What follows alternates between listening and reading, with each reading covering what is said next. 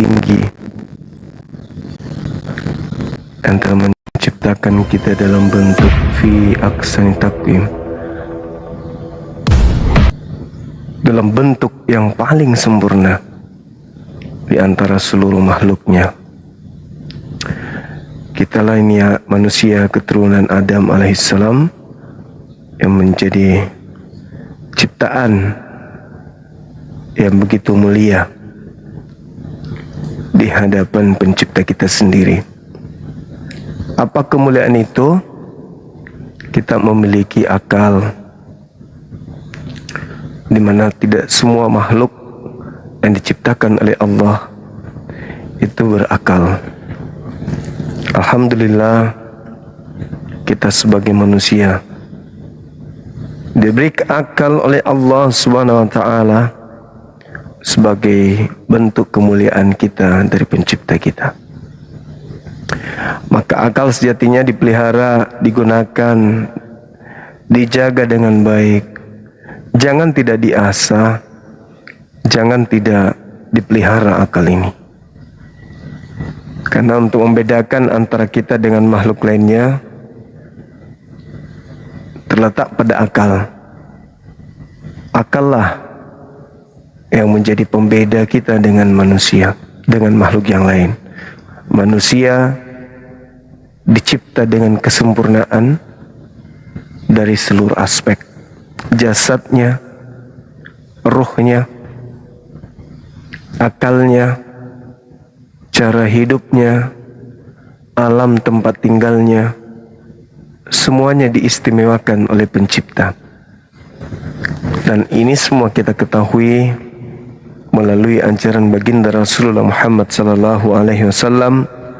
Oleh karena itu, kita sebagai umatnya kudu senantiasa bersyalawat kepada beliau agar kiranya kelak kita mendapatkan syafaat dari beliau, manusia mulia baginda Rasulullah Muhammad sallallahu alaihi wasallam. Sahabat yang dimuliakan dan dicintai serta disayangi oleh Allah, kembali kita membahas tema pengajar palsu atau nabi palsu. Mungkin besok insyaallah kita akan mengganti temanya, bila mana malam ini kita menemukan pendebat atau apologet Kristen yang handal, yang bisa menjelaskan ke kita dari aspek kitabnya berdasarkan dengan pengajaran Yesus yang ada di dalamnya, yang dihasilkan dari hasil penyelidikan penelitian orang yang Yesus sendiri tidak kenal, yang belakangan kemudian disebut Matius, tulisannya Yohanes, dalam tulisannya pada sejatinya tidak ada bukti akurat bahwa yang menulis buku Matius adalah Matius, yang menulis buku Yohanes adalah Yohanes, murid Yesus. Malam ini kita berharap ada teman-teman kita yang bisa hadir dari pihak Kristen menjelaskan siapakah nabi atau pengajar palsu yang ada setelah Yesus terangkat ke langit. Kita mulai dari saudara kita yang pertama. Mudah-mudahan sudah hadir di tengah kita non-muslim yang bisa menjelaskan ini.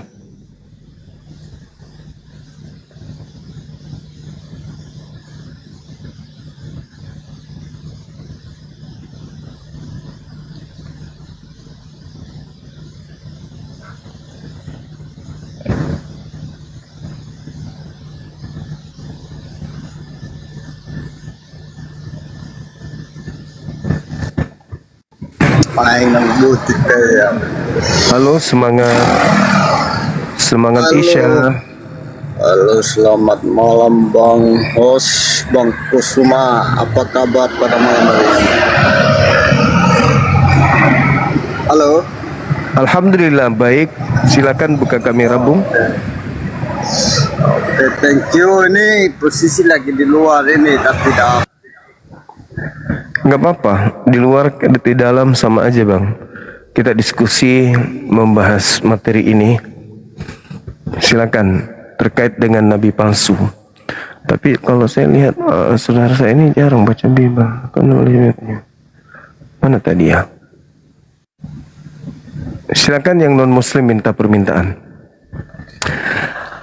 Halo saudara kita ini mengajar palsu, yang dimaksud di sini bisa dibaca di 2 Petrus 2 nomor 1. Silakan.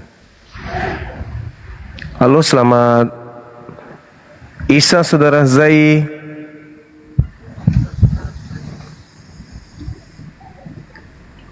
Halo. Halo. Iya. Mohon maaf, Gurunda, izin Siap. sebentar 1 Baik. menit. Baik bang, baik, baik. Salam tajin. Alhamdulillah, Siap. syukran lillah wa'adu. Saya Alhamdulillah. sahabat Ustadz Alif di sebelah. Beliau dekatnya tinggalnya di sebelah rumah saya ini dekat. Oh iya iya iya. Saya Masya sampaikan Allah. untuk menunggu Gurunda untuk bisa hadir di Lampung. Amin, insya Allah. Untuk bisa Insya Allah hadir. abangku, insya Allah. Kemarin beliau datang ke rumah untuk musyawarah itu. Iya. Terjeda. Oh, lanjut. Terjeda bang. Jaringan kali ya. Iya. Mudah-mudahan memang sengaja saya untuk momen ini untuk naik supaya ada kesempatan tatap muka sama Gurunda Zuma. Iya. Iya bang. Insya Allah nanti saya koordinasi dengan Ustadz Alif Boleh, untuk boleh. bisa mengundang Gurunda Zuma untuk di Lampung Insya Allah. dan seputar seluruh Ustadz dan Kiai Lampung untuk siap menjemput Gurunda Zuma. Amin, Masya Allah, Alhamdulillah. Satu kebanggaan saya ini, akhi. Masya Allah, barakallah. Salam sama guru-guru kita yang ada di Lampung. Insya Allah. Siap. Kemarin waktu pas Gurunda di Jakarta, saya kan sempat koordinasi tuh. Kalau bisa mampir ke Lampung, kami akan persiapkan tuh penjemputannya tuh. Iya. Baik. Insya Allah, insya Allah. Kata Ustadz Zuma, terima kasih atas waktunya. Mohon maaf ini mengganggu live. Satu Iya, pesan Masya Allah. saya ini belum tahu siapa sih bapak ibunya Paulus itu. Pelan tapi nendang, bang. Saya cari-cari di buku satu persatu, nggak pernah ketemu saya bapaknya Iya, Paulus siapa, ibunya Iya, Paulus iya. siapa. Iya. Satu PR lah untuk semua audien 1,4K di room ini. Saya akan koordinasi dengan Ustadz Alif. Baik, Mudah-mudahan baik, saya Abang. akan membuat suatu Siap. momentum yang baik di Provinsi Lampung, khususnya Bandar Lampung. Baik, insya Allah Saya kita sudah hadir, insya Allah. koordinasi untuk Ustadz dan Kiai Kota Bandar Lampung. Kebetulan saya Baik. penggeraknya, Gurunda. Alhamdulillah, Semangat Masya selalu. Allah. Baik. Jazakallah Abang. khair. Mudah-mudahan antum diberikan kesehatan, Amin. diberikan kemudahan dalam dakwah ilallah ta'ala. Amin.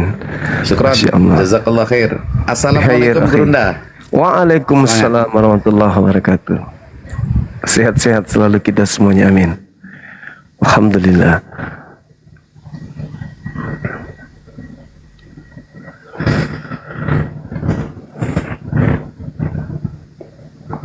Halo saudara, semangat Isya. Halo. Ya halo. Iya. Nah, mengenai halo. Iya, halo.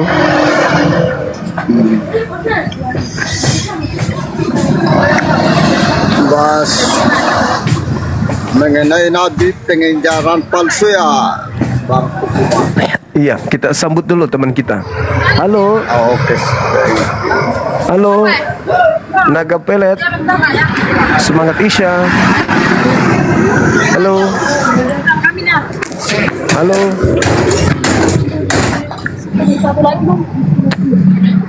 Ngamuk dia, diusir sama mertua. Ya.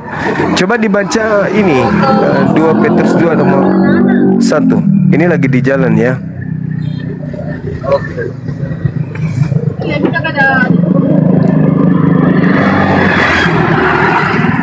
2 Petrus 2 Petrus 2 nomor 1 Bang. 25 kan? 25 kan?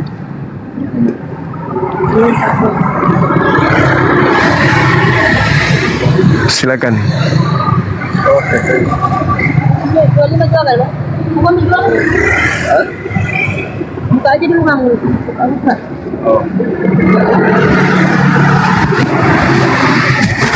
Kalau aku ambil bagian sini ya.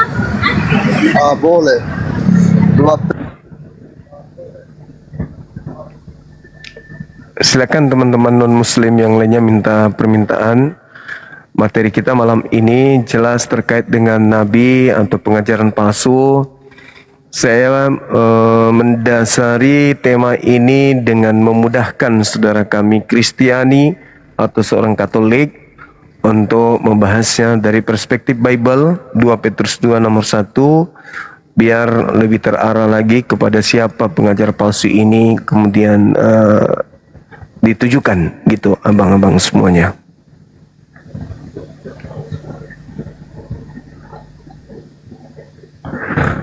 Silakan ajukan permintaan. Saudara Jack lagi di jalan, beliau lagi belanja mungkin kebutuhan rumah tangga. Jadi teman-teman sekalian non muslim silakan untuk mengisi. Halo? Ya, halo juga. saya membacakan ya 2 Petrus. Iya, 2 Petrus 2 nomor 1, silakan. Silakan Bang.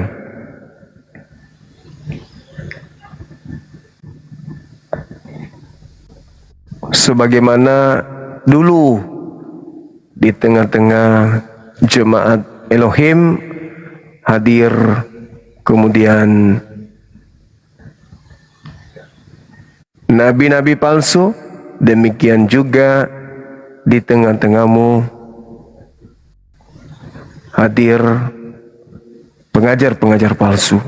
Nah, pengajar palsu ini yang ingin kita ketahui siapa dia, yang memasukkan ajaran asing masuk ke dalam pengajaran Bani Yisrael. Nah, ini yang perlu saudara-saudara kami Kristen jawab, jelaskan arah daripada dalil tersebut. Kemanakah sejatinya arah daripada 2 Petrus 2 ini? Halo? Silakan. Iya, halo juga. Udah aku membacakan. Iya. Sudah dibaca. Terus hasilnya? Alamak.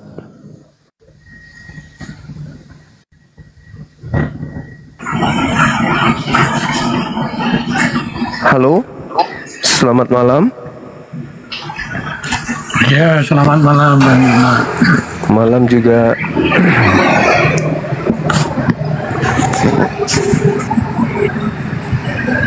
Silakan abang buka kamera biar kita diskusi malam ini terkait dengan tema yang ada, nabi pengajar palsu. Silakan.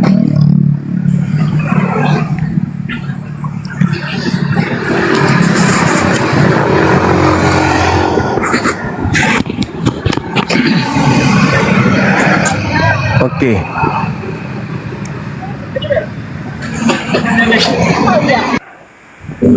Yang dimaksud nabi pengajar palsu siapa Bang? Supaya kita ini mengerucutkan materi, nggak terlalu melebar,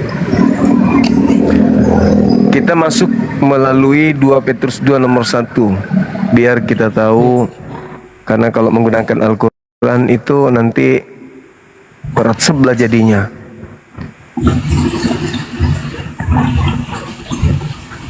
Ya, silakan Bang Yusuf bisa baca dulu kitabnya di 2 Makanya Petrus 2 supaya nomor. mengerucut yang dimaksud nabi palsu siapa di situ menurut Bang Yuma? Yang memasukkan pengajaran sesat ke dalam pengajaran yang ada pada nabi-nabi Israel, dalam arti kata yang memasukkan konsep baru ke dalam kitabnya orang Yahudi yang mereka sebut dengan kitab Tanakh. Karena di sana Ya, contohnya siapa? seperti misalnya Paulus, Lukas, Markus yang memasukkan pengajaran palsu, pengajaran asing gitu loh, pengajaran sesat masuk ke dalam kitabnya orang Yahudi. Seperti itu. Oh, bukan nabi. Ini kan nabi yang dimaksud di situ pengajaran gitu atau gimana? Mereka memasukkan pengajaran, kan guru-guru palsu, Bang. Di situ diterangkan guru-guru palsu.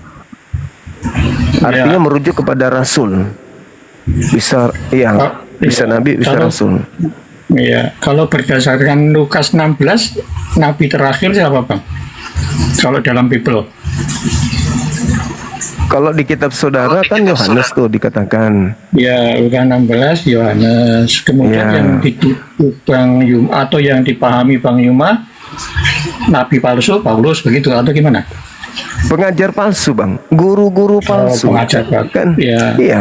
Paulus itu kan pengajar, dia kan guru. Oke. Yang diajarkan tentang palsu contohnya apa, Bang, itu? Di dalam ayat apa dan contohnya apa begitu? Dibaca dulu ayatnya, 2 Petrus contoh. 2-nya. 2 Petrus Ya, 2 coba. dulu dibaca. Saya enggak Sebagai- kitab suci. Sebagaimana dahulu tampil nabi-nabi palsu di tengah-tengah umat Elohim, demikian juga di tengah-tengah kamu, di antara kamu ada guru-guru palsu. Mereka memasukkan pengajaran-pengajaran sesat yang membinasakan. Betul. Yang dimaksud yang membinasakan contohnya begitu. Apa itu?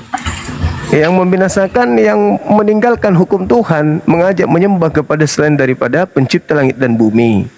Ya, dari siapa, ukarannya atau kalimatnya seperti apa? Terlalu ngambang kalau gitu, Bang. Ini tak kasih contoh ya. Ya, Pengajaran ya ini kan Yesus di bait suci. Di bait suci Yesus membacakan kitab ini, konon ceritanya kan. Pada hari Ya. Sabat seperti biasa kebiasaan Yesus masuk ke dalam bait suci atau Baitullah atau Betel untuk membacakan kitab suci. Ya. Suci milik orang Yahudi, yaitu kitab Tanakh, Taurat, Ketubim, Neviim. Itu yang Yesus bacakan. Nah, setelahnya ada yang memasukkan kemudian pengajaran yang lain masuk ke dalam kitab yang Yesus baca. Perjanjian baru nih, masuk ke dalam, ditumpuk begini. Intinya bahwa ada yang memasukkan pengajaran masuk ke dalam. Ya. Dan ternyata pengajaran itu adalah pengajaran sesat yang membinasakan. Sehingga terjadilah kondisi di mana kitabnya orang Yahudi menjadi begini jadinya. Ada kitab Tanakh, ada kitab perjanjian baru, ada bahasa Ibrani, ada bahasa Yunani. Memasukkan pengajaran ke dalam kitabnya Yahudi. Pengajaran sesat yang membinasakan, gitu loh. Oke, yang contohnya, Bang, kalau katakanlah Paulus, dalam pengajaran Paulus itu di mana begitu? Di Roma apa di Filipi begitu? Yang tunggu Bang dulu, Yuma tunggu. menyimpulkan bahwa itu pengajaran palsu. Bukan saya yang menyatakan itu, tapi 2 Petrus 2 nomor 1 yang menyatakan itu. Ada Iya, pengajar-pengajar palsu, ada guru-guru palsu yang memasukkan. Nah, kita kunci dulu di situ. Ya. Ada yang memasukkan pengajaran ke sini. Ada Ya, yang memasukkan. Ya, oleh karena itu contohkanlah siapa yang memasukkan apa, bagaimana bunyinya, begitu maksud saya. Oke. Gitu, Bang. Baik. Jadi Anda akui dulu bahwa di sini tidak ada surat Paulus. Ada. Di kitabnya orang Yahudi ada surat Paulus. Apakah Paulus sudah ada dalam waktu itu? Kan dikatakan demikian juga di tengah-tengahmu akan tampil guru-guru palsu. Nah, pertanyaannya, ada nggak surat Paulus di sini? Di Taurat perjanjian lama apa perjanjian baru?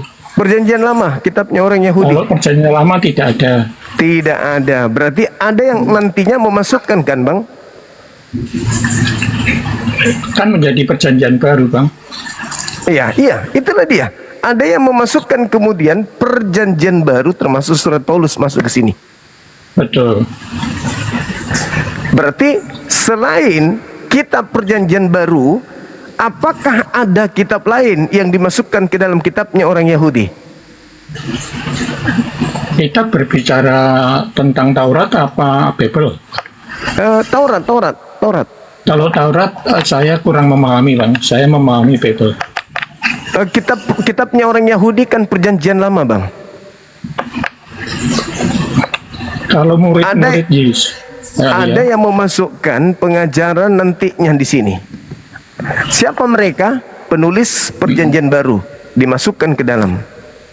Berarti guru-guru palsu menurut saudara setelah mengetahui hal ini itu siapa, Bang? Saya kurang mengerti itu kan dari Bang Yuma kan. Kalau menurut saya itu murid-murid Yesus kan yang menulis itu. Ini kitabnya Yahudi. Betul. Muncul pengajar-pengajar palsu, guru-guru palsu. Guru artinya kurios, tuan atau Tuhan palsu kan gitu dalam pandangan Kristen. Nah, mereka memasukkan pengajaran yang sesat masuk ke sini. Pertanyaannya, selain perjanjian baru, apakah ada pengajaran lain yang masuk ke sini? Kalau dalam perjanjian lama, sebelum adanya perjanjian baru, memang tidak ada, Bang, karena itu autentik perjanjian lama begitu.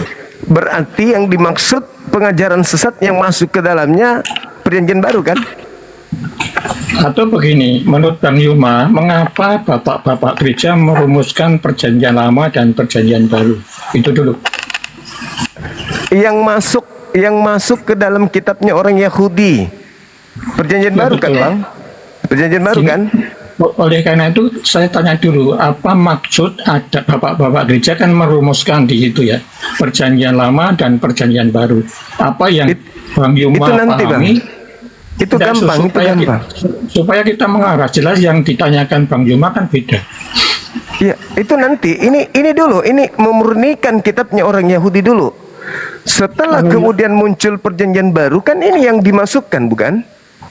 Karena bagi iman kami, perjanjian baru itu kan penggenapan yang sudah menggenapi perjanjian lama. Itu nanti, Bang, itu nanti. Sekarang kesimpulannya, yang masuk pengajaran yang masuk ke dalam kitabnya Yahudi, kitab Anda kan yang kalian sebut perjanjian baru. Mengapa dimasukkan perjanjian baru? Itu karena rangkaian dari semuanya itu rangkaian dari apa yang dikatakan itu nanti. sumber. Itu nanti. Lanjut, maksudnya di mana maksud panjenengan itu? Jujur, maksudnya apa? Ini kitab ada guru-guru palsu yang nantinya memasukkan pengajaran sesat ke dalam kitab ini. Contohkan guru palsu itu siapa? Satu saja yang memasukkan pengajaran ke kitab ini, Abang. Berarti semua itu palsu gitu. Iya, betul sekali. Kan ini yang masuk ke dalam. Oke, kalau begitu sekarang bahas satu-satu ya. Kita simpulkan dulu bahwa yang masuk, bahwa pengajaran di luar kitab Tanakh yang masuk ke dalam kitabnya Yahudi adalah kitabnya Kristen, betul? Bukan Kristen, bukan itu lagi. kan ada setelah ada ya. Berarti ini ada. mungkin.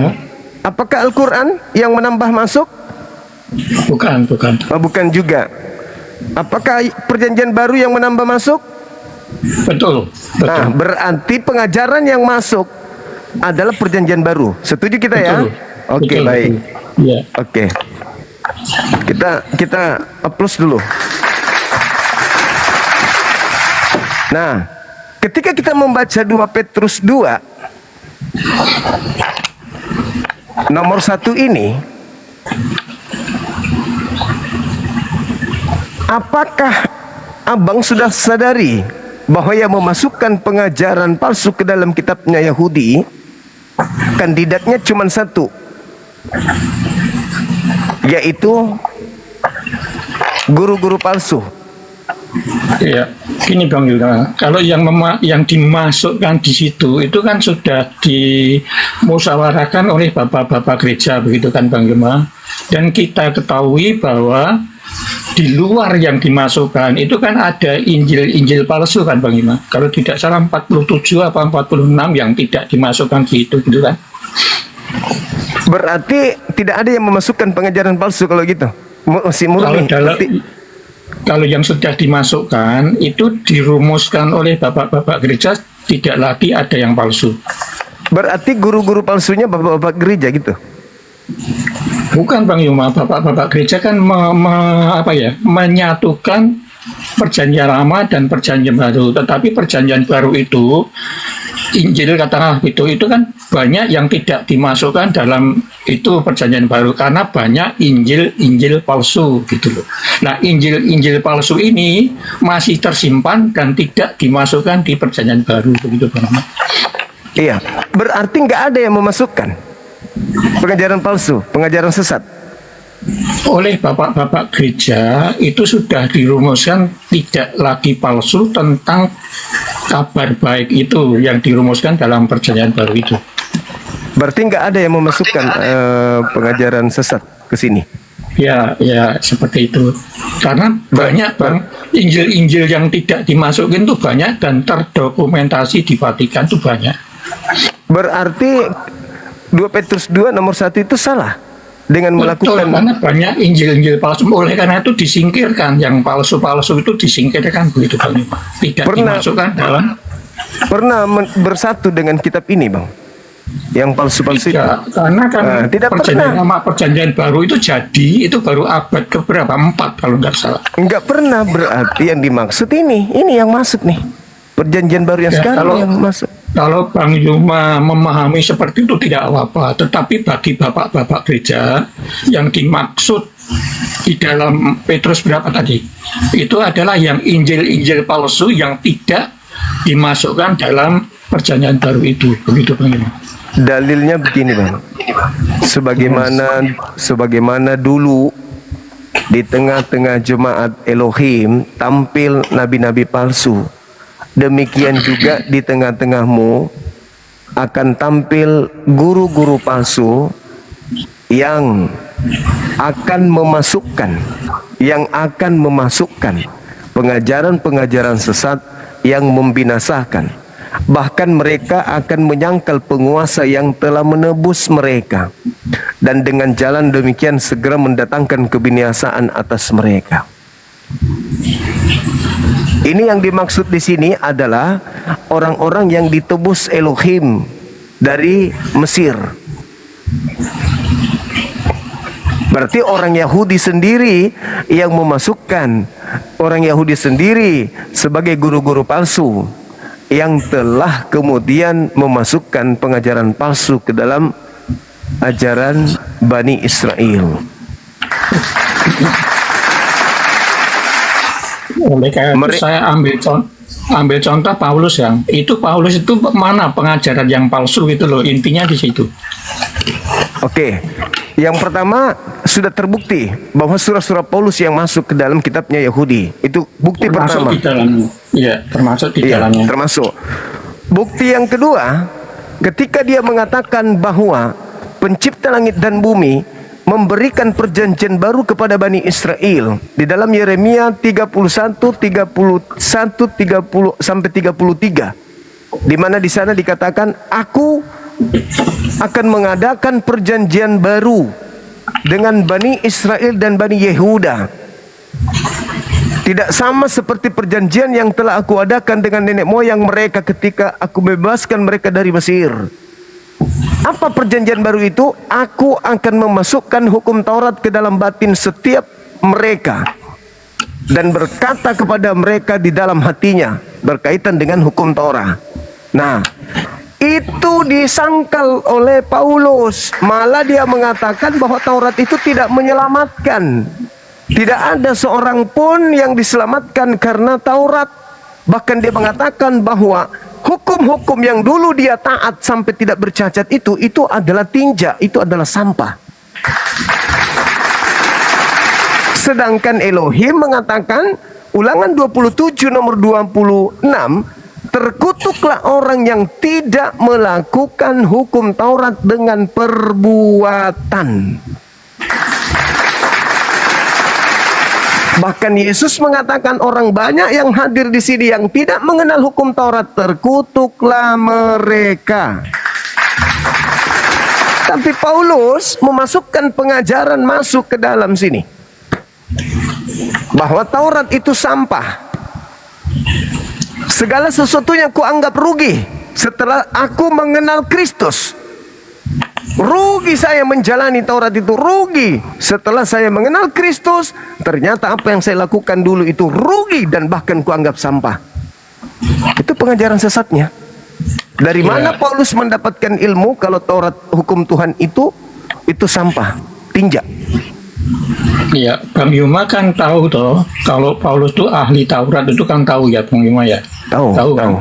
Tahu kan? Nah, karena ketahuan si Paulus itu, maka Paulus bisa merumuskan seperti itu.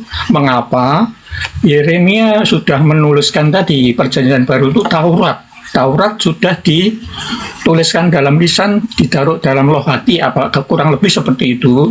Nah, karena sudah ditaruh di situ, sehingga Paulus merumuskan, menerjemahkan bahwa hal yang baik dan buruk itu tergantung diri pribadi, bukan lagi kita dikuasai oleh hukum-hukum Taurat itu, begitu. Nah, itulah yang membinasakan, Mbak. Itulah yang membinasakan itu. Tuhan mengatakan orang yang tidak menjalankan Taurat terkutuk. Orang terkutuk di mana perginya? Ya neraka. Tetapi Paulus merubah itu semua. Justru dia mengatakan di suratnya dia Galatia 2, dia mengatakan bahwa tidak ada orang yang dibenarkan karena melakukan hukum Taurat. Ya, karena Bang Yuma kan memahami bahwa Perjanjian Baru itu dari Yeremia itu kan. Iya, Yeremia itu betul. Mengapa Yeremia mengatakan seperti itu? Jadi Perjanjian Baru itu Taurat itu sendiri atau Perjanjian Baru? Kalau menurut Bang Yuma? Taurat itu sendiri adalah Perjanjian Baru. Ini perbedaan dengan kami, karena pada saat Yeremia mengatakan itu Taurat sudah ada. Sehingga hukum-hukum Taurat itu ditulislah di dalam lisan dan ditaruhlah dalam hati. Sehingga saat ini kita sudah merdeka dengan adanya hadirnya Sang Penebus itu, hadirnya Sang Penyelamat itu. Kita sudah merdeka dari dosa, begitu kan? Merdeka dari perbuatan-perbuatan kita, tidak lagi menuruti apa yang ada di hukum Taurat itu. Itu maksud Paulus. Itulah yang membinasakan. Itulah yang dikatakan pengajaran sesat yang membinasakan. Di mana dalilnya? Di mana dalilnya? Tuhan Elohim bahwa hukum Taurat itu akan dihapuskan. Di mana dalilnya, Bang? Kan Yeremia sudah mengatakan sudah ditaruh di dalam, sudah ditulis dalam lisan dan ditaruh dalam loh hati. Sehingga Taurat itu sudah ada di dalam diri kita, di dalam lisan kita. Begitu. Kok jadi kita? Itu aku akan mengatakan kami yang percaya, ya. Lalu kok kami? Itu kan untuk orang Yehuda dan Yerusalem. Kok jadi Anda? Nah, inilah ketika orang coba Bang Yuma membaca di dalam Matius 5:20. Seperti apa itu? Jika hidup keberagamaanmu tidak lebih baik, tidak lebih benar dari hidup keagamaan ahli Taurat dan orang Farisi, kamu tidak bisa masuk surga. Nah, bisa nggak orang Taurat, mudah tidak orang Taurat, orang Yahudi itu masuk surga kalau itu masih berpegang pada hukum Taurat? Bisa dengan mudah. Tapi dikatakan benar. Iya. Coba diulangi sekali lagi yang Matius 5:20. Jika hidup keberagamaanmu tidak lebih benar dari hidup keberagamaan orang-orang Yahudi, orang-orang Farisi, maka kamu tidak akan bisa masuk surga. Ya, itu beda dengan kami kan. Kalau menurut pemahaman saya itu adalah sulit, Bang, karena harus melebihi baru masuk surga kan. Melebihi ahli Taurat baru masuk surga kan. Kemudian juga penerima. Coba yang lainnya dari itu, mengapa kemudian di dalam iman kami ya Bang, kemarin malam, kemarin siang sudah kita diskusikan, Yesus adalah Logos Allah gitu kan. Iya. Ya, karena Logos Allah, dia sebagai perantara, dia menebus atau dia merebut kembali manusia dari dosa. Karena zaman Adam kan dosa, manusia itu dosa, melanggar satu perintah itu begitu. Sehingga apa yang diucapkan, apa yang difirmankan itu mati. Dengan disalibnya kan mati. Karena mati kemudian bangkit menjadi perjanjian baru begitu Bang. Nah, itulah semua ajaran-ajaran yang membinasakan itu, Bang. Yang barusan Anda sampaikan ini itu adalah ajaran-ajaran yang membinasakan. Sesuai dengan 2 Petrus 2 nomor 1 kan ya. Nah, sekarang ketika Anda membawa narasi Matius 5 nomor 20, apakah kehidupan orang Kristen lebih benar daripada ahli Taurat? Lah, karena itu hadirlah perjanjian baru gitu loh. Dalam perjanjian baru dikatakan jalan yang benar kemarin sudah diskusikan terletak pada Matius 7:12 begitu loh. Ya, oke. Kita kaji apa yang Yesus sampaikan di Matius 5 itu. Ketika dikatakan jika hidup keagamaanmu tidak lebih baik dari ahli Taurat, kamu tidak akan masuk ke dalam surga. Apa yang Yesus ajarkan kemudian setelah itu? Bahwa hidup lebih benar dari ahli Taurat itu salah satunya adalah ketika di dalam Taurat dikatakan jangan berzinah. Maka hidup yang lebih benar menurut Yesus adalah barang siapa yang memandang wanita dan mengingini dalam hatinya, dia sudah berzinah. Apa solusinya? Cungkil mata. Itu yang dimaksud lebih benar. Bukan justru mati di atas salib. Yesus merangkai, Pak. Jangan mengambil cuma data 20. Baca datanya. Karena Yesus mengajarkan di Matius 5 itu sampai data 48. Harus hidup sempurna sebagaimana Bapa di surga juga sempurna. Jadi ketika Anda memandang wanita dan mengingini dalam hatimu, cungkil matamu. Itu pengajaran Yesus, itu yang dimaksud lebih benar. Kalau pemahaman Bang Yuma, dasar keselamatan dari hukum Taurat itu usaha manusia atau kasih karunia? Jelas usaha manusia berlandaskan terhadap perintah Elohim.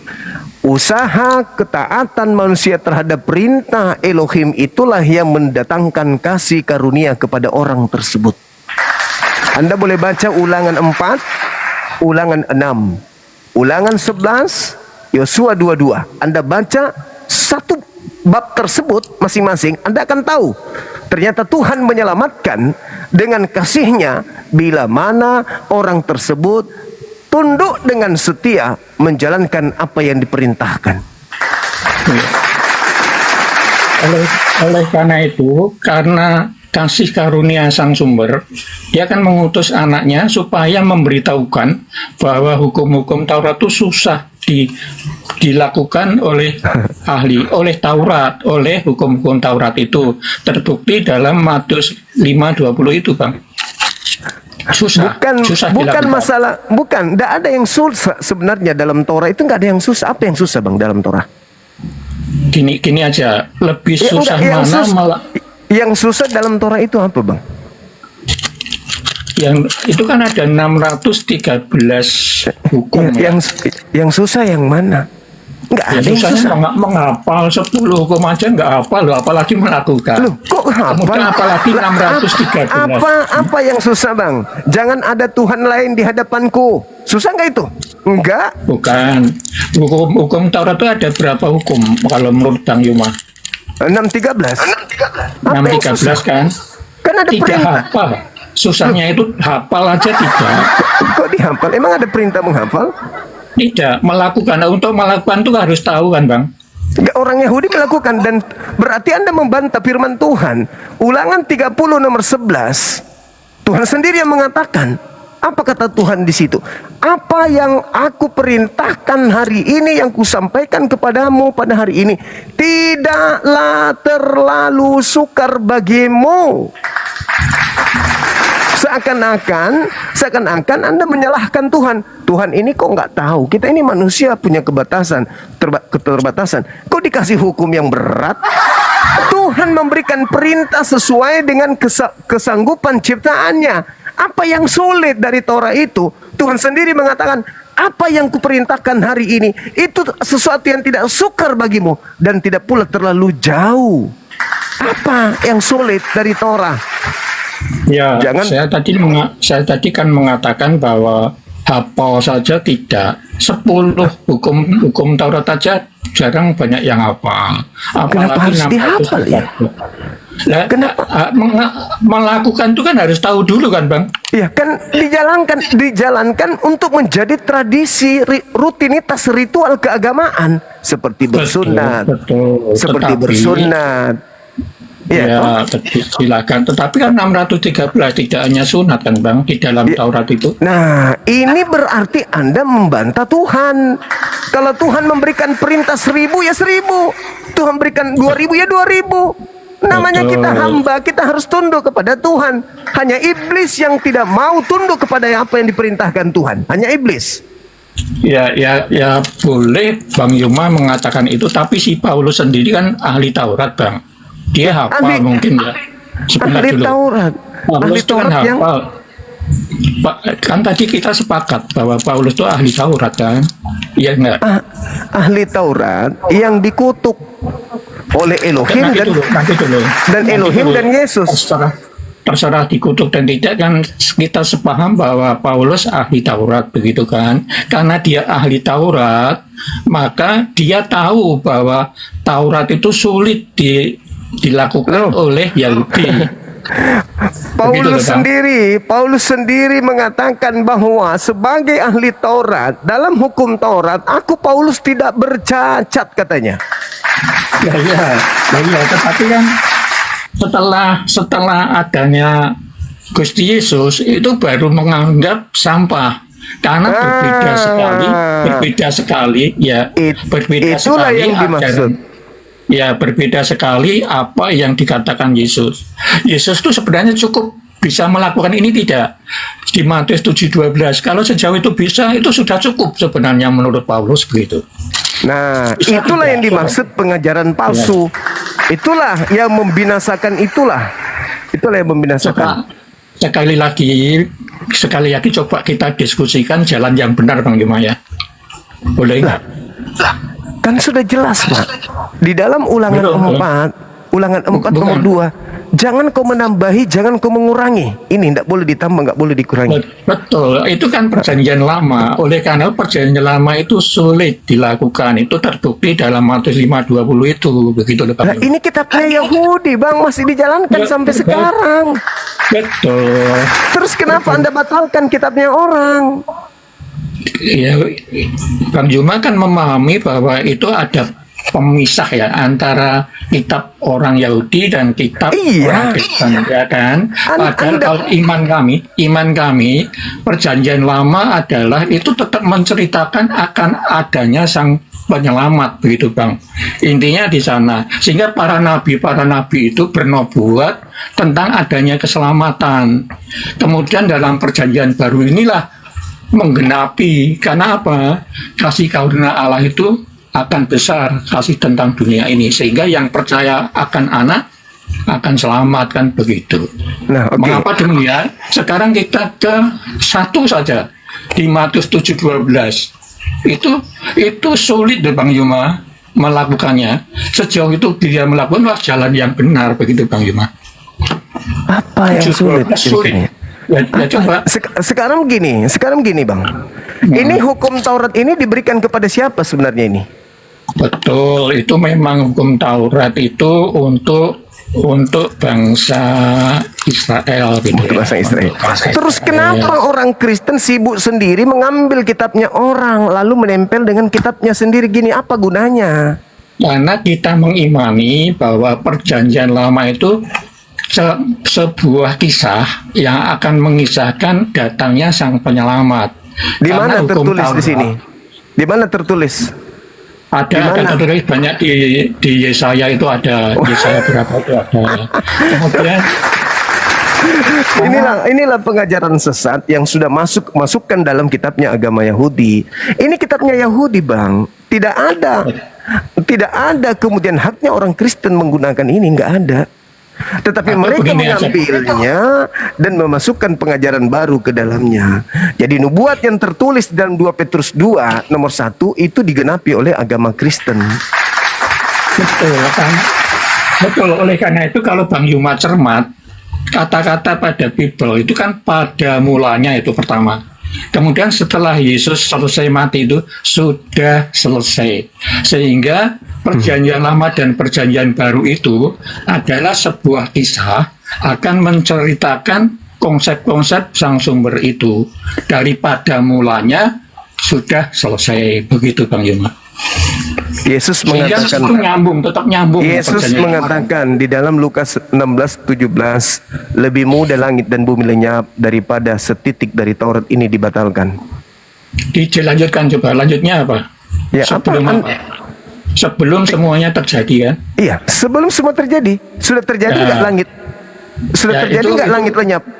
Perbedaan pemahaman di situ terjadinya adalah Itulah Anda kemudian menganggap bahwa ajaran Yesus itu batal, seakan-akan semuanya terjadi itu adalah penyaliban, betul? karena memahaminya kan kita beda memahami ya Bang Yuma. Sekali lagi iman kami Ini kan dikatakan Taurat tidak akan hilang. Itu yang Anda Betul. maksud sebelum langit dan bumi lenyap. ya, yang dimaksud sebelum langit bumi lenyap itu perbedaan pemahaman atau penafsirannya beda Bang Yuma dengan Sebelum kami. langit dan bumi lenyap itu sebelum kiamat maksudnya. Betul, itu secara harfiah begitu. Terus Tapi kenapa Paulus menghilangkan hukum Torah itu? Kenapa? Karena sudah terjadi apa? Sudah Firman langit, itu- langitnya sudah hilang. Atau begini, supaya nanti lebih paham Bang Yuma, gini. Kok Di jadi dalam saya yang mas- lebih paham gimana sih? Jangan pakai Karena karakter beda. Paulus. Anda yang Ya, oke, harus oke. paham, Pak. Yesus mengatakan lebih mudah langit lenyap daripada setitik dari hukum Torah batal. Ya, ini dalam Yohanes 1:14 itu kan yang menjadi daging logosnya kita sudah diskusikan, kita sudah sepaham. Atau Apalagi firmannya. sama lagi bagus. Nanti akan mengarah ke situ.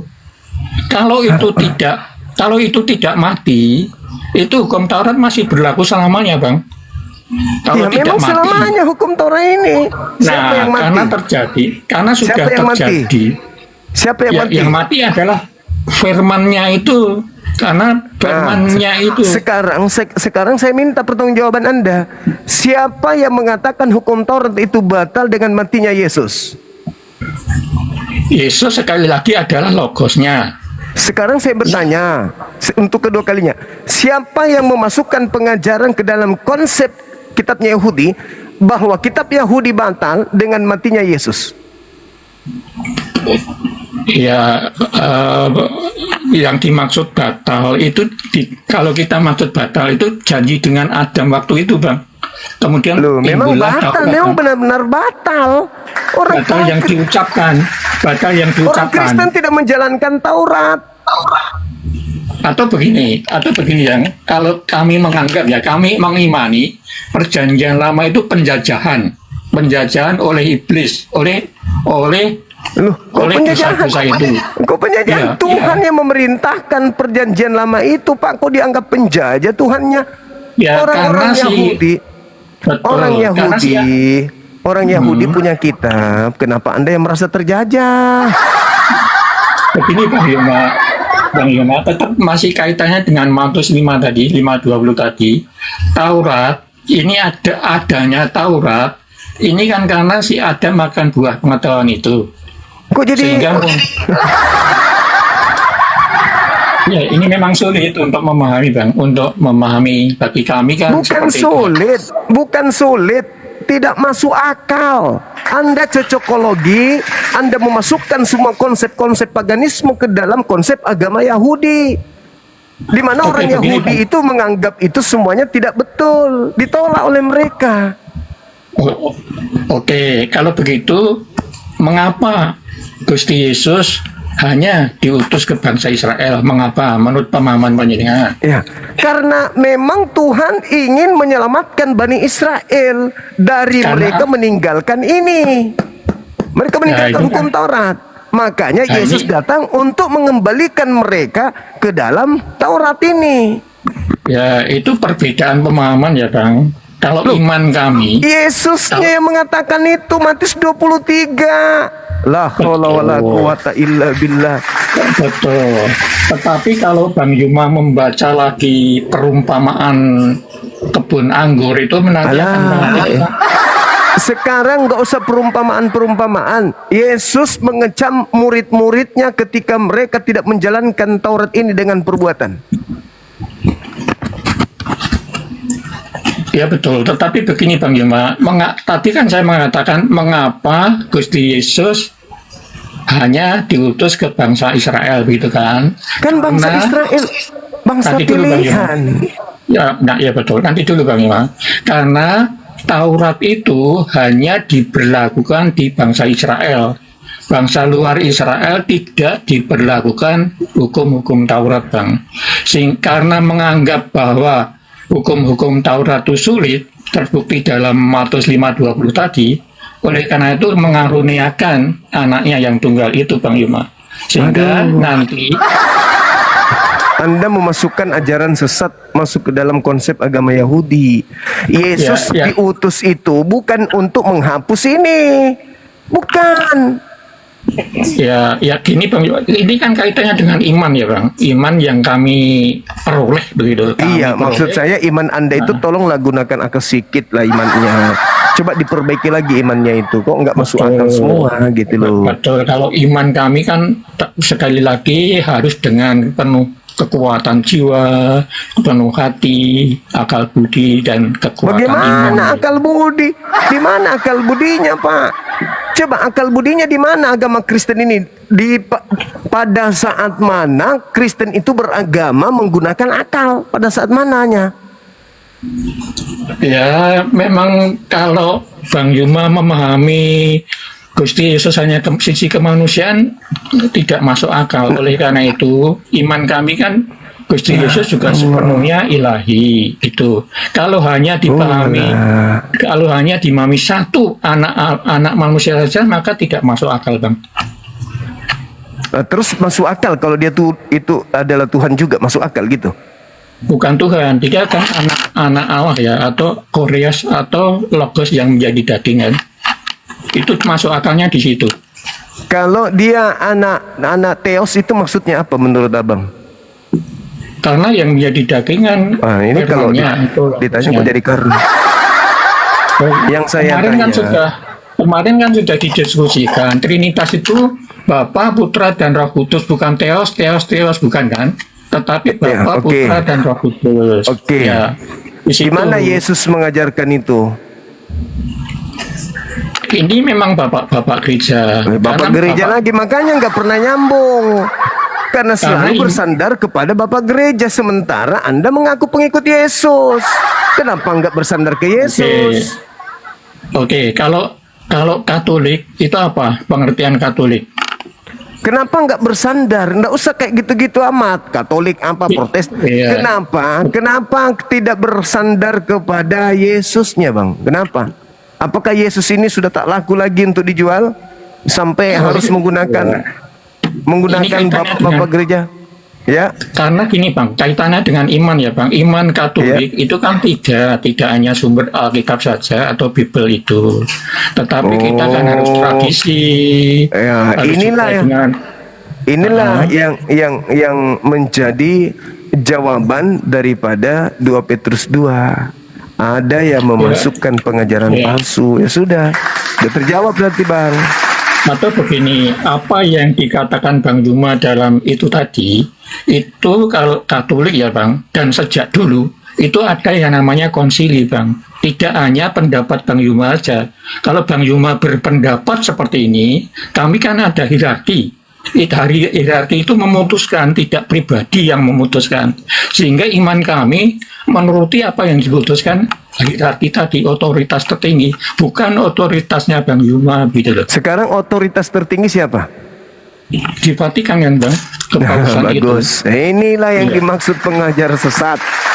Ya, Otoritas monggo. tertinggi itu Yesus. Karena dia Betul. wakil Tuhan. Kok jadi betul lagi yang mana, Vatikan atau Yesus? Bukan, tetapi jangan lupa bahwa di Kaisaria kepada Petrus, Yesus kan sudah mengatakan kunci surga aku berikan padamu, begitu. Sehingga kami bapak-bapak gereja merumuskan paus pertama adalah Petrus. Sampai saat ini menjadi 267 paus. Sehingga inilah urutan-urutan dari apa yang disampaikan Yesus. Susah kalau diskusi pakai dogma, memang susah, Bang. Ya harus, karena itu memang kita imannya kan tidak hanya dari Bible, tapi dari tradisi dan juga dari apa namanya yang satu itu katekismus atau apa ya, itu ada apa ya, magisterium begitu. Jadi ada 3 ini iman kami, iman Katolik. Iya, Sehingga iya, oke. apa yang disampaikan dalam gereja perharinya apa itu sama seluruh dunia Bang. Dari Oke, baik. dari lahirnya sampai kematian itu sama, apa yang dibaca sama, Oke. yang dikhotbahkan sama, karena semuanya itu menceritakan tentang apa yang menjadi kehendak sang sumber Bang, yang disampaikan oleh logosnya atau anaknya itu. Itu bohong, itu bohong. Ya, enggak Agama apa-apa, itu Anda, kan agama tidak Anda, apa-apa, ini kan pribadi ya Bang. agama Mohon maaf, ini- Anda, ya. agama Anda itu, Anda sendiri sudah menjawabnya. Otoritas tertinggi adalah bapak-bapak gereja, Vatikan. Yesus anak tiri. Yesus cuman alat yang dipakai namanya untuk mengajarkan ajaran nenek moyang orang-orang Katolik. Oke, kalau begitu pengajaran Nama Yesus doang yang dipakai.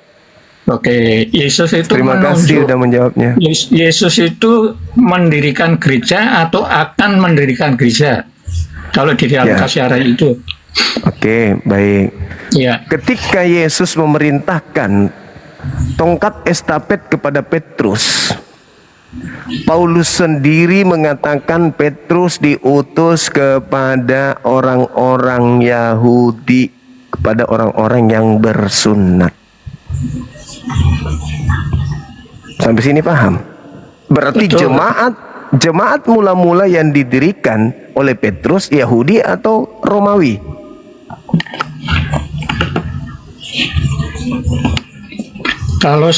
kalau setelahnya itu kan di dalam Kisah Para Rasul 2 itu kan seluruh dunia, seluruh bangsa itu Waduh. hadir. Pada saat Roh Kudus datang itu loh Bang Yuma, ada yang dari Arab, ada yang dari Roma, ada yang dari mana, itu di dalam Bible seperti itu kan, Kisah Para Rasul 2. Iya, Sehingga banyak yang saya- percaya, banyak yang Saya percaya. ngerti, Tapi- Bang. Saya ngerti. Saya sangat paham. Tetapi ketika Iya. berlandaskan kepada kebenaran, otoritas tertingginya kan Yesus. Bukan Lukas. Itu kan cerita Betul. Lukas. Lukas ini termasuk orang yang tadi itu. Lukas juga masuk kitabnya ke sini. Pengajaran sesat. Jadi itu tidak bisa Ya. dijadikan sebagai landasan. Yang harus dijadikan landasan itu bagaimana Yesus mengkhotbahkan pengajarannya kepada kaumnya Bani Israel. Yesus berpesan kepada ke-12 muridnya, jangan ke bangsa lain. Selesai. Jadi Ya. kalau ada kemudian ajaran-ajaran yang bertentangan dengan pesan-pesan Yesus, itulah pengajar palsu yang masuk ke dalam ajaran orang-orang Yahudi. Ya, sekali lagi Katolik itu kan umum ya Bang ya, sehingga Iya, apa yang universal, dikatakan Bang Yuma mengatakan seperti ini kan perlu dijelaskan supaya umum itu menerima, supaya Katolik itu menerima, sehingga apa yang dikatakan Bang Yuma ini perlu didiskusikan. Apakah yang bangkit dari kubur itu iblis? Apakah perjanjian baru itu pengajaran-pengajaran palsu? Itu kan sebenarnya sudah dikonsilikan sejak awal sebenarnya Bang Yuma, sejak abad ke-3, abad ke-4, abad ke-5 itu sudah selalu, sehingga jika ada permasalahan selalu dikonsilikan begitu Bang Yuma, sehingga Oke, baik. Baik, Bang. kami mengimani, tetap Iya, mengimani baik. pendapat umum bukan pribadi ya Bang, sekali baik, lagi ya. baik. Jadi gini, saudara, Ya. tidak ada otoritas dari Yahudi terkait Katolik. Katolik ini adalah agama baru di luar Yahudi. Katolik ini bebas mau ngapain aja. dia mau melanti siapapun jadi Tuhannya boleh, nggak ada hubungannya dengan Yahudi. Yahudi ya Yahudi. Sementara Katolik ya Katolik. Konsep yang dibangun Katolik itu adalah bagaimana nenek moyang mereka dulunya menyembah dewa-dewa. Karena Katolik tadinya tidak memiliki kitab, maka kitabnya orang Yahudi yang diterjemahkan kemudian dalam Septuaginta di Alexandria di abad ketiga sebelum Masehi oleh Ptolemy II, itulah yang kemudian mereka ambil. Mereka gabungkan dengan surat-surat yang datang dari Paulus dan kitab kanonik, disatukan menjadi satu, lalu didampingkan dengan kitabnya Yahudi. Jadilah agama yang independen, berdiri sendiri, tidak ada hubungannya dengan ajaran Yesus, tak ada hubungannya dengan Musa, tak ada ajaran dengan Daud. Semuanya kitabnya orang-orang Yahudi itu diambil untuk mendukung agama kekaisaran Romawi pada saat itu. Coba tolong, kalau munculnya sabar dulu. sebentar. Kalau saya keliru dalam hal ini, tolong hubungkan antara agama Yahudi dan agama Katolik itu di mana mereka bisa satu rumah ibadah. Saya tidak akan mengatakan seperti itu karena Yahudi dengan Katolik itu beda ya Bang Yuma, beda. Tetapi mengapa? Beda. Yang menjadi pertanyaan, mengapa kitab Yahudi yang dipercaya Yahudi tertulis juga atau di lampiran juga dalam Bible itu karena satu kesatuan konseptor dari sang sumber itu. Siapa tuh Bang? Dikatakan sang sumber, karena Siapa sang sumber sang kan sumber? mengatakan, sang sumber kan mengatakan Bapa, sang sumber kan mengatakan atau Bapa mengatakan lewat logonya pada mulanya. Kemudian setelah Yesus disalib sudah selesai. Itu apa menceritakan konseptor dari Bapa. Itu ya. cerita, abangku. Cerita Yohanes itu cerita yang ada di Patmos. Sekarang yang Bukan saya tanya ini, otoritas Bukan tertinggi Yohanes. Elohim. Ya, dalam Bible Perjanjian Lama itu kan tertulis yang pada mulanya kan pertama kali kan pada mulanya gitu. Coba dibuka. Itu kan ada terus pada mulanya gitu kan. Ya, Bumi pada belum mulanya terbentuk. langit belum diciptakan. Ya, itu. Bukan Bukan nggak ada pada hubungannya. mulanya. Di mana? Kemudian, Apa hubungannya nanti dulu. kejadian kitab kejadian dengan Katolik itu? Apa hubungannya? Kalau Anda ingin gimana? Apa hubungannya dengan Katolik dengan kitab ini, Bang? Itu dulu. Katolik itu sebenarnya mengimani apa yang menjadi kehendak sang sumber. Di mana tolong, di mana kitab yang ini, kitabnya orang Yahudi berbicara tentang munculnya Katolik. Kalau ya Bang Bima kan tahu sendiri kalau Katolik Ortodok itu kan setelah ya, itu abad kedua kalau Katolik itu. Di mana Ya. di kitab ini berbicara tentang Katolik? Ya, tadi saya mengatakan Katolik itu kan pengertian dari umum. Mengapa Katolik? Karena umum sebenarnya, sehingga bukan pendapat pribadi. Kalau pendapat pribadi dikatakan sekte. Kalau pendapat umum itu adalah kitab apa namanya? Ini kitabnya ya. meneruskan, ya. Ini kitabnya Yahudi, Bang. 1% bahkan 0,0000001% pun nggak ada bicara tentang Katolik di sini.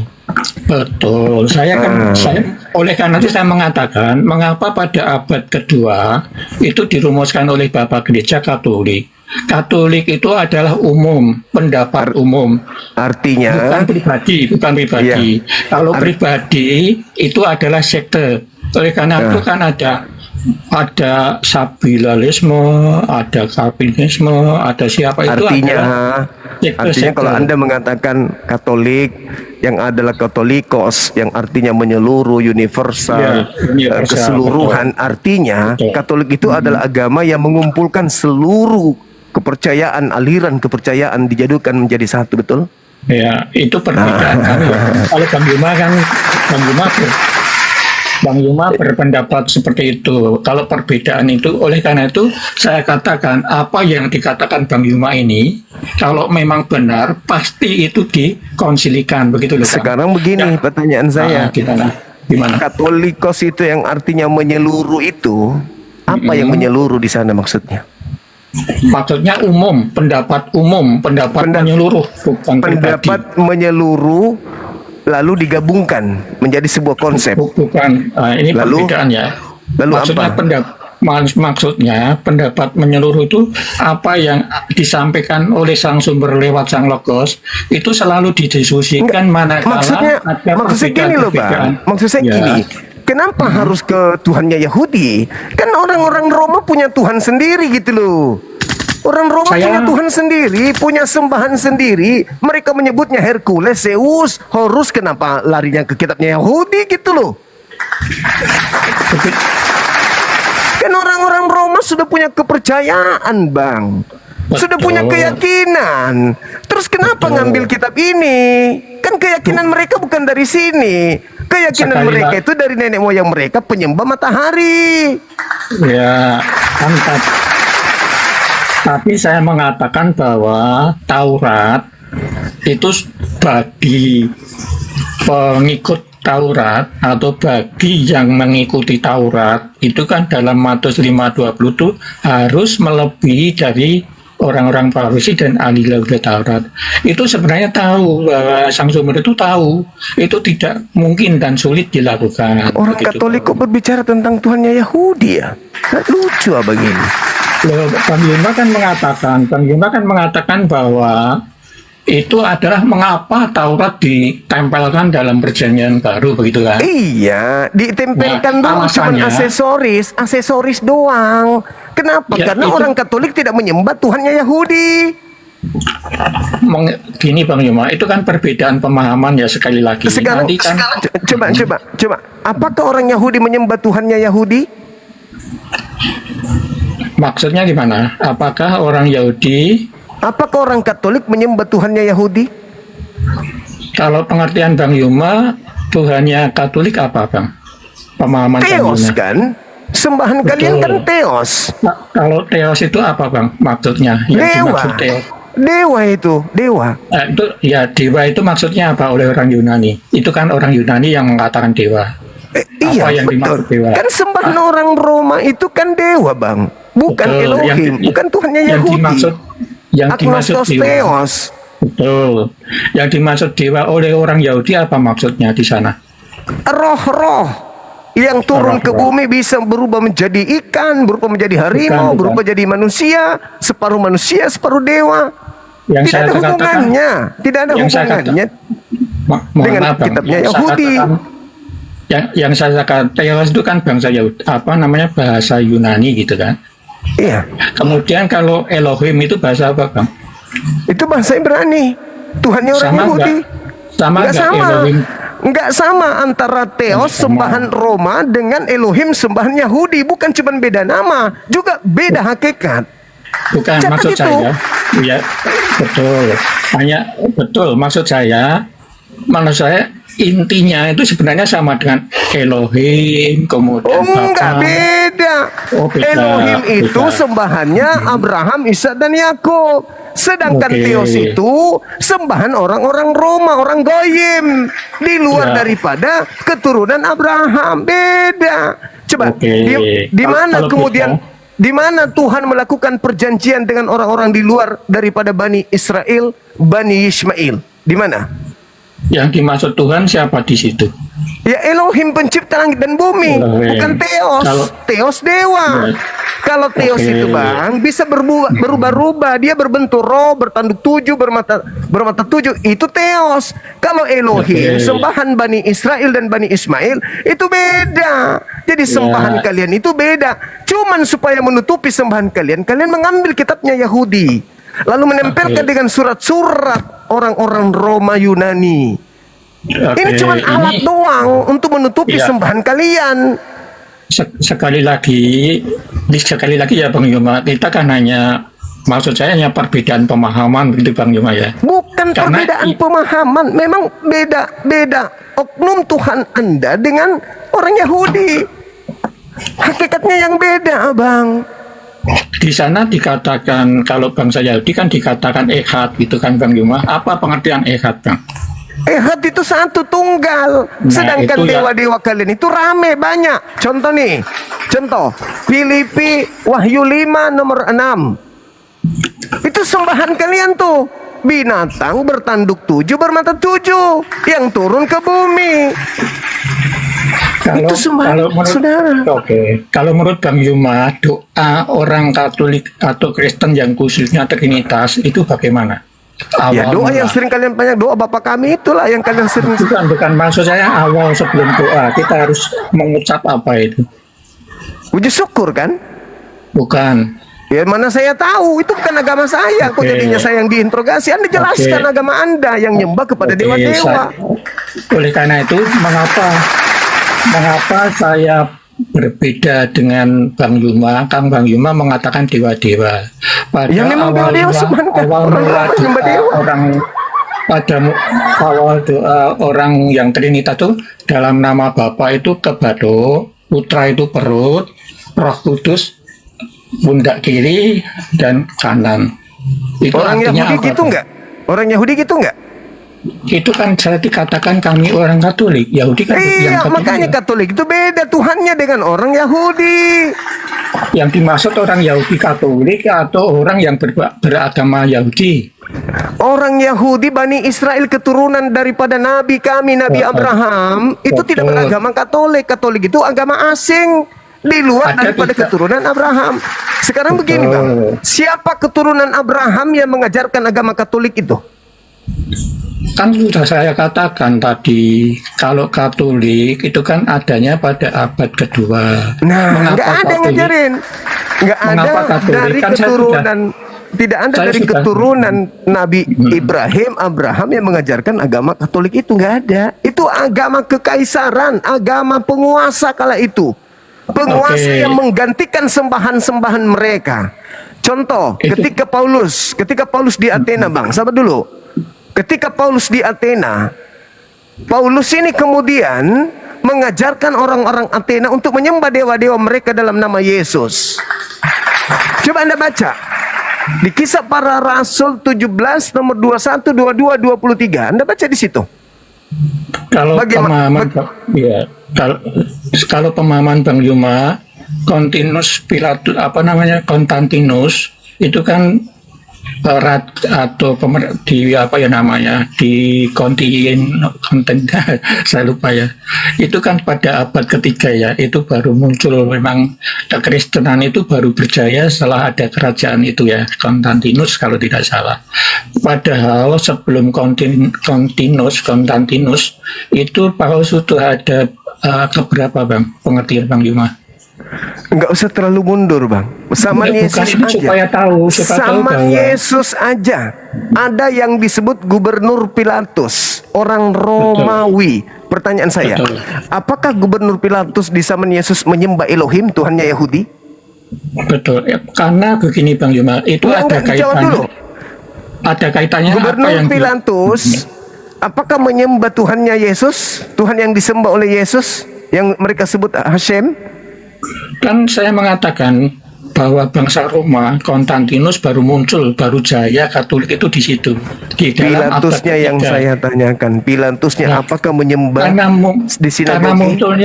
Karena munculnya baru abad ketiga, Konstantinus orang Roma itu, oleh karena otomatis pada saat Yesus dia tidak menyembah ya, otomatis. Karena baru jaya kekatolikan atau kekristenan itu pada abad ketiga setelah ada kerajaan Konstantinus itu. Oke, pertanyaan saya. Padahal sebelum Konstantinus itu kan sudah ada 18 paus sejak Petrus itu dalam catatan di Vatikan seperti itu, begitu. Okay. Sebelum paus pertama, apakah orang Roma sudah punya kepercayaan? Sebelum paus pertama. Sebelum paus pertama, ya barangkali sudah ya. Kok barangkali sudah? Apa nama kepercayaan mereka? Apa sembahan mereka? Saya tidak tahu. Saya tidak tahu. Apa sembahan mereka? Apa sembahan mereka orang-orang Roma ini? Sebelum ada agama Katolik. Kan Roma itu baru muncul di abad ketiga kan Bang? Iya, nenek moyang mereka, maksud saya orang-orang mereka ini kan sudah ada. Herodes sudah ada. Mereka kan sudah punya kepercayaan, sudah ada keyakinan mereka. Sembahan mereka itu dewa-dewa. Itu sudah mereka sembah dari sejak dulu. Makanya disebut oleh Bani Israel mereka adalah penyembah agnostos theos, dewa yang tidak dikenal. Ya, Makanya Tuhan Elohim selalu mengatakan ilah-ilah lain. ya, saya kan mengatakan tadi, Bang Yuma kan mengatakan itu datangnya dari setelah ada pemerintahan Roma itu. Padahal pemerintahan Roma pada saat itu yang baru percaya ada Konstantinus itu, sehingga Iya. diadakan konsili pertama pada saat kerajaan itu. Maka Ya. diputuskanlah Padahal- Yesus menjadi Tuhan, padahal- dewa bagi padahal- mereka. Ya, padahal sebelum itu dalam catatan Vatikan sudah ada 18 paus. Yang paus pertama Petrus ditunjuk oleh Gusti Oke. Yesus Nah. di dalam Kasaria itu. Nah, Oke, seperti itu. Paus pertama, Petrus. ya namanya Petrus, tapi bukan orangnya, beda. Sekarang, ketika saudara mengatakan bahwa Paus pertama, apakah Paus pertama ini mengajarkan menyembah kepada Elohim, Tuhannya Yahudi? Paus pertama otomatis ya Bang. Kalau kami kan Trinitas ya Bang, sehingga Nah, tetap kalau mempercayai Trinitas itu bahwa- bukan Tuhannya Yahudi. Tuhannya Yahudi bukan Trinitas, Pak. Shema Israel Adonai Eloheinu Adonai Ahad. Tidak ada Trinitas di Betul, Tuhannya betul. Yahudi. Berarti Bukan yang Ahad. Anda maksud itu mungkin Trimurti. Jangan-jangan Trimurti Ya. kali. Dewanya orang Sekali India lah. mungkin. Sekali lagi apa yang diucapkan Bang Yuma itu harus dikonsilikan karena ada otoritas tertinggi. Kebenarannya apa yang disampaikan Bang Yuma Oke. itu harus didiskusikan. Silakan. Karena kalau Bang Yuma, kalau Bang Silakan Yuma konsili lagi. Ya, karena Bang Yuma berpendapat bahwa nabi-nabi palsu itu adalah semua perjanjian Yang baru itu memasukkan Ya, pengajaran baru ya, di sini. ya, Itu ini pengajar adalah palsu. nabi-nabi Betul palsu. sekali, Atau betul. pengajar-pengajar palsu tidak Yes. apa-apa. Ya, Karena memang itu bapak-bapak- fakta. Yang memasukkan ya, sekali lagi, ajaran baru di ya. kitabnya Yahudi kan kalian, bukan siapa-siapa, bukan Hindu, Betul, bukan Buddha, betul. bukan Islam, tapi kalian Katolik yang memasukkan pengajaran baru di kitabnya orang. Betul, tetapi kan perlu dipahami mengapa dalam perjanjian lama itu Taurat, dalam perjanjian baru adalah kabar baik. Itu juga perlu dipahami secara Oke. teologi. Sekarang Secara dari mana polanya kitabnya Yahudi bisa masuk di agama Katolik? Bukan ke Katolik ya Bang, karena awal mula kan kita hanya menuruti apa yang menjadi perintah Gusti Yesus lewat para murid itu strategi ya. Itu setelah Anda membaca kitab yang sudah masuk ke dalam kitabnya orang Yahudi, perjanjian baru. Yang saya tanya, di mana dasar pijakannya kitab ini bisa masuk ke dalam agama di luar Yahudi? Saya tadi kan sudah mengatakan kalau Bang Yuma memahami itu adalah rumusan dari para bapak-bapak gereja. Nah, itu jawabannya. Berarti bukan dari Nah. Yahudi, bukan dari tetapi- Tuhan Elohim, tetapi orang-orang Yahudi mengambil terjemahan kitabnya Yahudi. Ya Bang Kalian Yuma- mengambil terjemahan kitabnya orang Ya. agama lain, kan gitu. Bang Yuma tahu tidak mengapa perjanjian lama, perjanjian baru dijadikan satu? Mengapa itu? Ya, untuk memberikan legalitas dewa-dewanya Roma. Mengapa Bang Yuma tetap kekeh dasarnya apa bahwa itu dewa-dewa dari Roma? Iya, Padahal karena Tuhannya Yahudi tidak pernah jadi manusia, tidak pernah jadi Yesus. Yesus mengajarkan dirinya utusan dari Tuhannya Yahudi, bukan Tuhannya Yahudi yang menjadi manusia nembus dosa. Itu kan ajaran betul. kalian, dewa Molok gitu, dewa Molok. Mempersembahkan anak manusia kepada dewa, itu kan ajaran dewa Molok. Ya, mengapa Bang Yuma mengatakan ajaran kami adalah dewa Molok? Mengapa? Iya. Dasarnya apa? Dasarnya Ulangan 18 nomor 21, Tuhan marah kalau ada yang mempersembahkan manusia kepada dewa Molok. Tuhan tidak mau darah manusia. Bukankah itu perjanjian lama? Ya iya, makanya kitabnya orang Yahudi jangan dinodai dengan ini, jangan dinodai. Ini Betul. kitabnya orang Yahudi harus murni tauhid. Jangan kau masukkan ajaran ini. Ini bahaya, ini membinasakan, ini ajaran sesuai dengan 2 Petrus 2. Iya, itu kan itu sekali lagi kita kan perlu pendapat umum ya, bukan pendapat Oh, Bang jadi Yuma. pendapat umum. Ini pendapat ini Bang. Ini pendapat ini yang kita pakai. Betul. Itu kan sudah Bukan pendapat kan- umum. Pendapat ini Betul. dong. Pendapat Yesus Betul. dong yang kita pakai. sekali lagi itu kan sudah dirumuskan, sudah dikumpulkan, sudah dipilah-pilah oleh bapak-bapak gereja. Tadi Nggak kan ada saya urusan mengatakan. kita dengan bapak-bapak gereja, nggak ada urusan dia. Mereka bukan nabi, mereka bukan rasul, mereka bukan orang Yahudi, mereka bukan rabi-rabi. Nggak ada urusan. Bapak-bapak Bang, gereja Pak, mula-mula itu adalah penyembah dewa-dewa. Iya, ya silakan. Gini kan, Iya iya dong. Iya dong. Begini, Bang Yuma. Kalau mereka bapak-bapak gereja mula-mula itu bukan penyembah dewa-dewa, mereka ibadahnya di sinagoge, Bang. Di sinagoge tidak makan babi, mereka bersunat, ibadahnya sabat, bukan mingguan. Iya. Ya karena ini Bang, karena memahami apa yang tertulis itu beda begitu ya Bang Yuma. Sekali lagi Di sini mohon tidak maaf. mengajarkan Katolik, di sini tidak mengajarkan gereja, di sini tidak mengajarkan makan babi, tidak bersunat, Natalan, tidak ada di sini. Iya, oleh karena itu kami imannya tadi ya Pak, itu kan ada 3 Katolik itu, Bible, kemudian tradisi, dan Ya, kemudian itu derita, magisterium. itu derita saudara. Kita Kalau- hormati itu. Saya tanya satu. Sayangnya Kalau- Elohim tidak pernah kalau mengajarkan iman- itu. Saya tanya satu, menyinggung Islam. Sebenarnya saya tidak mau menyinggung Islam ya Bang Yuma. Ya, Islam tidak ada, Tapi tidak saya ada tanya- ngambil kitabnya saya tanya orang, satu. Pak. Bukan, saya tanya satu aja. Islam tidak masuk ke sini. Nanti dulu, saya tidak akan menanyakan itu. Kalau iman Islam itu dasarnya dari mana saja Bang? Atau hanya Al-Quran. satu? Terus Al-Quran. ada 5 kan? Apa Apa tuh? saja itu dasar iman? Dasar Iya. iman Islam. Yes. Apa saja itu? Apa saja itu? Di antaranya beriman kepada Tuhannya Bani Israel. Yang benar Bang, yang benar Bang. Coba- Iya iya coba dong. yang benar Beriman aja. kepada Allah, beriman kepada Nah, iman kepada malaikat. Allah, terus Terus apa apa? Sebut aja apa yang Anda ingin jual. Saya kan tanya. Iya, sebut aja apa yang Anda ingin sampaikan. Apa itu? Saya kan tanya, iman orang Islam itu kan ada 5. Ya, Saya di antaranya tanya apa beriman saja kepada itu. kitab-kitab. Ya, terus Apalagi yang Anda tahu? ya saya tidak tahu. Ya Saya udah, nggak nggak tahu usah ada 5. tanya kalau kau nggak tahu. Nah, ini begini Bang Yuma. Kalau Katolik kan ada 3, ya kan tadi. Kami tetap mengimani 3 ini Bang. Kalau Islam kan mengimani 5 iman Islam. Itu 5 Bang. katanya. Ya, berapa? Saya Nggak ada tahu loh itu. hubungannya, abangku, nggak ada hubungannya. Ya. Sekarang Mohon maaf, begini. saya Sekarang begini, kalau Anda mengatakan tentang Katolik dan Islam, Islam ada Nabi Muhammad, Katolik ada siapa?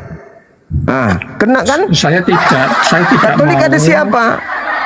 Saya tidak mau akan membedakan antara Islam ya. Sekali lagi hanya Enggak. satu tadi. saya Kalau tambahkan. rukun iman kami itu, iman kami berlandaskan kepada Nabi Muhammad sebagai yang mengajarkan tersebut. Nah sekarang Ya. kalau Katolik siapa yang ngajarin kalian? Tadi kan sudah diceritakan kan, ada Bapak-bapak Paulus, gereja kan? ada Bapak-bapak gereja. Lukas, ada Bapak-bapak gereja. Yohanes, ada Matius, ada Markus, ada para nabi begitu kan. Ini Siapa semua yang nabi-nabinya? ada dalam Bible itu kan ada Yesaya, ada Yeremia, ada Masuk itu ambil kan. kitabnya orang Yahudi. Nah, begini Bang Yuma, mengapa Kenapa nggak punya tertulis- kitab sendiri? Kan tadi saya katakan yang kitab Yahudi adalah perjanjian lama. Iya, kenapa ngambil kitabnya agama Yahudi? Karena itu perjanjian lama dari sang sumber, sang bapak tadi loh. Yang tadi pada Kalian kan tidak mulanya kalian kan tidak menyembah Tuhannya Yahudi. Kok lucu ya? supaya nyambung ya. Ya, Yang Anda menjadikan- mengambil kitabnya Yahudi, tapi yang Anda sembah beda dari yang punya kitab. Ya, begini Bang Yuma, karena mengapa kami mengimani bahwa apa yang disampaikan di Yahudi itu ada sebuah kisah yang nyata dari pada mulanya tadi. Itu kami mengimani Bang, sehingga tetap ditulis, tetapi karena datang setelah Nabi terakhir Yohanes adalah sang penyelamat, yaitu Gusti Yesus, maka perjanjian baru itu mengisahkan kabar baik tentang Yesus. Sehingga tetap ada kaitannya perjanjian lama itu. Nggak ada. Kalau kalian ngambil secara tidak sah itu tidak ada kaitannya, Bang. Ya. Secara tidak sah diambil kitabnya orang, berarti Anda membuat konsep yang Anda cocok-cocokkan dengan kitabnya agama Yahudi yang pada prinsipnya tak ada hubungannya, sembahannya berbeda, agamanya berbeda, rumah ibadahnya berbeda, hari rayanya berbeda. Intinya tak ada sama sekali. Inilah yang dimaksud 2 Petrus 2 tadi. Memasukkan pengajaran-pengajaran sesat yang membinasakan. Ya, itu sekali lagi perbedaan pemahaman ya, Bang. Karena perjanjian lama itu memang seperti itu. Kemudian perjanjian baru itu setelah kabar baik itu ada. Sehingga kabar baik tentang Injil itu loh, Bang. Injil kan kabar baik. Evangelius itu kan kabar baik. Bukan Injil, Evangelion. Evangelion itu kan Iya. kabar baik. Sehingga itu Kabar iman ya, Bang. baiknya Sekali apa? lagi kabar Kabar baiknya baik apa tentang itu? kabar baik tentang kemerdekaan tidak menjadi hamba dosa lagi. Karena Ini memang apakah kitab ini mengikat orang-orang Roma, kitab ini? ya jangan kok mengatakan Roma itu apa maksud dasarnya, Bang? Ya Roma, apalagi kalau bukan Katolik. Apakah Ya, betul. kitab ini, Bang, mengikat orang-orang Romawi? Tidak hanya Romawi kan, Bang? Itu kan umum, tata Katolik itu kan umum kan? Iya, apakah kitab ini mengikat orang Katolik? Katolik itu umum, maka itu ada kaitannya dengan apa yang diajarkan oleh sang sumber melalui sang logos. Di mana sang sumber mengajar tentang orang-orang Katolik di sini di mana? Di Kan mana? saya tidak begini, Bang Yoma, di dalam Yohanes 14 itu kan masih banyak yang aku akan katakan, tetapi Itu kamu ucapan belum mengerti. Yesus kepada orang Yahudi, bukan kepada Katolik. Betul. Wah, ini kan di dalam Yohanes, Bang. Di dalam Yohanes kan, Bang. Iya, Yohanes Nah. itu adalah wartawan yang mengumpulkan cerita-cerita tentang Yesus dengan keyahudiannya. Betul. Itu yang perlu Anda pahami. Oleh karena itu kan dikatakan di sana tercatat masih banyak. Kemudian mengutus roh kebenaran, gitu Roh kan. kebenarannya makan babi, gitu. Bukan. Jadi Supaya apa? roh kebenarannya tidak sudah. Ya nanti dulu Bang Yoma, jangan memahami yang berbeda dulu ya. Lah kalau roh kebenaran, Pak, berkesinambungan dengan ajaran ini. Namanya roh Betul. kebenaran. Ajaran para nabi itu adalah ajaran yang berasal dari roh kebenaran, tidak mungkin bertentangan. Betul. Oleh karena itu saling mengaitkan antara apa yang disampaikan baik dalam perjanjian lama perjanjian baru. Mengait-ngaitkan Kemudian kita. karena masih banyak yang belum tersampaikan. Oleh karena itu kita mengimani bahwa Taurat telah kutulis dalam lisanmu, Taurat telah kutaruh dalam loh hatimu, sehingga apa yang menjadi baik buruk itu sudah diketahui di dalam diri kita masing-masing. Karena manusia itu kan dikuasai oleh roh jahat dan roh kebenaran. Nah, roh kebenaran itu adalah roh yang mendampingi kita supaya mengarahkan dari kejahatan menjadi kebaikan. Oleh karena itu Roh Kudus kiri ke kanan. Katolik lucu. Ini yang saya tanya, Bang. Ketika ada perintah di sini, jangan makan babi. Iya. Ketika ada perintah di sini, jangan makan babi. Orang-orang Roma pendiri agama Katolik itu apakah termasuk dia yang dilarang? Kan tadi saya mengatakan bahwa dalam Taurat Selalu itu kan kalau ditanya selalu begitu. Kenapa ya, Bang? Ini, Kenapa nggak sudah. pernah langsung mau jawab pertanyaan gitu, Karena Bang? sudah Saya bertanya, ketika Iya. ada perintah Elohim kepada Yahudi jangan makan babi, apakah perintah itu mengikat orang Roma? itu kan di dalam Taurat kan, Bang. Dalam Ini yang perjanjian lama Ini itu hanya kitabnya Yahudi. Betul. Oleh karena itu hanya diberlakukan untuk orang Israel begitu yang Oke. itu. Nah, Yang orang babi Roma itu. makan babi berdosa nggak? Kalau orang Roma itu kan sudah dikonsilikan di dalam kisah para Rasul Astagfirullah. 15 itu. Ini Bang, ini kitabnya Yahudi. Ketika ada larangan makan babi, lalu kemudian orang Katolik makan babi, berdosa enggak orang Katoliknya? Kalau orang Katolik kan bukan agama Yahudi kan, Bang? Kalau agama Yahudi pasti dosa itu, tapi kalau Katolik kan, kalau Nah, terus Katolik khususnya apa fungsinya ini dibatalin untuk Katolik? ya, maka dari itu karena saking jujurnya, saking bapak-bapak gereja itu akan mempertahankan apa yang disampaikan, oleh karena itu ditampilkan perjanjian lama itu saking Iya, enggak jujurnya. maksudnya gini loh, Bang. Ya. Ini hukum yang ada di dalam dari A sampai Z hanya mengikat orang Yahudi. Betul. Oleh Terus karena kenapa itu ini dibatalkan untuk orang Romawi? Nah, Bang Yuma kan sering mengatakan bahwa Gusti Yesus itu hanya diutus ke bangsa Israel, begitu kan? Ini kita bahas Taurat, kenapa jadi ke Yesus ya? Ya itu ya sekali lagi karena Katolik ada kaitannya dengan Gusti Yesus kan, kabar baiknya. Di mana kaitannya Yesus dengan Katolik? Di mana?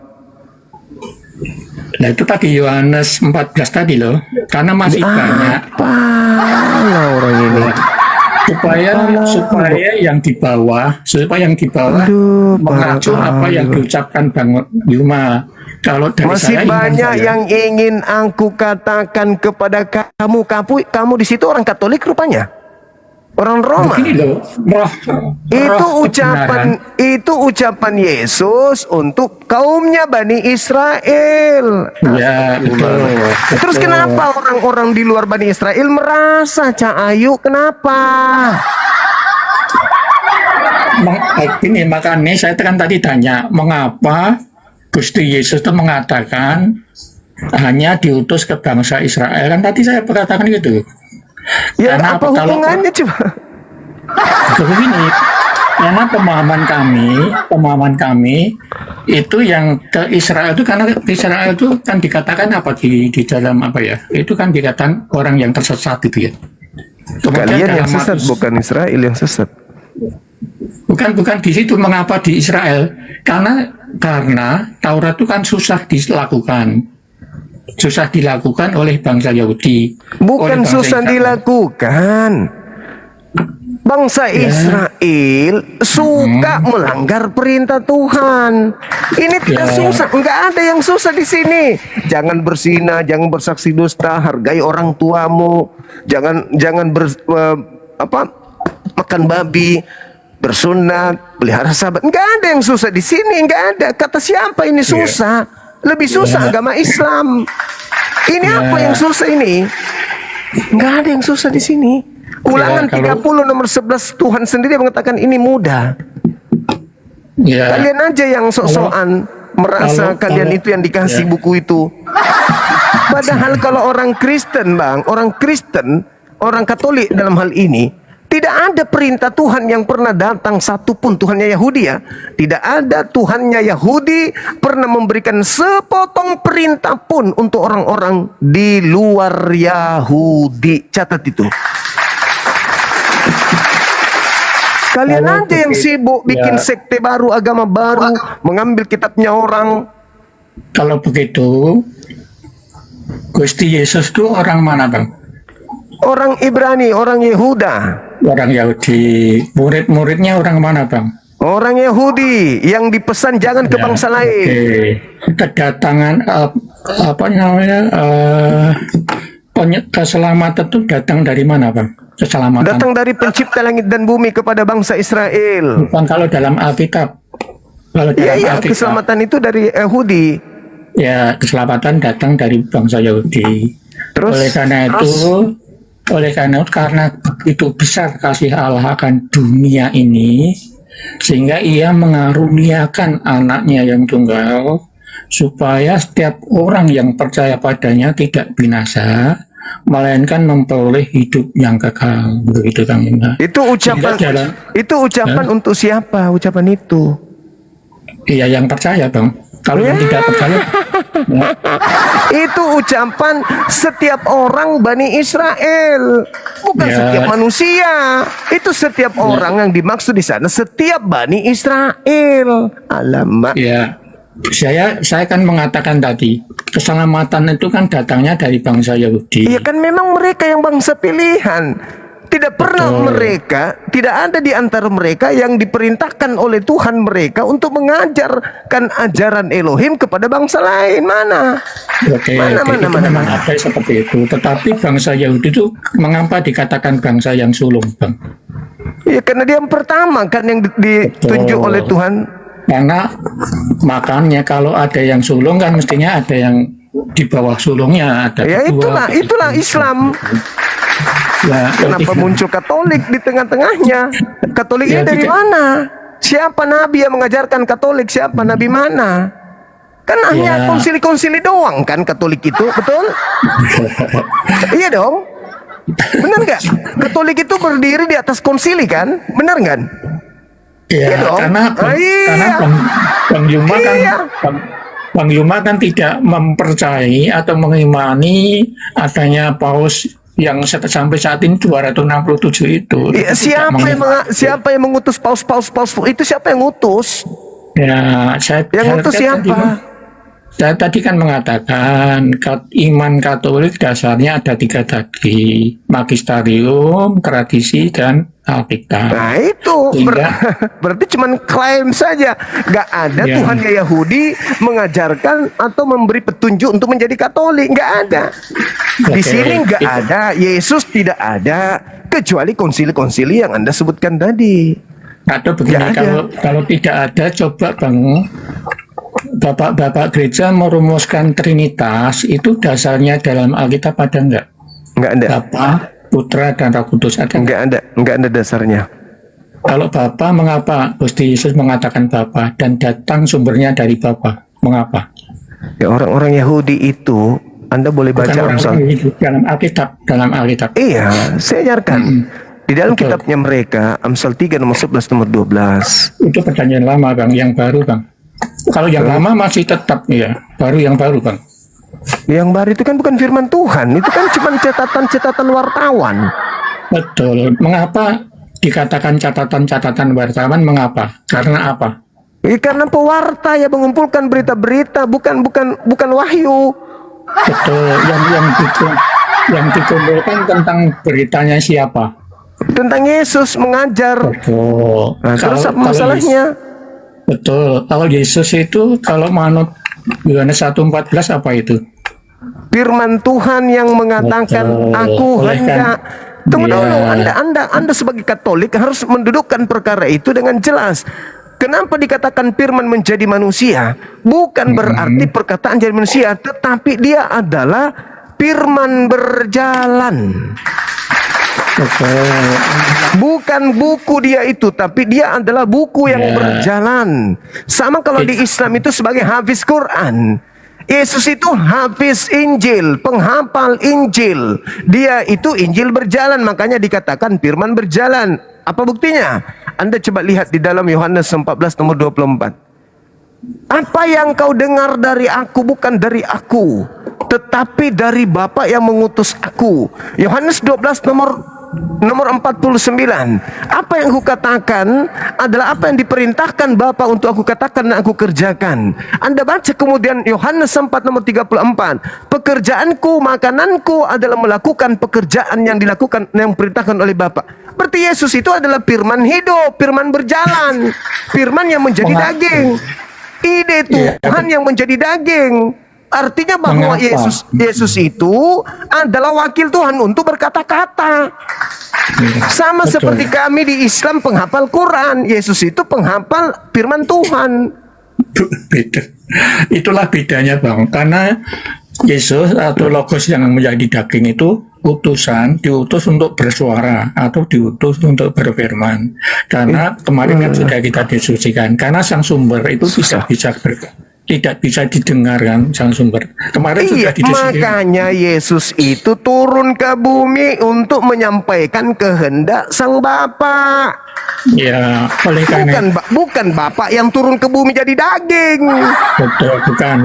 Kemarin Ya kita bukan. sudah Berarti Yesus itu manusia biasa sama seperti kita yang diberikan kemudian wewenang oleh Sang Tuhan untuk menyampaikan kehendak Tuhan. Makanya disebut firman itu telah menjadi daging.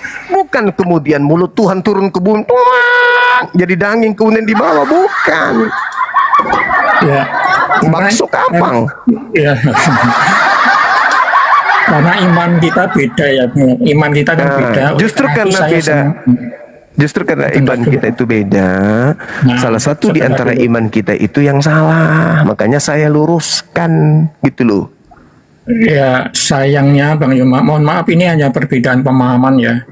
Saya tetap berpendapat atau tetap berkepribadian berpendapat bahwa kalau ada pendapat yang berbeda, kami tetap mempercayai bahwa adanya otoritas tertinggi, begitu Bang Yuma. Sehingga apa yang dikatakan Bang Yuma, di samping kami membaca ulang apa yang ada dalam Bible itu, apa benar yang dikatakan Bang Yuma itu yang bangkit dari kubur itu benar iblis, itu tetap saya baca ulang, kemudian saya tanya pada ahli-ahli, itu ternyata beda, sehingga kami tetap mempercayai bahwa yang bangkit itu betul-betul anak manusia dan anak ilahi, begitu Bang Yuma.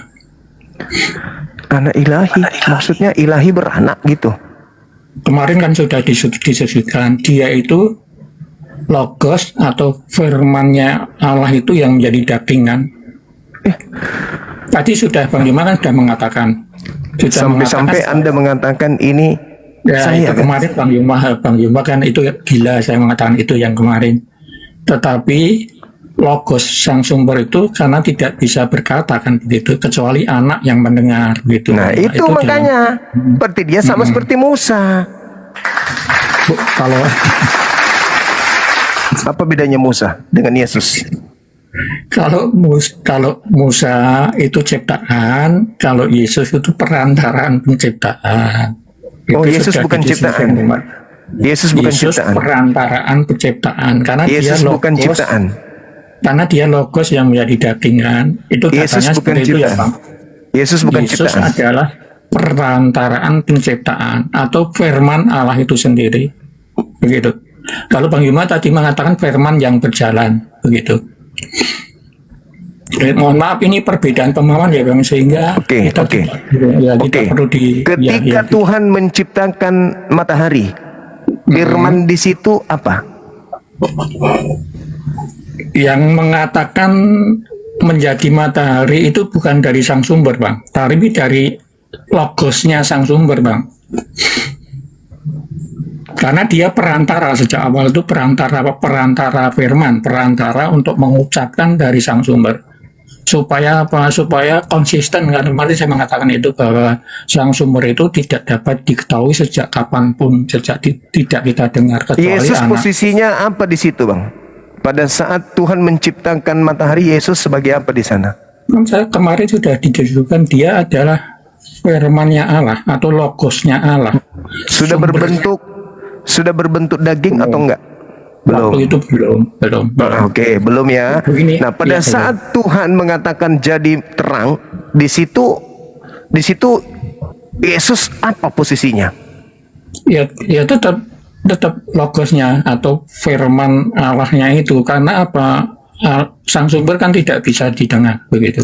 Tetap firman-Nya Allah yang mengutarakan itu, yang mengucapkan. Mulut. Suaranya. Nggak tahu Suaranya bersumber dari mulut.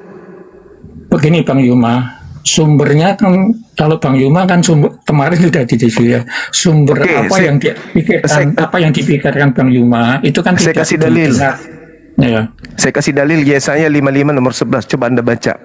Di mana Yesus di situ? Ya silakan, mungkin ada kata-kata mulut di sana ya, mungkin ya. Iya. Itu percaya lama saya kurang. Iya. Nah, Yesus di situ posisinya apa? Ya, firman yang keluar dari mulutku. Firman yang keluar dari mulutku tidak akan kembali kepadaku dengan sia-sia sebelum terjadi seperti apa yang aku perintahkan. Nah, Yesus di situ yang mana?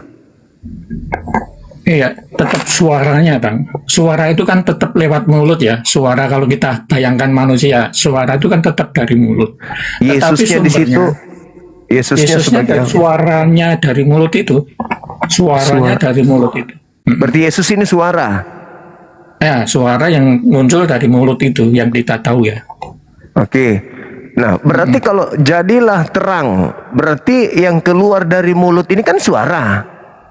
Itulah logosnya, itulah Nah, firman-Nya. berarti logos keluar, jadilah terang, logos keluar.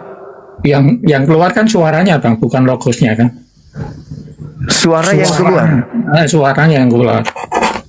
Perkataan kan logos itu. Ya, bukan perkataan, logos itu pengetahuannya Allah. Pengetahuan,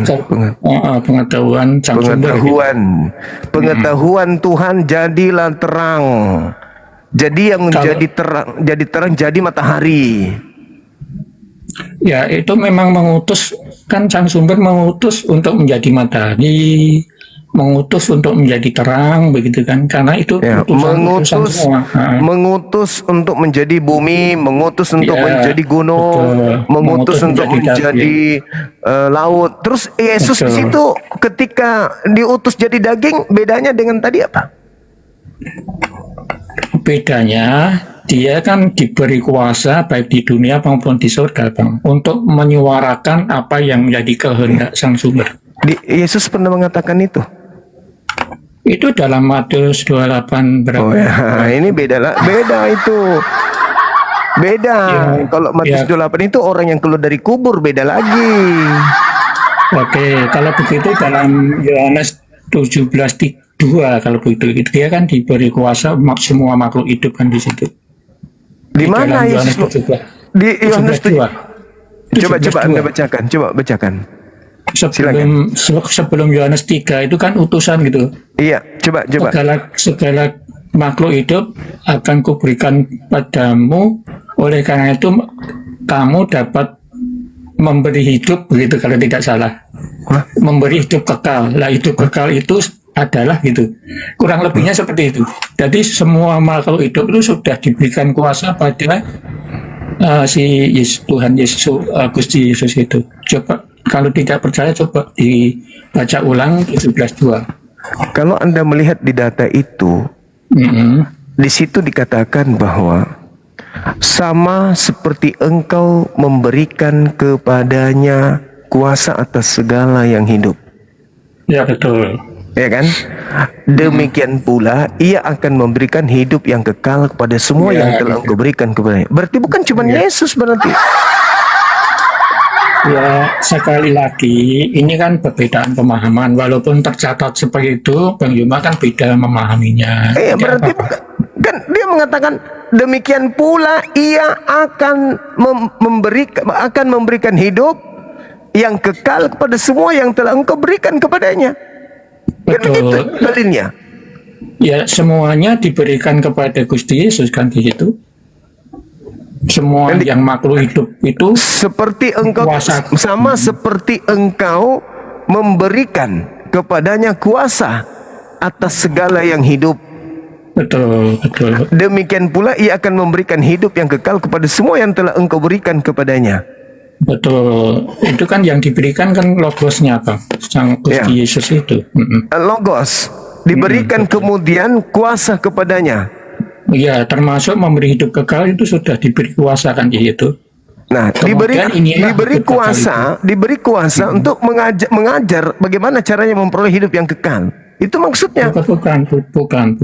Kalau pemahaman kami ya, pemahaman iman kami sekali lagi, itu otomatis memberi hidup kekal melalui suara-suara, tapi sumbernya tetap dari sang sumber. Lah ini. Ya, itu memang harus dipahami secara jernih, Bang ya. Secara akal-akalan. Tidak apa-apa, Bang. Secara akal-akalan. Ya dong. Apa-apa itu kan secara akal-akalan, karena di situ Yesus ketika kita melihat di data nomor 17-nya, nomor 8-nya, begitu juga ketika kita melihat di data Yohanes 14-nya, nomor 24-nya, semua yang terlontar dari mulut Yesus itu adalah firman yang berasal dari Bapa, bukan dari dirinya sendiri. Bukan, betul. Betul, karena Iya. karena sang sumber Bapa itu kan tidak bisa didengar oleh siapapun kecuali anak yang mendengarnya. Ya, Betul. sama seperti Musa. Musa juga begitu. Ya, Musa itu kan mewakili Elohim untuk Coba mengatakan apapun yang ingin. tetapi Musa kan dari malaikat Tuhan kan Bang, bukan dari sang Bapa kan. Ya, sama Datangnya dari seperti Tuhan. Yesus juga begitu. Yesus akui itu juga kok. Kalau menurut Bang Yuma yang mendengar suaranya sang sumber siapa dari Bible itu? Yang mendengar. Yang mendengar itu Satu-satunya yang mendengar suara Bapa siapa? Musa berdasarkan- mendengar suara Bapa. Musa. itu kan dari malaikat Tuhan ya, dari malaikat, Iya. bukan dari sang sumber ya. Nah, di mana Tetapi- Yesus mendengarkan suara Bapa langsung? Coba di dalam Yohanes 1:18 Bang.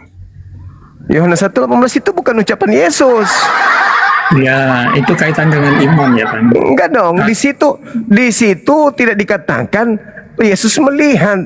Dia dikatakan exegomai, dia yang mentafsirkan, Yesus yang menjelaskan maksudnya tentang Bapa itu. Bapa itu tidak pernah dilihat, tidak ada seorang pun yang pernah melihat Bapa, tetapi anaknya yang tunggal dialah yang menjelaskan Bapa itu kayak begini loh. Bapa itu kayak gini loh, yang Bapa inginkan begini loh. Itu maksudnya Yesus yang mentafsirkan, Yesus yang menjelaskan, Yesus yang menyatakan Bapa itu kayak mana. Bukan berarti Yesus Bapa bicara langsung ke dia.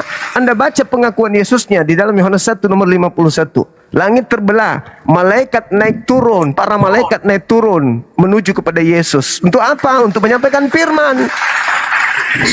Iya, kalau kemarin itu sudah didiskusikan ya, dan sudah sepaham bahwa Gusti Yesus itu Logos yang menjadi daging, atau firman-Nya Allah itu yang menjadi daging. Yohanes 1:14 itu sudah sepakat.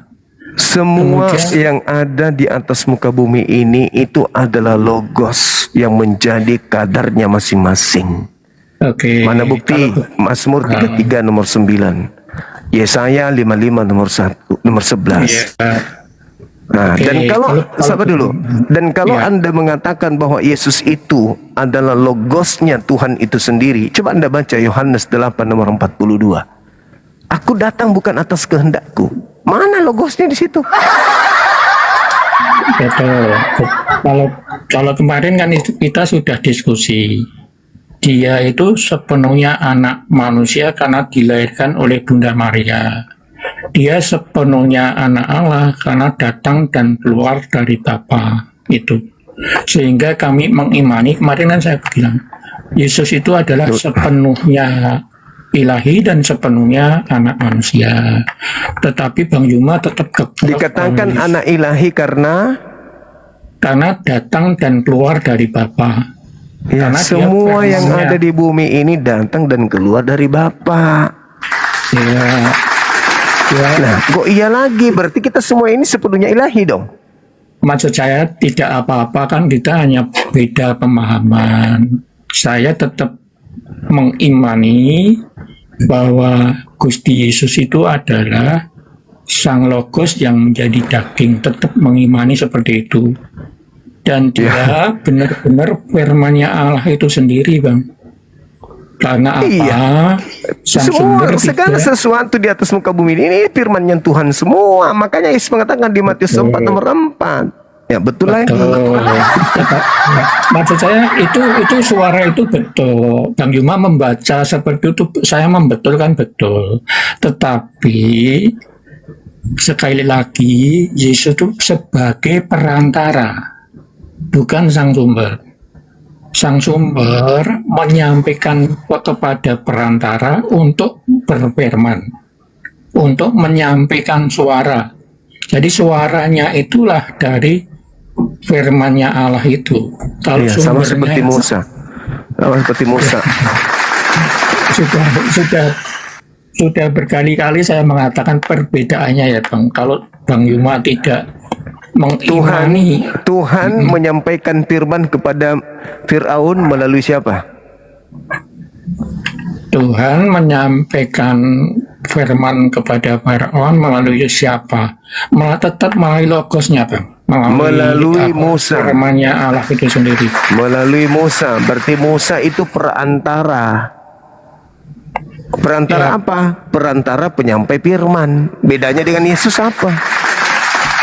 Kalau Yesus itu perantaraan penciptaan atau perantaraan sumber apa yang menjadi kehendak sumber itu untuk disampaikan. Kalau si Musa adalah menerima apa yang menjadi kehendak dari sang logos atau dari suaranya sang sumber. Karena sang sumber tidak bersuara, maka suaranya inilah. Jadi maksud Anda Yesus yang datang kepada Musa Kalau memberitakan. dulu kan kita kenal malaikat Tuhan begitu ya, bukan dari Iya. sang sumber sendiri. Kenapa bukan Yesus yang turun ke Musa, Bang? Kan belum, Yesus pada waktu Musa kan belum ada, masih firmannya sang logos itu, firmannya sang Ya kan sumber firman itu. logos yang sampai ke Musa. Firmannya sang sumber bukan firmannya sang logos. Firmannya sang sumber atau logosnya sang sumber. Begitu. Jadi ini, Mama. ya begini Bang Juma. Nabi supaya- Musa menerima firman. Ya, Kenapa bukan Yesus yang ke Musa menyampaikan? kalau menurut Bang Yuma, Yesus sudah ada belum pada waktu Musa? Belum ada. Ya itu karena belum ada Ya. yang kita kenal waktu itu. Jadi Yesus ini apa? Katanya tadinya Yesus itu adalah nama yang kita kenal. nama lagi. Setelah nama yang kita Padahal kenal. pertanyaan saya sederhana. Anda tinggal bilang, oh Yesus ada di situ, tapi masih berupa firman, masih berupa ide, masih berupa Ya. gagasan, kan gitu. Ya kan sudah tahu toh Bang Juma, makanya saya mengatakan tidak seperti yang sudah tahu itu. Nah, berarti Mengatakan yang beda. maksud Anda Yesus sudah datang ke Musa dalam bentuk firman.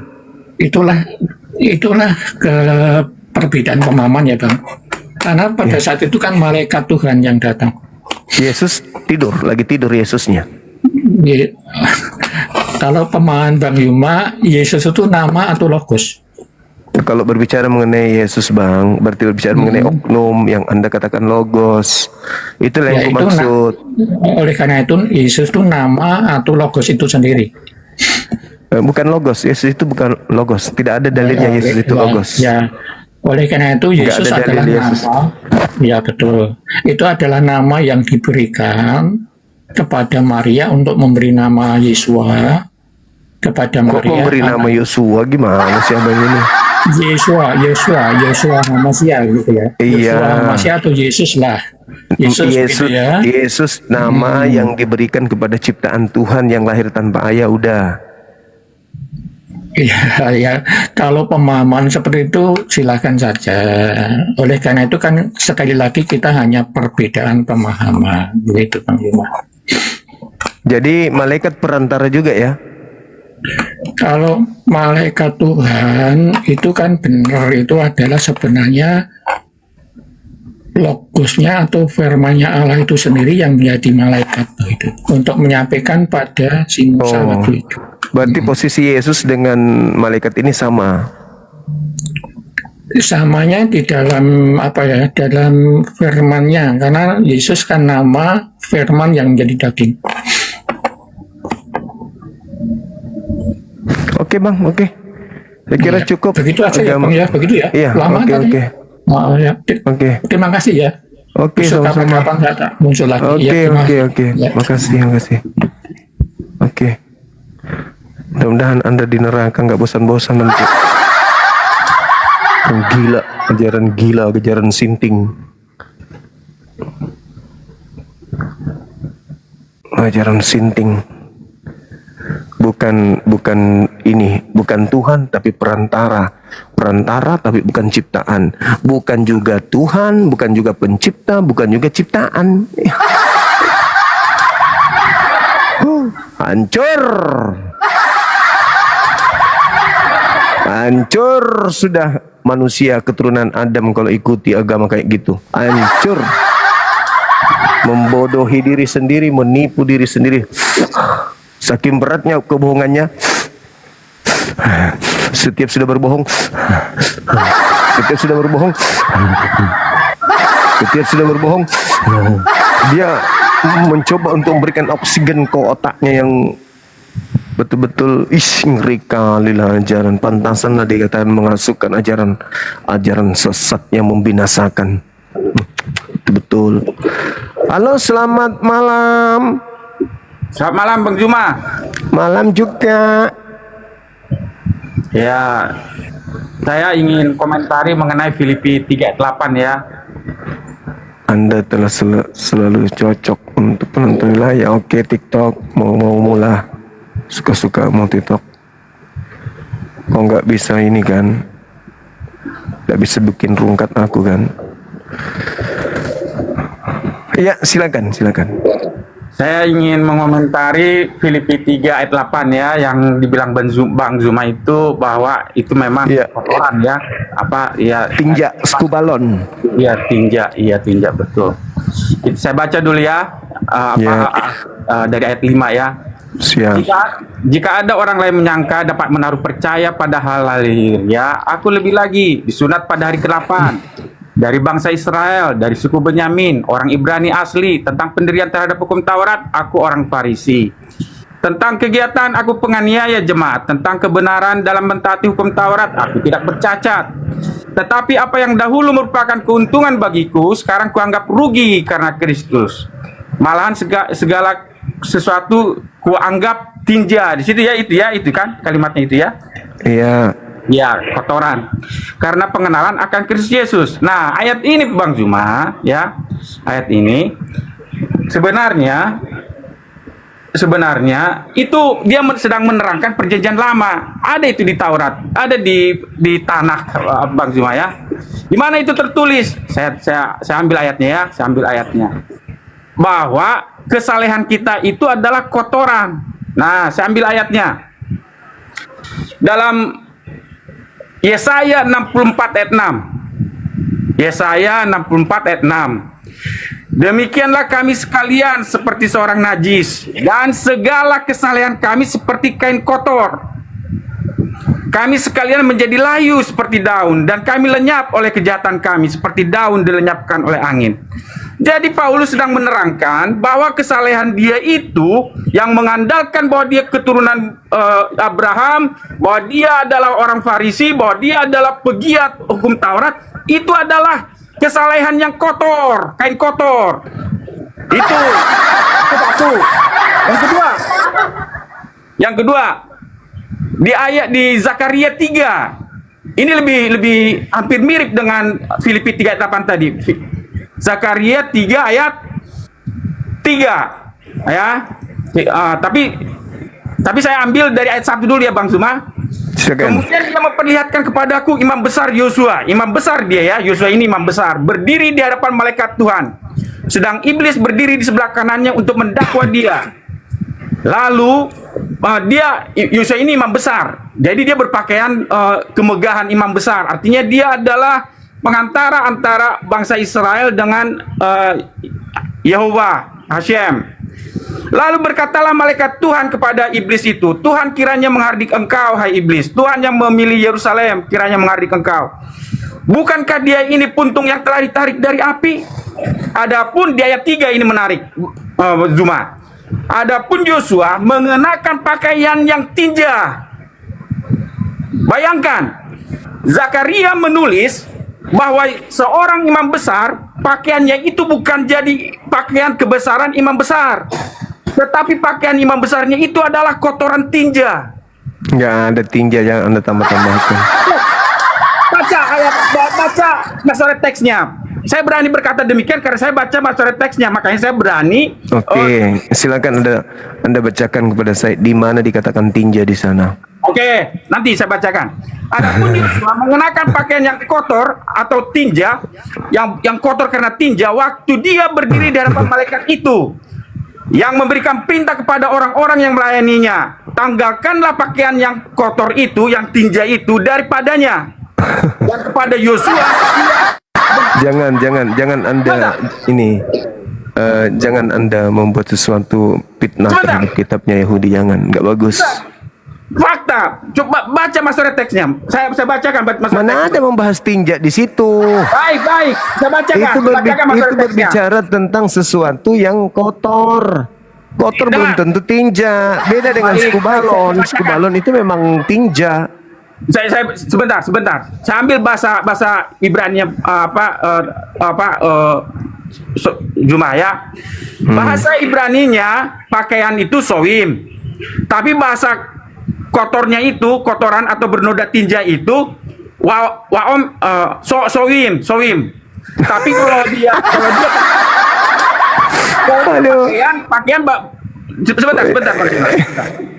Itu pakaian beneran. Makanya di data selanjutnya dia digantikan dengan menggunakan surban. Astagfirullahaladzim, ya Allah ya Karim. Sebentar. Aduh. Sebentar, garmennya itu bagadim, tapi kotoran itu bahasa teksnya itu Ibraninya itu sowim, kotor bernoda tinja. Kenapa harus ikut tinjanya? Kenapa? Memang Kenapa itu, harus tinja menyamakan tinja? memang itu apa makna dari bahasa Ibrani sowim. Kok Anda enggak ada hubungannya itu. Ada hubungannya. Itu artinya Nah. kotor. Alamak, Enggak, memang itu artinya. Artinya Jangan begini. gitu dong. Bentar. Jangan gitu, nggak bagus. Bentar. Kitabnya Bukan. orang jangan digituin. Saya sebutkan Ada begitu hubungannya. kan. Silakan Anda cek sendiri, silakan. Sini ada berapa orang yang memperhatikan? Ada 5.700 orang. Pasti mereka salah satu dari mereka atau pasti mereka punya handphone dan mereka akan mencek itu semua kata-kata itu kata per kata. Ada Bible Hub. Nah, itu Silakan. satu. Sebentar. Nah, yang kedua, yang berikutnya. Yang berikutnya adalah di dalam Yesaya 1 ayat 13. Yesaya 1 ayat 13 ya. Yesaya 1:13 saya baca dari ayat 12, dari ayat 11. Untuk apa itu korbanmu yang banyak-banyak, firman Tuhan? Aku sudah jemu akan korban-korban bakaran berupa domba jantan dan akan lemak dan anak lembu gemukan. Darah lembu jantan dan domba-domba dan kambing jantan tidak kusukai. Apabila kamu datang untuk menghadap di hadiratku, siapakah yang menuntut itu daripadamu bahwa kamu menginjak-injak pelataran bait suciku? Ayat 13. Jangan lagi membawa persembahanmu yang tidak sungguh, sebab baunya adalah kejijikan bagiku. Jadi ketika seseorang mengandalkan ritual, ketika seseorang mengandalkan kesalehan pribadinya, ketika seseorang mengandalkan penurutannya kepada hukum Taurat berdasarkan perbuatannya, itu adalah kejijikan bagi Tuhan. Ya, itulah jawaban saya. Terima kasih. Oke, ini kita lihat dulu ya. Ya, silakan. Saya besarkan dulu ini.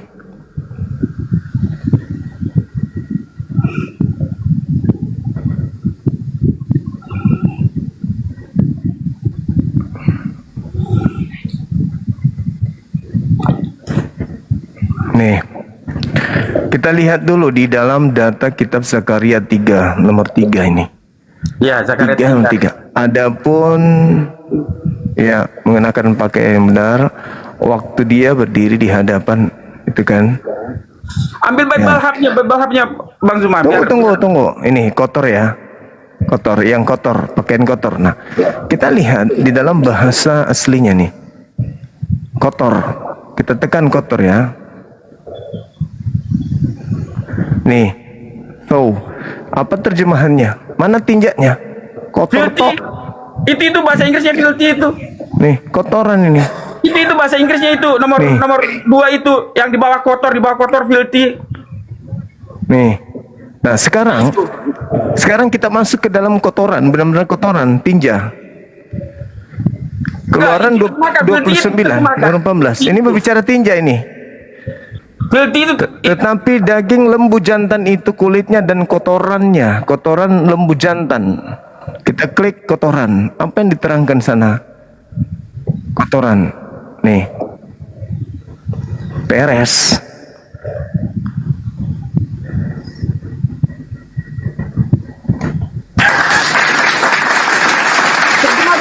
itu Pak Bang Zuma, terjemahkan filtrinya itu Jadi- yang nomor 2 itu. Yang tadi kan ada filtri bahasa Inggrisnya. Tidak bisa kemudian kita menerjemahkan seenak perut kitabnya orang, nggak boleh.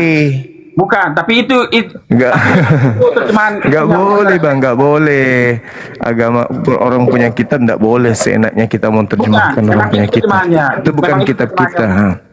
Nah, terus ketika berbicara mengenai Zakaria di situ kitab Zakaria itu tidak menjelaskan tentang adanya penolong yang membantu kemudian orang tersebut. Berbicara tentang Yosua tadi, bahwasanya Yosua ini mendapatkan pengajaran yang lebih daripada pengajaran sebelumnya, sehingga dia mengatakan pengajaran sebelumnya itu adalah tinja. Enggak.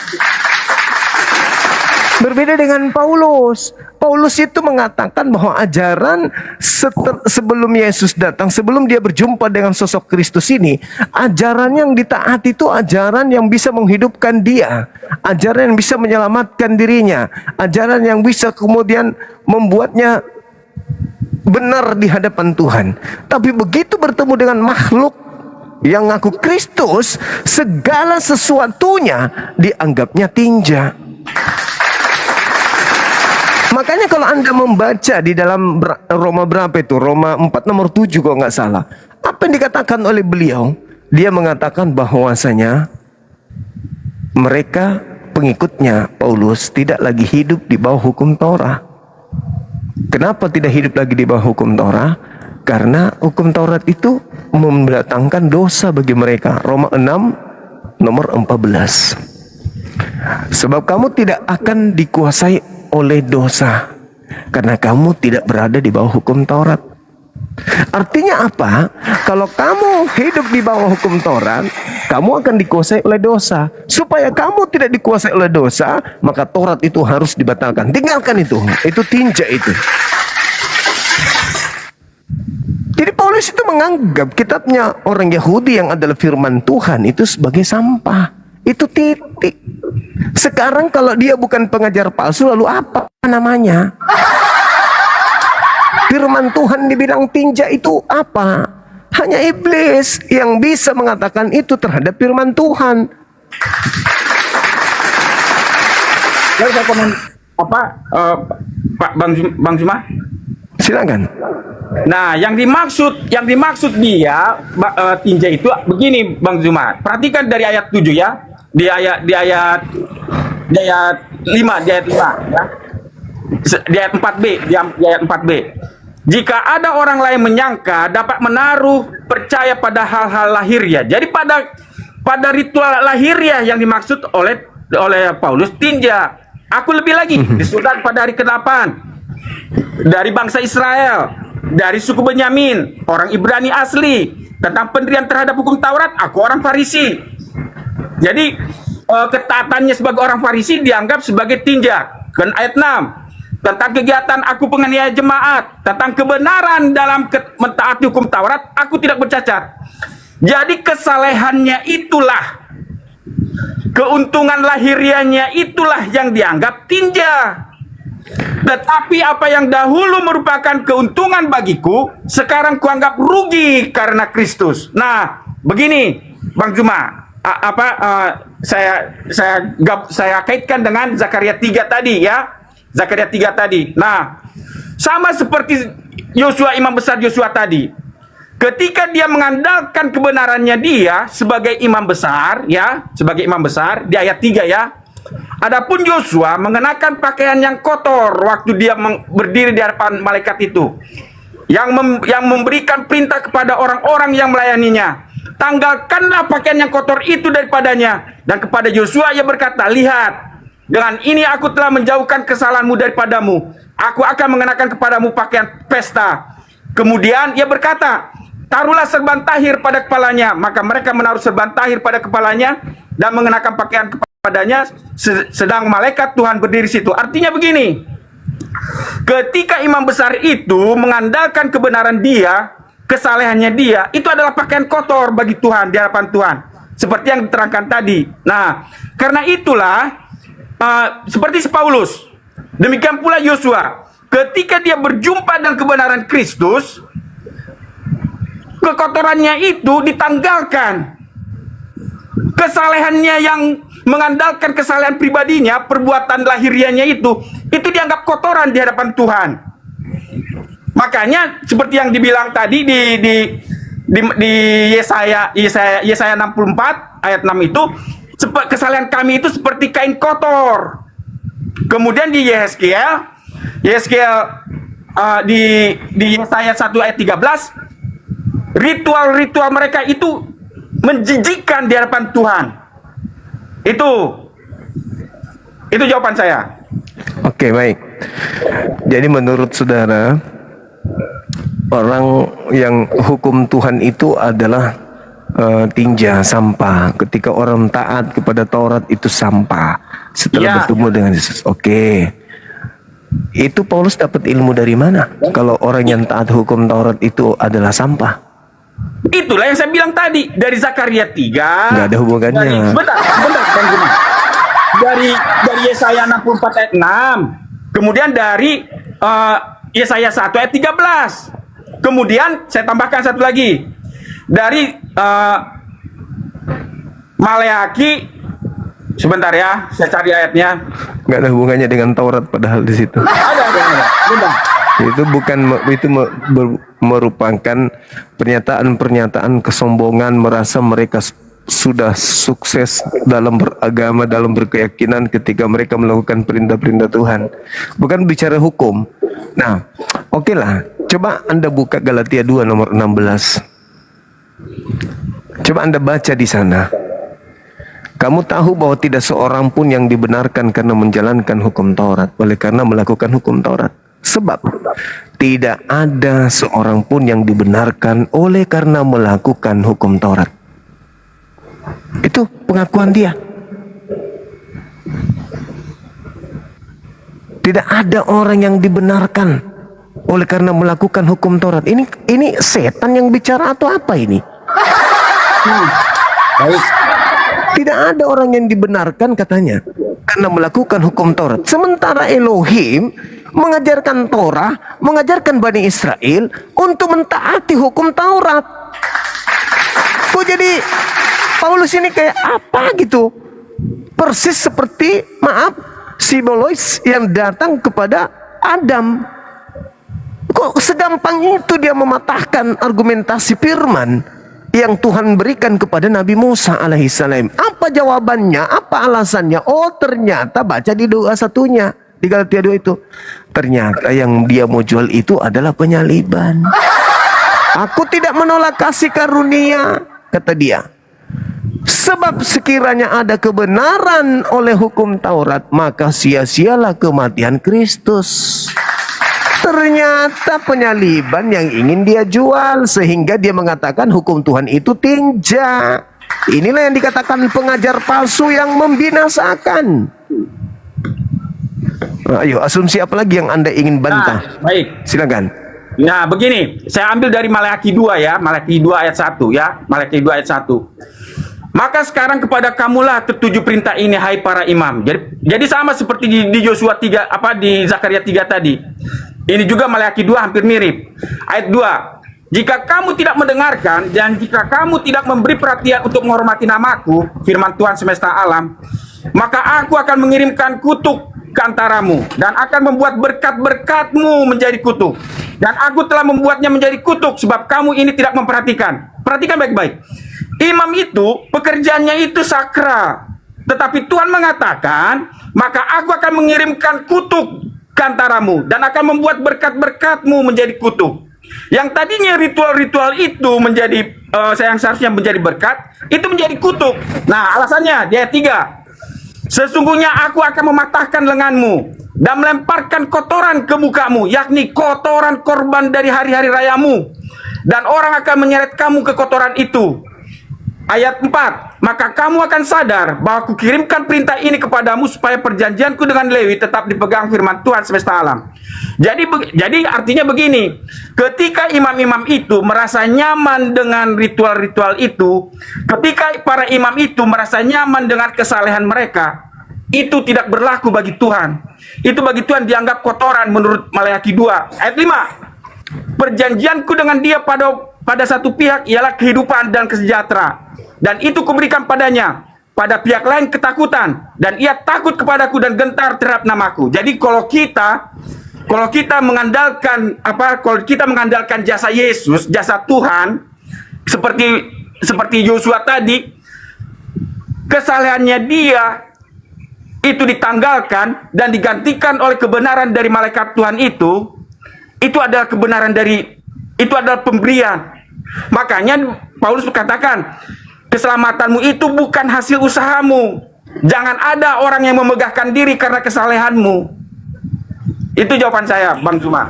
Oke, Bung, kalau Anda mengambil data itu, tolong ditelaah lebih baik lagi. Ketika Anda membawa kitabnya Yahudi di Maliaki 2 itu, coba Anda perhatikan nomor 2-nya. Kenapa imam-imam itu kemudian dikutuk? Kenapa dilemparkan kotoran ke wajah mereka?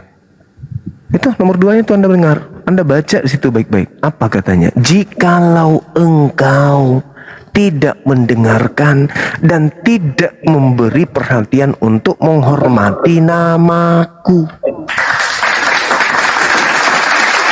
Ini nggak ada hubungannya dengan ajaran Paulus. Anda mau lari kemanapun percuma. Anda tidak bisa menolong Paulus. Paulus inilah yang dinubuatkan oleh Yesus dan juga Petrus di dalam suratnya, yang memasukkan ajaran-ajaran sesat yang membinasakan.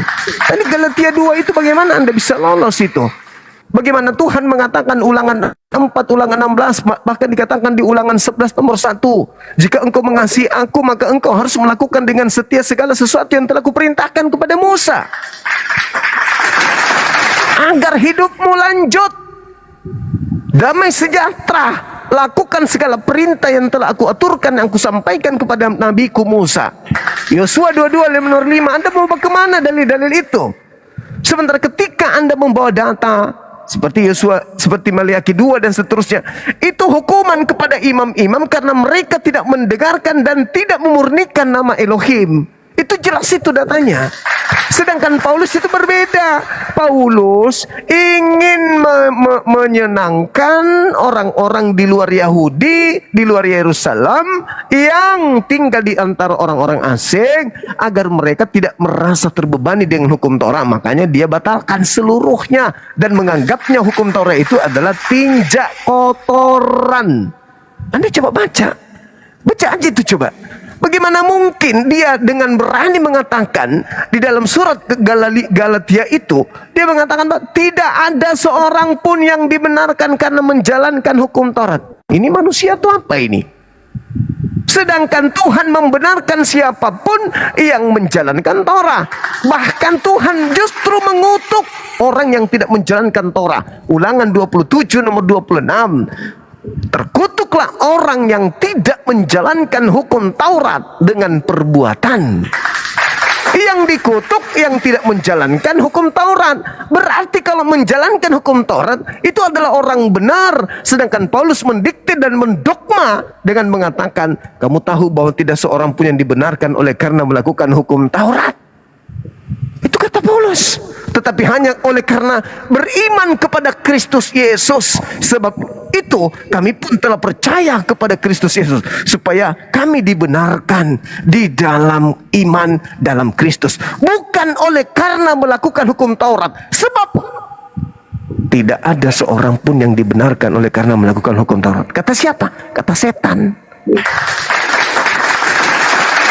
Kata setan. Kenapa? Karena kalau Tuhan yang mengatakan kau akan selamat, kau akan panjang umur, makanya dikatakan ajarkanlah kepada anak-anakmu ketika ia duduk, ketika ia berbaring, ketika ia berjalan, ketika ia berjalan, dan tuliskanlah di pintu-pintu kemahmu, pintu-pintu rumahmu. Itu perintah Tuhan. Supaya apa? Supaya lanjut usiamu. Datang Paulus, tidak akan ada orang diselamatkan. Sebab itu kami pun telah percaya kepada Kristus Yesus, supaya kami dibenarkan oleh karena iman dalam Yesus, bukan karena melakukan hukum Taurat kami diselamatkan. Sebab tidak ada orang yang dibenarkan oleh karena melakukan hukum Taurat. Itulah Paulusmu yang memasukkan pengajaran palsu ke dalam ajaran Yahudi. Lalu kemudian di data 21-nya dikatakan apa? Aku tidak menolak kasih karunia, sebab sekiranya ada kebenaran oleh hukum Taurat, maka sia-sialah kematian Kristus. Nah sekarang saya mau tanya kepada saudara, Menurut saudara, apakah di dalam hukum Taurat itu ada kebenaran? Ada atau tidak ada? Silakan. Ya, tegak sekarang ya. Nah, baik. Di dalam hukum Taurat ada kebenaran. Berarti sia-sia kematian Yesus. Sebentar, keterangan, sebentar. Berarti sia-sia kematian Yesus. Sebentar. Silakan. Bukan, dengarkan. Nah, Yesaya 64 ayat 6 mengatakan, demikianlah kami sekalian seperti seorang najis, dan segala kesalehan kami seperti kain kotor.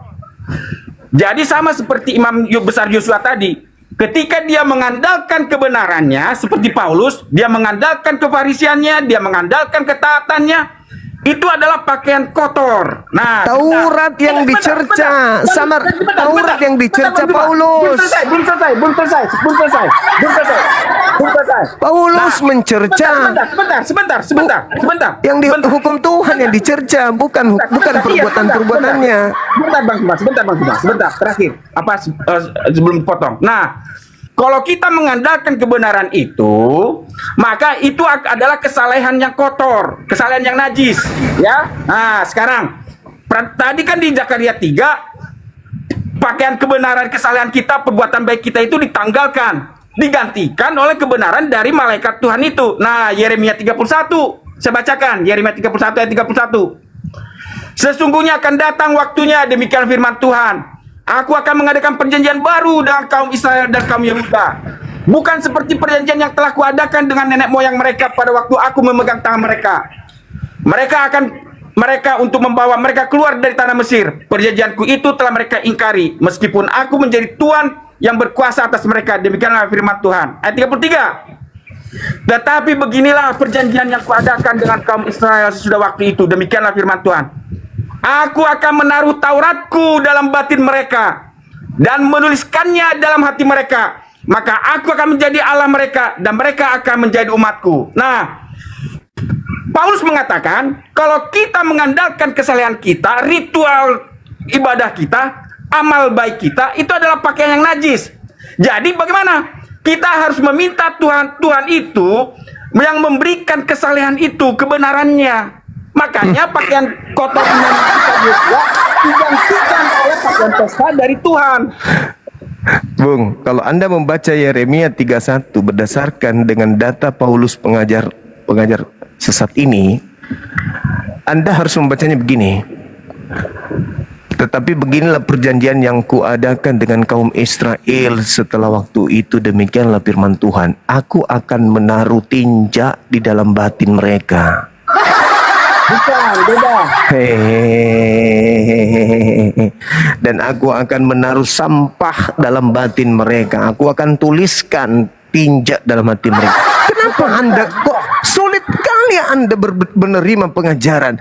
Anda membaca kitab Yesaya, Anda membaca Nehemia, Anda membaca Zakaria, Anda membaca Yeremia. Mereka tidak sedang membahas kutukan-kutukan terhadap perintah atau firman Tuhan. Mereka hanya mencerca perilaku pribadi mereka dalam beragama. Kesolehan mereka, ketaatan mereka, itu yang mereka cerca. Tapi Paulus ini, si gondrong ini, justru mengatakan bahwa segala sesuatu kuanggap rugi karena pengenalanku terhadap Kristus. Bahkan semuanya itu kuanggap tinja. Kalau Paulus itu tidak mencerca hukum Taurat, bagaimana mungkin dia bisa mengatakan bahwa hukum Taurat itu tak ada gunanya, tak ada fungsinya sama sekali, tidak ada kebenaran di dalamnya. Kemudian Anda mengatakan bahwa di dalam Taurat itu ada kebenaran. Berarti Anda bertentangan dengan Paulus. Bukan, aku sepakat. Loh, Paulus mengatakan bahwa tidak ada kebenaran dalam hukum Taurat.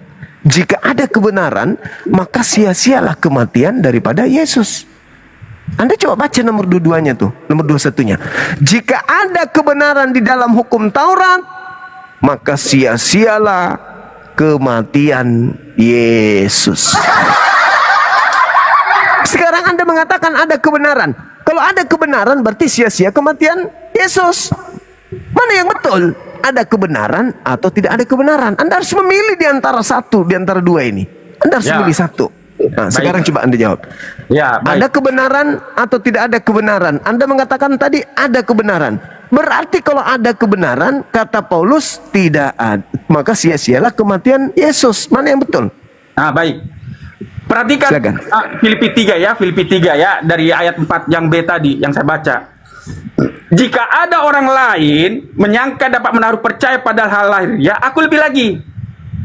Disunat pada hari ke-8 Ya. dari bangsa Israel, Iya. dari suku Benyamin, orang Ibrani asli. Tentang pendirian terhadap hukum Taurat, aku orang Farisi. Tentang kegiatan, aku penganiaya jemaat. Tentang kebenaran dalam mentaati hukum Taurat, aku tidak bercacat.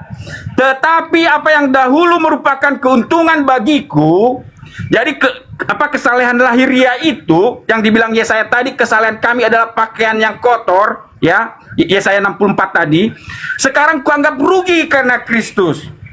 Jadi kebenaran Kristus itu dipakaikan sama seperti Imam Besar Yosua.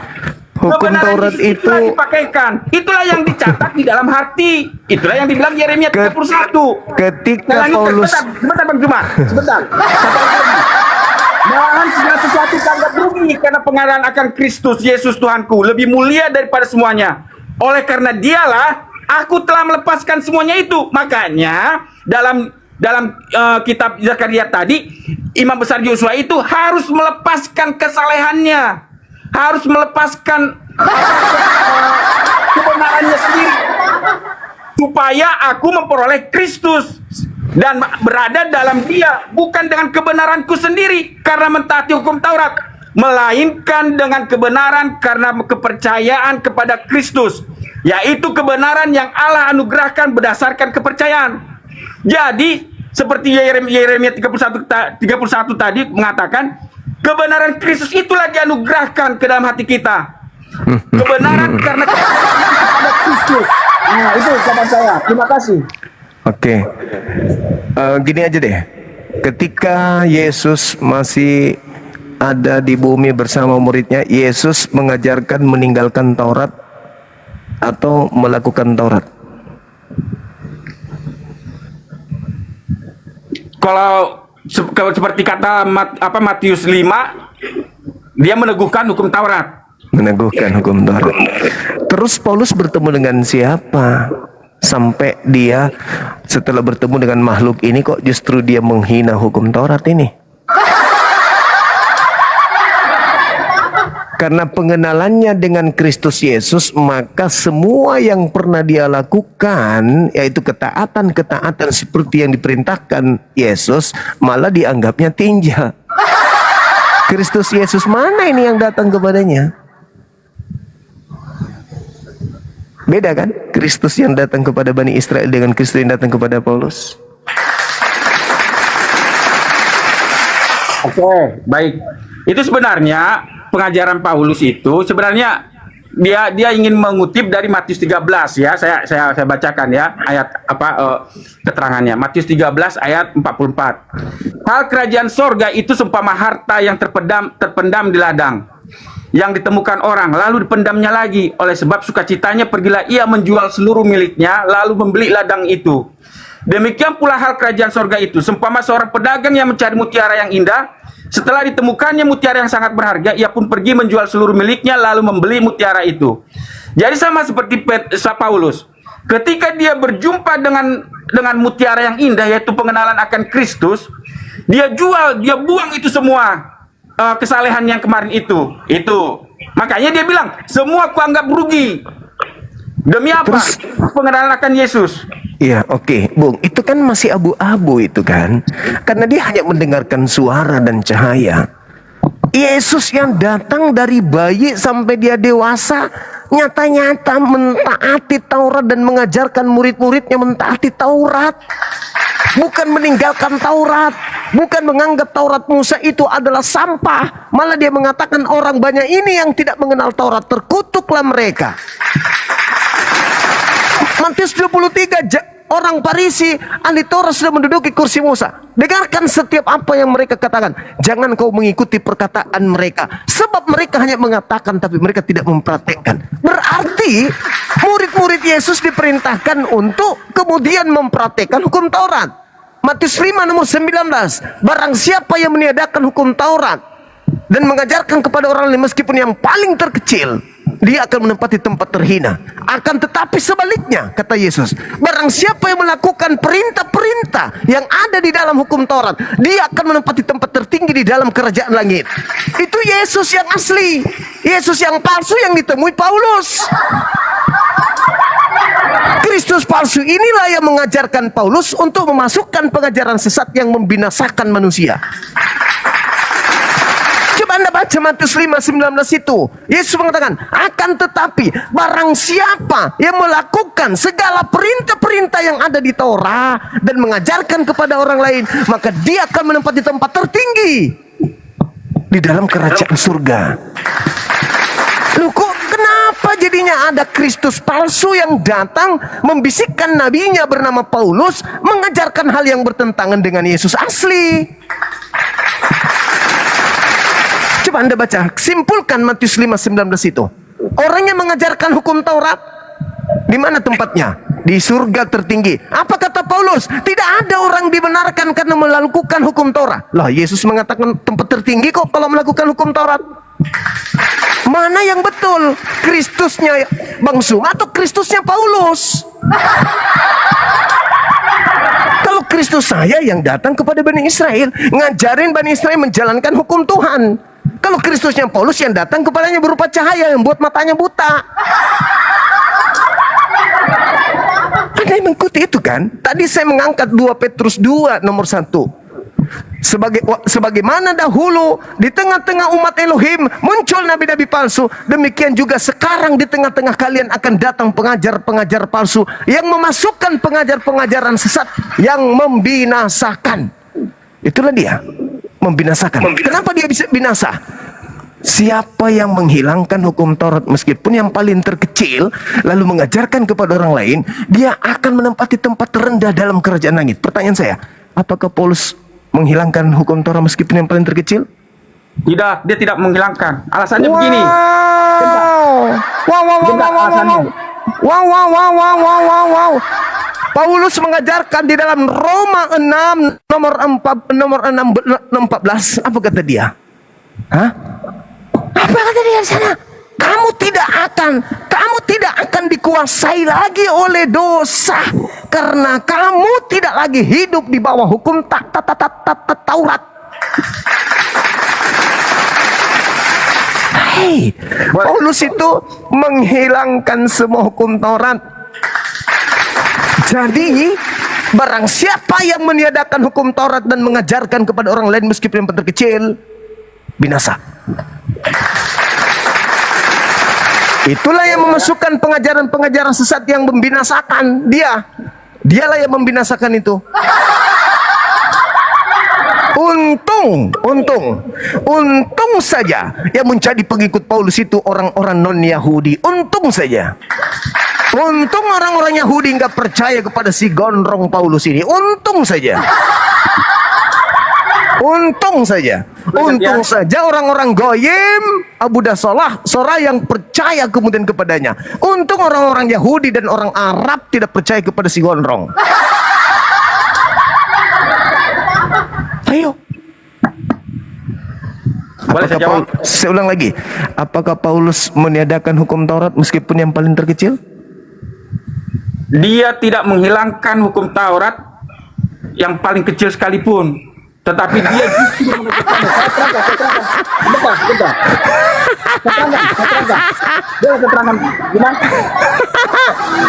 Kolose 2:16, jangan lagi kau mau diatur tentang makanan-makanan, minuman-minuman dan hari raya. Jangan. Bahkan kalau Anda melihat Roma 6 nomor 14 itu tadi, apa yang dikatakan oleh dia? Kamu tidak akan dikuasai lagi oleh dosa karena kamu tidak lagi hidup di bawah hukum Taurat. Jangan Anda menyembunyikan sesuatu yang sudah sangat jelas. Ya, akui aja bahwa kalian adalah pengikut sang pembinasa si gondrong. Udah, cukup. Oh, oke. Terakhir ya Bang Zuma. Nah, Oke. nah, mengapa saya katakan bahwa Paulus tidak meniadakan hukum Taurat? Karena ada ayat yang lain mengatakan hukum Taurat itu kudus. Nah, sekarang Filipi 3 ya, sebentar. Ya, lanjut. Filipi 3 ayat 9 mengatakan begini Bang Zuma, dan berada dalam dia, jadi karena Yesus ya, dalam Matius 5 ayat 7 dikatakan, aku datang bukan untuk meniadakan hukum Taurat, tapi meneguhkannya. Dan kehidupan Yesus 100% diatur berdasarkan hukum Taurat. Dan dia 100% melaksanakan segala tuntutan hukum Taurat. Nah, ayat 9, Filipi 3 ayat 9, dan berada dalam dia bukan dengan kebenaranku sendiri karena mentaati hukum Taurat, melainkan dengan kebenaran karena kepercayaan kepada Kristus, yaitu kebenaran yang Allah anugerahkan berdasarkan kepercayaan. Yang kukehendaki ialah mengenal dia dan kuasa kebangkitannya dan persekutuan kepada Kristus kan? Sebentar, saya jawab. Sebentar. Begini Bang Zuma.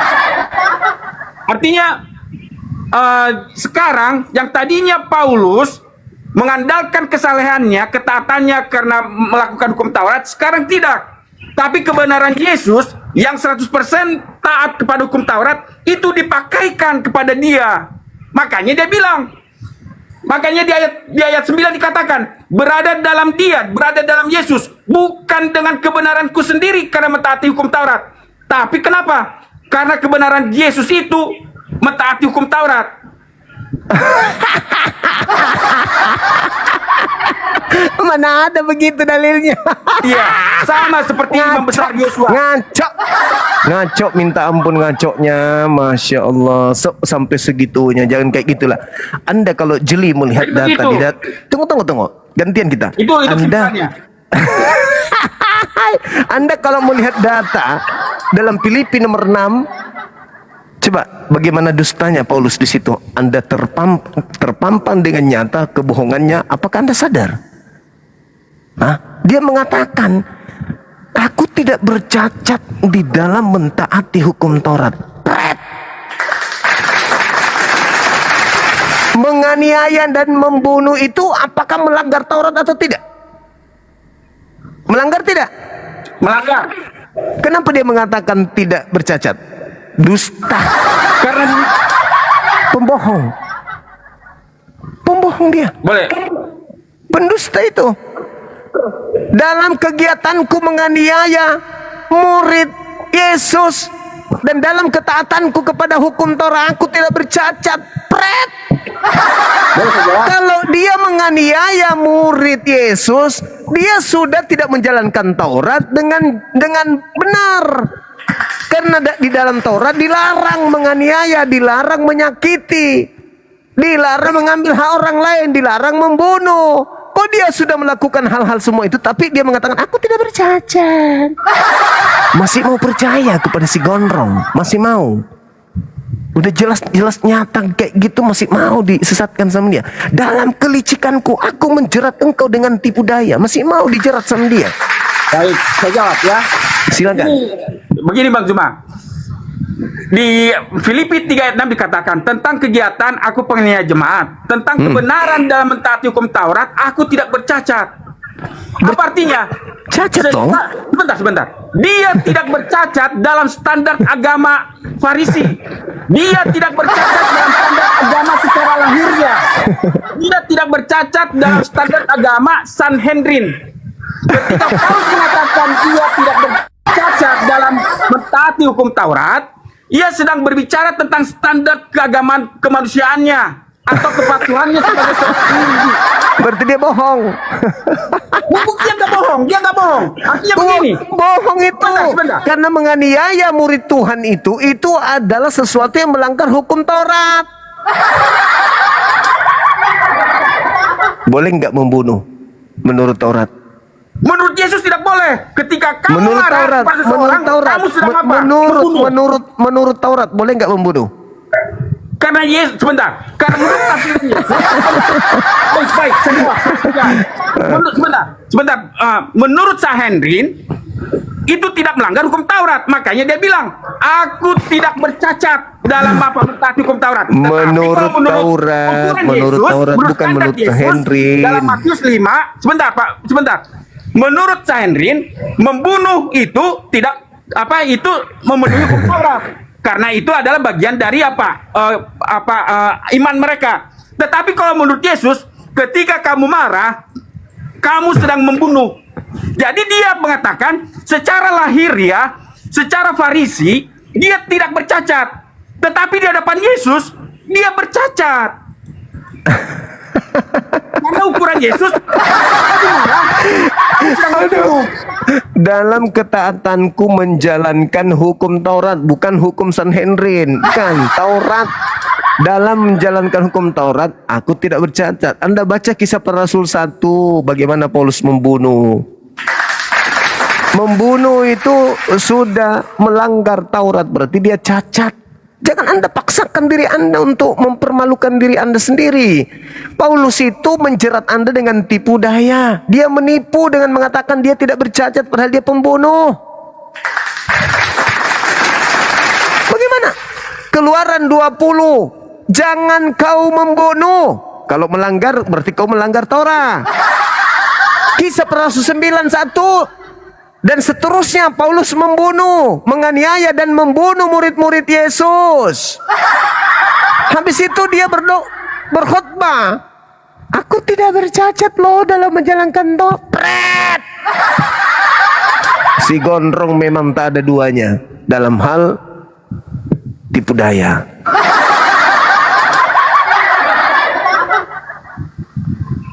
Ayo, coba Anda hantam. Coba Anda akurkan, kasih akur dulu Yesus dengan Paulus. Matius 5:19 dengan Galatia 2:16. Kasih akur coba. Bisa enggak? Bisa enggak duduk mereka bersama tuh? Yesus mengatakan, barang siapa yang meniadakan hukum Taurat meskipun yang paling terkecil lalu mengajarkan kepada orang lain, maka dia akan menempati neraka. Namun sebaliknya, barang siapa yang menjalankan hukum Taurat segala perintah yang ada di dalamnya, maka dia akan menempati tempat tertinggi di surga. Bisa nggak duduk bersama dengan Paulus dalam ajarannya? Paulus lantas mengatakan, tidak ada orang yang dibenarkan karena menjalankan hukum Taurat. Yesus mengatakan, orang yang menjalankan Taurat tempatnya dalam surga yang paling tertinggi. Paulus mentambah lagi, tidak ada orang yang dibenarkan karena melakukan hukum Taurat. Yesus mengatakan, tunggu dulu. Barang siapa yang melakukan hukum Taurat dan mengajarkan kepada orang lain, dia menempati surga tertinggi. Tidak ada orang. Nah, Anda jadi pengikutnya siapa nih? Anda pro kemana? Yesus atau Paulus? Dua-duanya. Kenapa dua-duanya? Karena begini. Begini.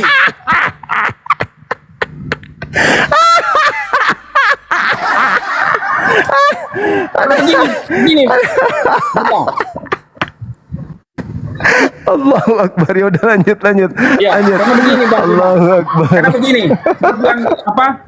Seperti yang dia terangkan tentang kegiatan jemaat tentang kebenaran dalam mentaati hukum Taurat, aku tidak bercacat. Makanya dalam Kisah 8 ayat 3 dikatakan begini.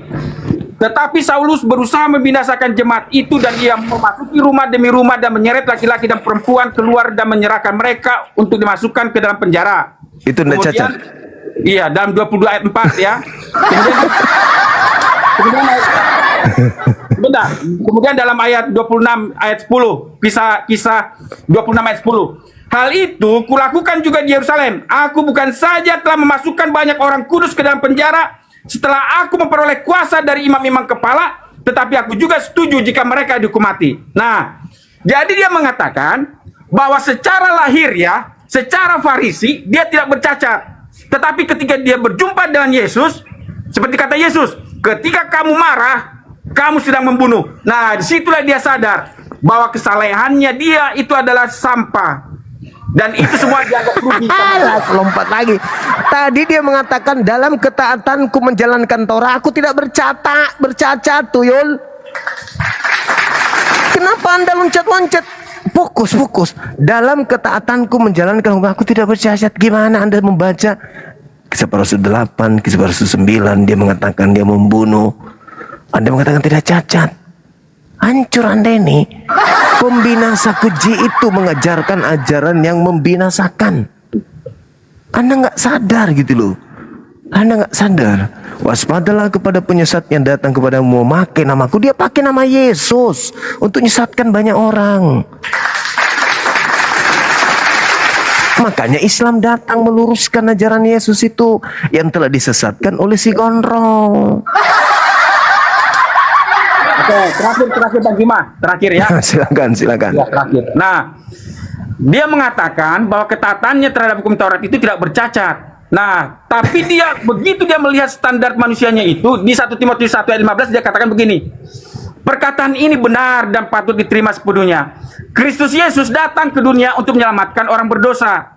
Dan di antara mereka, akulah yang paling berdosa. Jadi ketika dia melihat Kristus, dia melihat bahwa ketaatannya itu justru membuat dia adalah manusia paling berdosa. Kemudian ayat 16. Tetapi justru karena itu aku dikasihani, agar dalam diriku ini sebagai orang yang paling berdosa, Yesus Kristus menunjukkan seluruh kesabarannya. Dengan demikian aku menjadi contoh bagi mereka yang kemudian percaya kepadanya dan mendapat hidup yang kekal. Makanya dia merasakan bahwa karena kebenaran Kristuslah dipakaikan kepada dia, itulah menjadi kebenaran karena ketaatan kepada Yesus. Bukan lagi ketaatan karena apa? Dia menjalankan ritual-ritual hukum Taurat. Itulah. Terima kasih Bang Juma. Tuhan Yesus memberkati. Silakan Bung, makasih.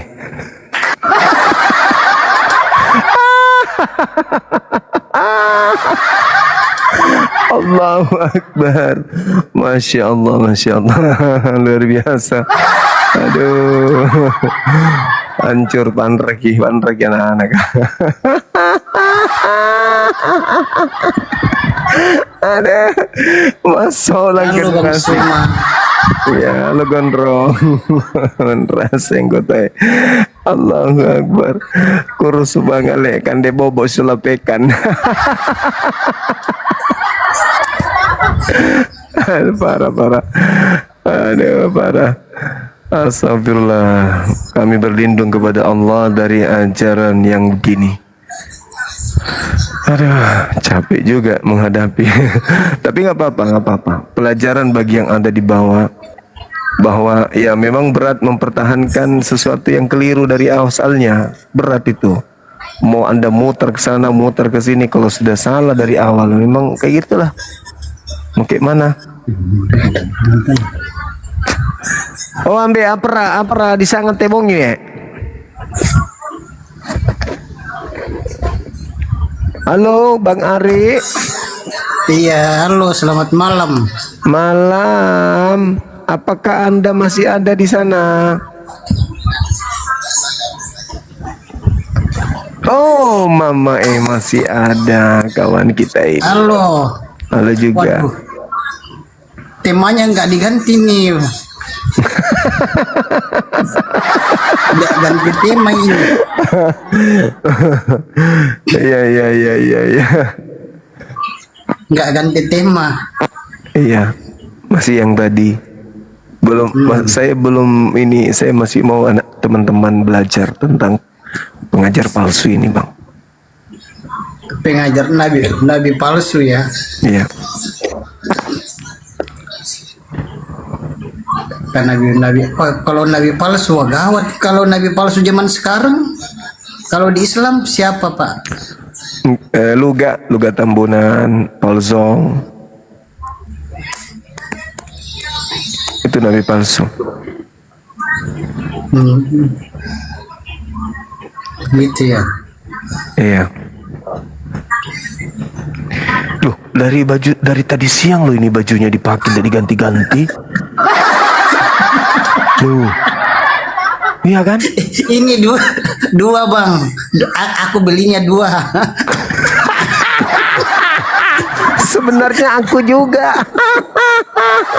Belum ganti baju. Itu kan dari tadi siang juga kan, tapi aku sudah ganti. Cuma warnanya aja yang sama. Oh gitu ya, iya bagus. Nah, Warnanya aja yang sama sudah diganti. Sekali beli baju satu lusin yang kembar gitu ya. Langsung satu pak, langsung ditimbang.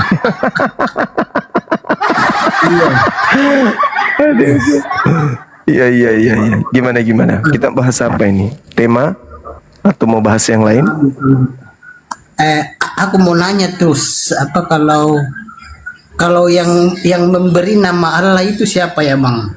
Yang memberi nama Allah ya. Itu nama yang tidak berawal dan tidak berakhir. yang memberikan nama itu kepada kita maksudnya.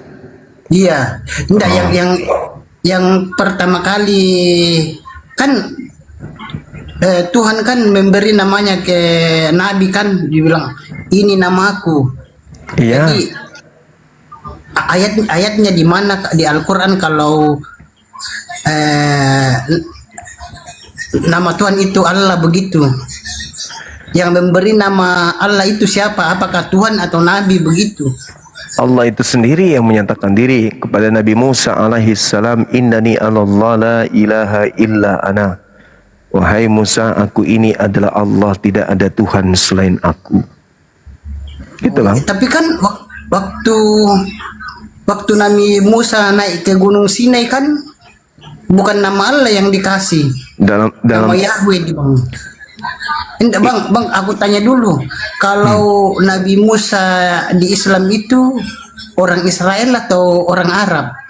Israel, Bani Yakub. Bani Yakub kan? Yeah. Mereka kan bahasa Ibrani baru. Kalau di Kristen bang, yang 10 hukum Taurat itu dalam bahasa Ibrani dia. Apa Baru itu? tidak ada nama Allah di situ. Adanya nama Yahweh. Oh, Yod-Heh-Vav-He itu bukan nama, itu gelar. Iya, tidak ada dia nama Allah di situ. Itu gelar. Itu nama bang. Itu gelar. Yod-Heh-Vav-He itu adalah rangkuman dari sifat Tuhan. Yod-Heh-Vav-He itu rangkuman dari sifat Tuhan. Dia yang dahulu, dia yang sekarang, alias Sang yang Maha Kekal. Yod-Heh-Vav-He.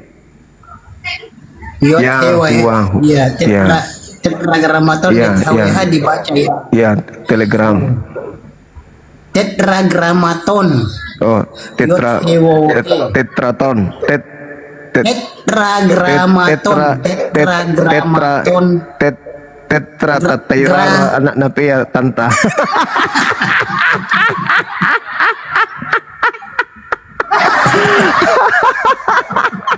Tetragramaton YHWH.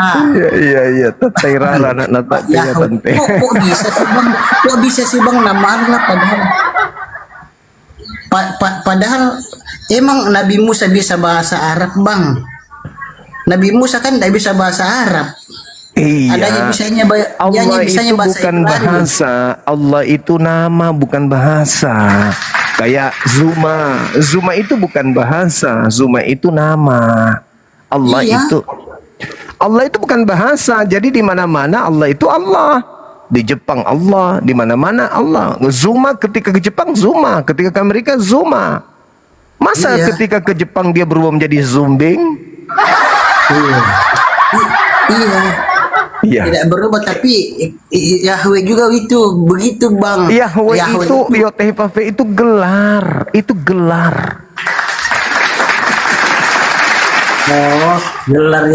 Masa sih berarti nama Tuhan orang Israel. Jadi orang Israel nggak punya nama dong kalau begitu. Yes. Mereka itu gelar suci. Yod-Heh-Vav-He itu gelar suci kepada Dia yang Maha Kekal. Yahuwah. Jadi nama orang Yahudi nggak punya nama Tuhan, cuma ada gelar, nama gelar. mereka menyebutnya dengan sebutan Hashem atau Adonai. Yod-Heh-Vav-He itu sifat, bukan nama. Kan sudah dikatakan dalam kitabnya mereka, aku menyatakan diriku kepada Abraham, Ishak dan Yakub, tetapi aku tidak menyatakan namaku, belum menyatakan namaku kepada mereka. Oh iya. Enggak, kalau saya tahu saya bang, kalau Hashem, Adonai, Elohim itu gelar semua, tapi kalau Yahweh itu nama bang. Bukan Yahweh, gelar. apalagi Yahweh. Yahweh itu ajaran mesianik yang lahir 200 tahun lalu. Orang Yahudi tidak mengenal Yahweh. Itu mesianik yang mengajarkan Yahweh itu. Kan, itu Yahweh nama itu kan Bang, itu nama itu kan ada di kitab Tanakh. Coba enggak ada. Yang di kitab Tanakh itu Yehovah. Bukan Yahweh. Itu kan Yahweh itu nama dewa orang Mesir. Itu dipopulerkan di Indonesia oleh sekte mesianik dari Kristen. Yahweh, Iya sih, Yahweh. banyak. Itu Iya, memang banyak sih. Bahkan ada yang bilang itu nama apa? Nama dewa bulan begitu. yes, orang Mesir kuno punya. Tapi ceritanya begini, Bang. Nama Yahweh itu adalah nama sang pencipta langit dan bumi dan segala isinya dan bahkan sang pemilik Terus surga. kalau itu Kalau di nama, Kristen, Bang.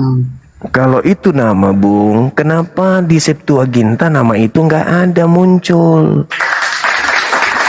Nah, nama itu tidak ada di Septuaginta Karena dirubah oleh penerjemah. kenapa namanya nggak boleh dirubah? Nama itu nggak boleh berubah. Meskipun Itulah jadi yang salah siapa? Masa yang salah si penerjemah lah yang salah. Masa bukan, memang itu bukan nama, itu gelar. Yang disebut nama itu seperti basok bolong, atau lasok bolong. Itu nama orang, lasok bolong, ambek nalau, lasok ambek nalai. Ya toh? Nah, terus kalau dibilang ambek nalasok, jangan pula diterjemahkan ke dalam bahasa Indonesia bapaknya penis. Gak boleh. Nama gak boleh diterjemahkan. Itu Bahkan makanya. jangankan diterjemahkan, diganti-ganti juga nggak boleh. Nggak boleh makanya. Tapi karena Yotefafe itu bukan nama tapi hanya gelar, maka bisa diterjemahkan ke dalam Septuaginta, dialihbahasakan menjadi Theos. Karena memang bukan nama. Seperti Theos itu bukan nama, itu gelar. Iya, Terhadap dewa. Tapi kalau menurut orang Yahudi, Kenapa orang Yahudi? Nggak boleh nama itu kalau itu diterjemahkan. Ari langsung mas Ari penis. Nggak boleh. Tak nabelai. jadi bagaimana itu bingung. Ada yang bilang nama Yahweh itu nama dewa, ada juga yang Memang Yahweh, bilang nama Allah itu. Yahweh itu sekali juga, lagi Bang itu Suma, nama kalau Gimana? ada juga yang bilang Allah itu nama dewa, kalau menurut Bang Suma bagaimana? yang nggak ada nama Allah Dewa itu di mana dalilnya? Nggak ada. Itu tuduhan. Pak, Bang Suma pernah baca buku Passing Oper enggak? Nah, itu Karangan ditulis Islam loh. Itu ditulis kapan? Itu baru-baru ditulis terkait dengan dewa bulan. Buku Passing Oper melintas agama-agama di Indonesia. Passing Oper dan banyak buku-buku karangan Islam.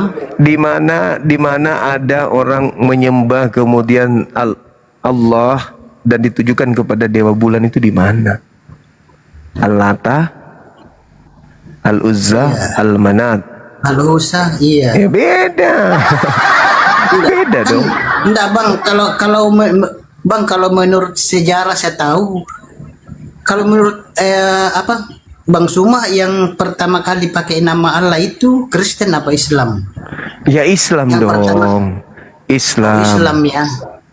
Oh, kalau menurut Bang Suma Islam. Oh, iyalah. Tapi kalau menurut Ilya Miron bukan, Bang. Siapa? Menurut saya juga bukan. Nah, coba kitab yang dibawa Kalau oleh sejarahnya begini, Bang. silakan. Kalau menurut sejarahnya Allah itu pertama kali dipakai oleh orang Kristen Arab. Hah? Mulai abad pertama Mati nih. dipakai oleh Kristen Arab, baru diadopsi lagi oleh orang Islam. Oh, iya, Orang iya, Islam iya, iya. adopsi. Orang Arab, Baru- orang Kristen Arab itu mengambil kata Allah itu apa dasarnya? Orang Kristen Arab mengambil kata Allah itu diambil dari salah satu dari 360 dewa orang Arab Yunani kuno zaman jahiliyah. Oke. Di mana? Salah satu nama dewa dari 360. Iya, apa nama dewanya? dewa Arab zaman jahiliyah. Ada Al-Lata, Al-Husa, Al-Huma. Pokoknya ada al-alnya semua deh. Besok dia gue tunggu. Alkohol, alpukat. Iya. Iya begitu. Baru kan Islam kan Bang datangnya pada abad ke-7. Nah, Kristen Arab sudah pakai Allah ini pada abad pertama, Bang. Jadi Islamnya yang adopsi nama Allah begitu kalau menurut sejarahnya, Bang. Itu diadopsi Islam itu nama Allah. Jadi Kristen yang duluan pakai Kristen Arab. Terus tahun berapa kitabnya orang Kristen di bahasa Arab kan? Tahun berapa? Abad Saya keberapa? kurang tahu itu, Bang. Nanti saya lihat di Google deh. Abad ke-9. Oh, abad ke-9 deh. Iya. Nah, Islam datang abad ke-7. Iya.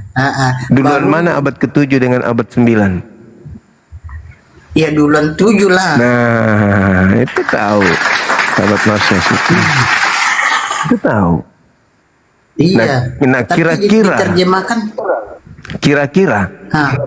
orang Arab menyebut sebutan Allah ini untuk apa?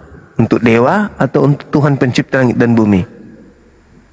Ya, untuk pencipta langit dan bumi mereka lah. Tapi kalau kalau menurut kami, Bang, kalau orang Islam memakai nama Allah dari hasil adopsi, ya terserah. Tidak ada yang maksa gitu, terserah. Kok jadi dibalik? Kok kami yang mengadopsi? Sekarang begini, orang Kristen Arab menggunakan kata Allah itu, dasar pijakannya di Bible itu apa? Itu kan diambil dari sejarah itu, taunya dari sejarah. Iya, maksud saya gini loh, Bang. Di dalam kitabnya Yahudi yang sepadan dengan kata Allah itu yang mana sampai orang Kristen Arab pakai? Ya kayaknya tidak ada yang sepadan deh. Terus kenapa mereka pakai? Iya, kan enggak tahu juga. Tapi sebenarnya Kristen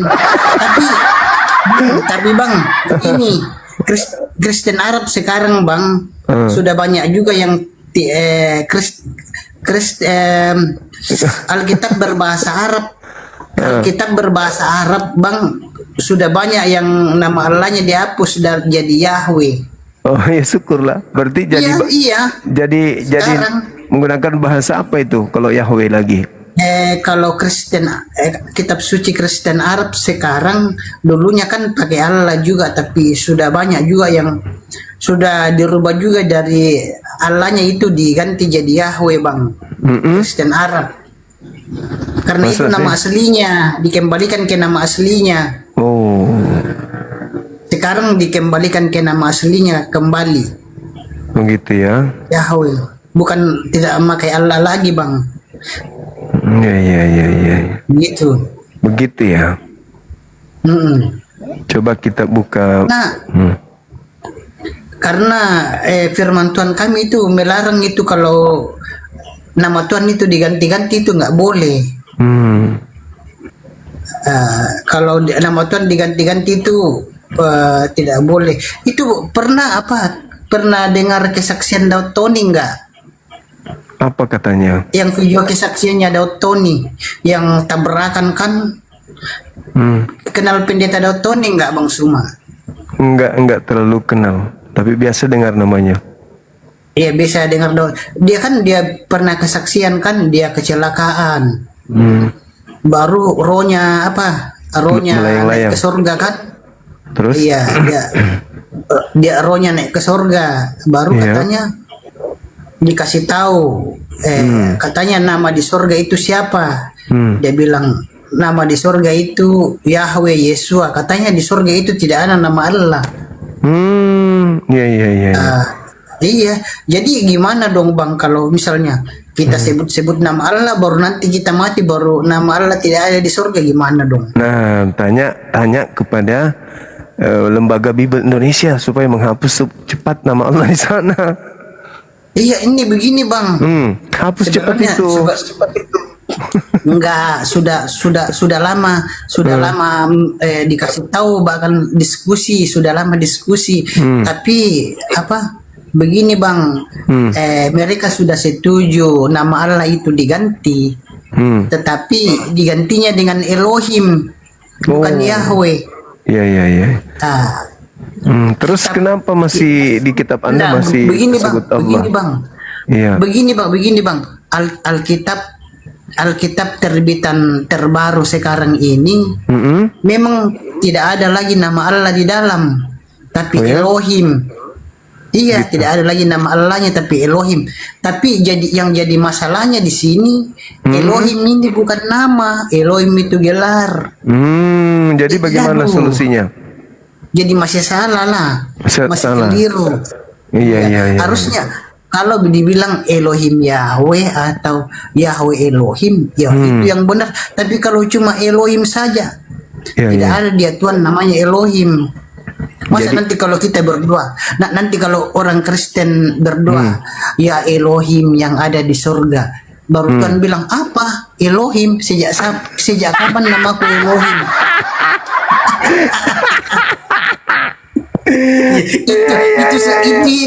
itu bang kalau kau bilang Elohimku yang ada di surga, baru Sang pencipta bilang apa Elohim Apa? apa kau Apa kau panggil bilang? aku Elohim? Siapa yang menyuruh kau mengganti namaku jadi Elohim? Ku tampar juga kau lama-lama. Padahal iya, bang.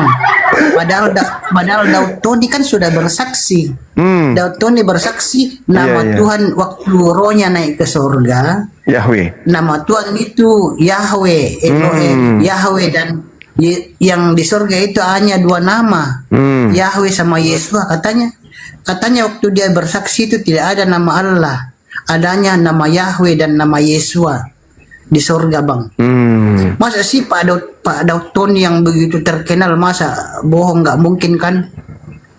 Pak Daud Tony terkenal kan, Bang Suma? Iya, terkenal penjual cimlok.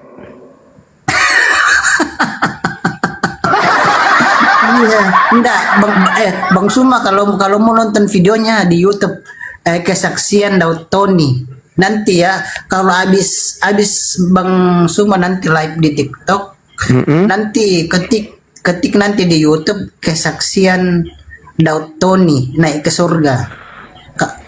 Nanti Gitu ya. di situ nanti Bang Suma tahu siapa nama Tuhan di surga.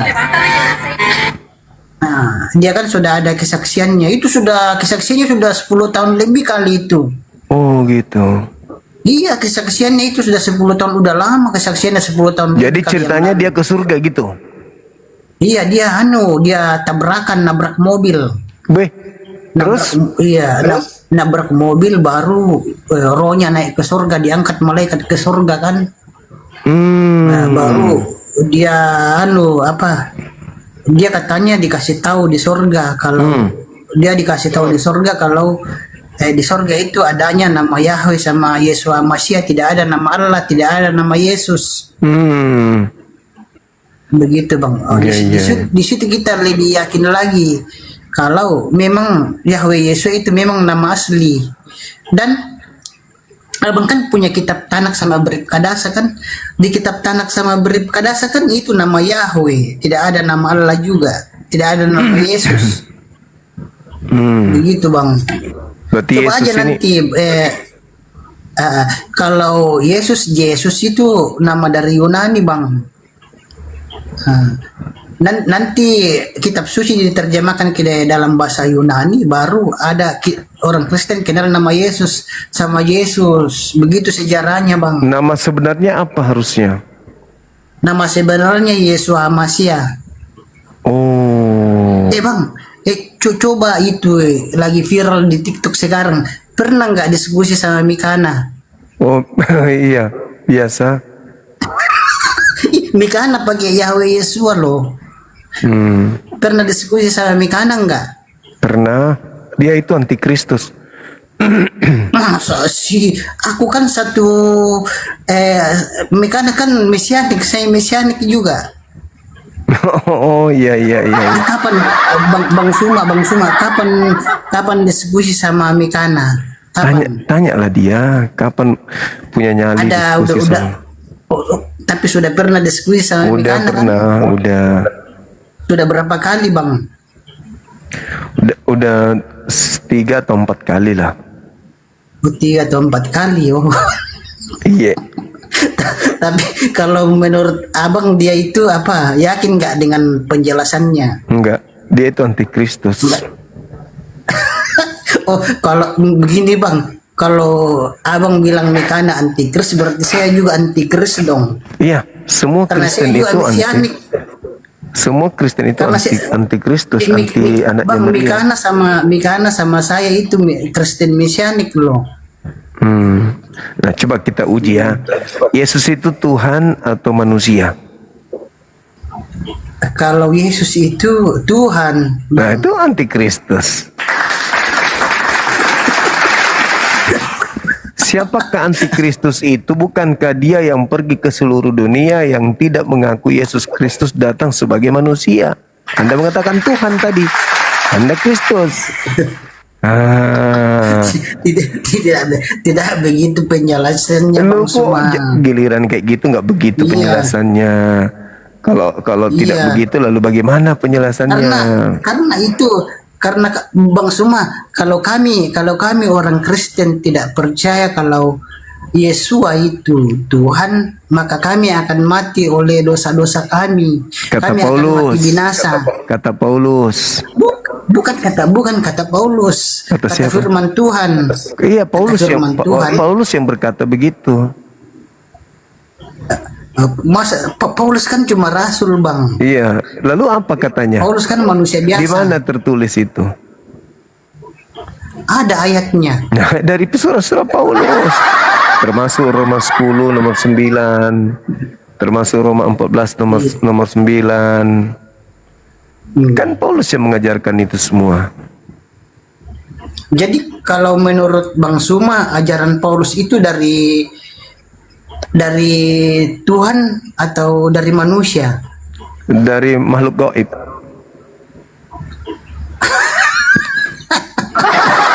Serius nih Bang Suma. Baca Galatia 1 nomor 1. Galatia Galatia 1 1 nomor 11 nomor 12. Ada makhluk asing. iya. Ada makhluk asing yang datang kepadanya memakai nama Yesus, tetapi bukan manusia. Oh begitu. Berarti Iya. roh jahat dong. Pasti. Ya, Itu jadi- pasti. Kalau dari roh jahat ya jangan diimani lah. Ya, makanya jangan diimani. Iya, tapi kalau saya Paulus itu ajarannya itu dari firman Tuhan juga, karena Yesus pernah menemui Paulus sewaktu Iya, dia Itulah. mau sampai dia pernah juga dia Awas. Dia Itulah pernah menyebarkan- itulah yang saya katakan, makhluk asing yang memakai nama Yesus biar laku. Coba dia datang mengaku, akulah bom yang kau aniaya. Tidak ada yang percaya, termasuk Paulus. Paling Paulus bilang, siapa sih lo? Tapi karena dia mengaku Yesus, wow, Yesus ini. Nah, kan Yesus mengatakan, waspadalah kepada penyesat yang datang kepadamu memakai namaku dan berkata, akulah Kristus. Mereka akan menyesatkan banyak orang. Nah, jadi ada penyesat memakai nama Yesus untuk menyesatkan banyak orang. Begitu, Bung. Tapi ngomong-ngomong, saudara Ari ini umurnya Iya. berapa? 17 Iya, tahun? Kalau 18 tahun? kalau penyesat itu, kalau di Kristen itu yang penyesat itu termasuk antikris atau soten Hamas ya Bang, kalau di Kristen.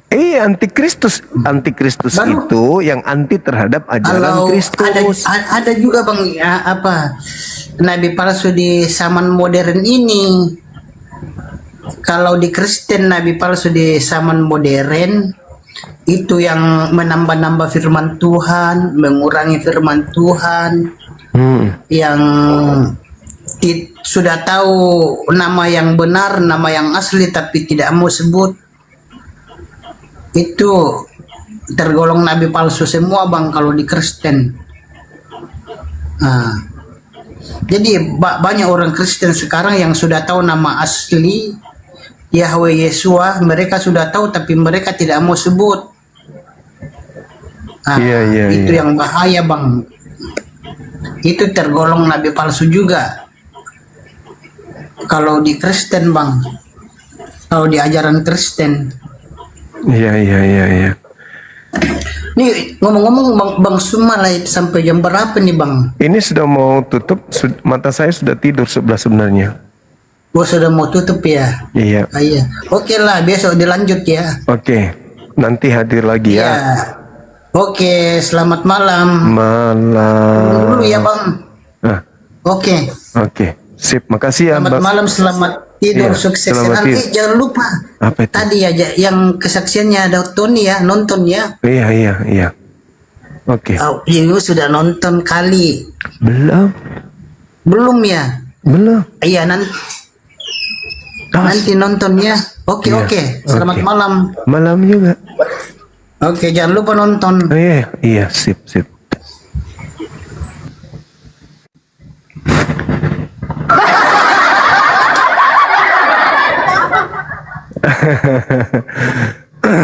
Allahu Akbar, Masya Allah. Teman-teman kita ini kadang lucu, kadang menggemaskan.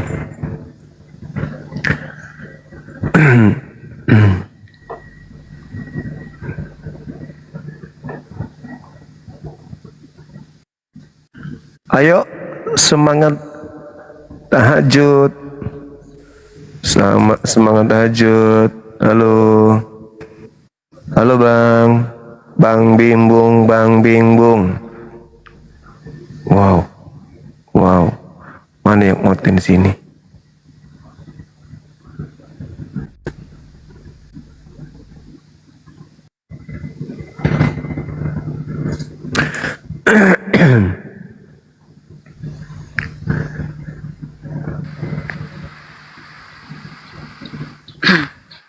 Halo. Halo, assalamualaikum bang. Waalaikumsalam.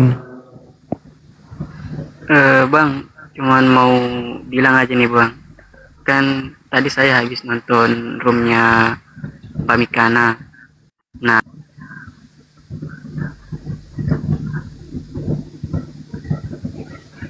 Iya, terus Anda duduk di sana menertawakan ayat suci Quran. Ngapain nonton orang menghujat Islam, menghujat Allah kok ditonton? Gimana dong? Janganlah kawan. Jangan nonton orang yang menghujat Allah, menghujat agama Islam ditonton. Mending di sini kita hadirkan orang-orang Kristen, saudara kita Kristen, kita minta mereka menjelaskan iman mereka daripada di sana membahas Islam tanpa ilmu. Halo, semangat sore. Malam bang, ini salah pencet bang, maaf. Assalamualaikum, ini saya nyimak dari tadi bang. Saya Oh iya. iya. Oke, makasih abangku, salam kenal. Dinda Fandi, terima kasih. Dan Rakatuak.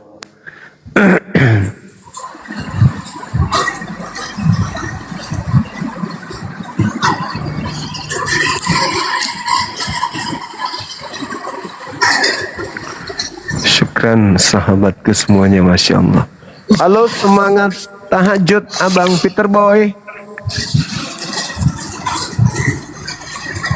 Halo.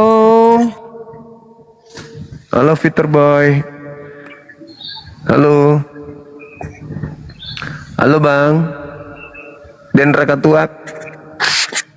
Halo. Halo. Halo. Banjung. Halo.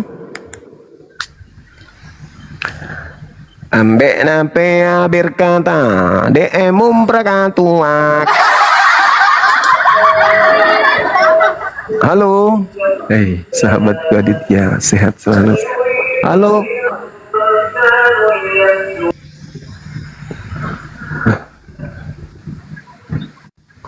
Bang Peter kok malam ini kok kayak gimana gitu, nggak biasanya pakai daster. Bang Romi, ambilai.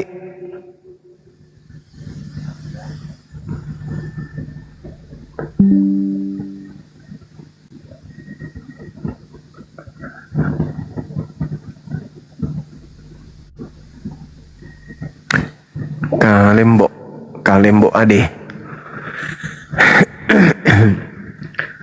Ayo teman-teman sekalian, silakan naik di sini, jangan malu-malu, nggak usah bayar, gratis kok di sini. Silakan teman-teman juga tembuskan 2M kawan-kawan. Wis mantap sekali bah. Ayo dukung kita, dukung supaya semakin banyak orang yang sampai pada mereka komal kita ini, biar mereka bisa nyimak semuanya. Ayo teman-teman non-muslim naik sini, kita membahas tentang tema kita, tema yang begitu menarik terkait dengan pengajar palsu yang mengajarkan manusia menyembah kepada sesamanya makhluk, biar semuanya bisa ini. Banyak kali ini teman-teman kita muslim, oh mama, oh lala, berapa permintaan ini kok tiba-tiba rame? Lulu 48. Tadi cuman berapa orang kok tiba-tiba rame kali? Wow. Yang mana ini yang mau dinaikkan?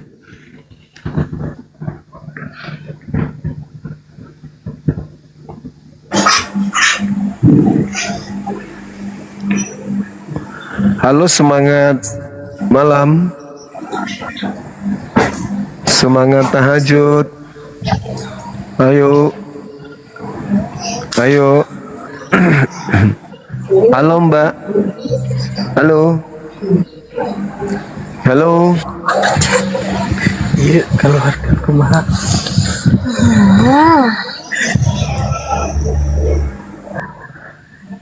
Ayo teman-teman, silakan jangan sungkan.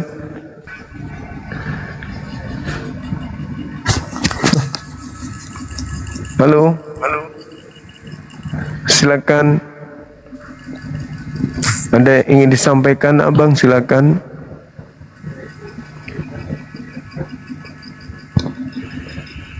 Halo. Assalamualaikum bang. Maaf. Waalaikumsalam. Iya. Minta turun aja. Oke, makasih. Kira mau minta duit. Untung gak minta duit bang. Kalau minta duit terpaksa aku transfer juga. Terpaksa tapi ya. Iya. Halo semua teman-teman, selamat bergabung di sini. Ada yang ingin menyampaikan sesuatu kah? Halo, Bang Arya, Erwin Gopal. Ada onde-onde? Halo?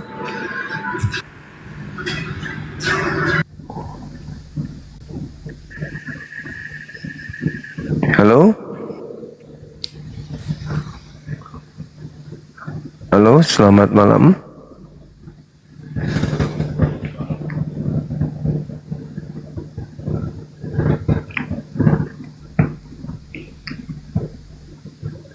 Tembus 2 mil. Oh, keren kali bah teman-temanku ini. Mantap lah. Wow, kita populer 18 malam ini teman-teman. Assalamualaikum. Waalaikumsalam warahmatullahi wabarakatuh. Iya abang. Gimana bang? Turun aja bang, turun. Oke, sip. Kasih. Halo, semangat subuh. Assalamualaikum Bang Suma. Waalaikumsalam abang. Mati. Kenapa bang?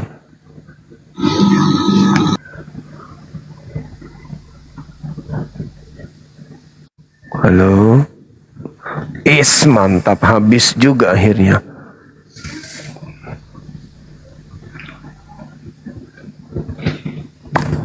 Kita tutup ya teman-teman ya. Boleh ya? Kita istirahat, besok kan hari Jumat.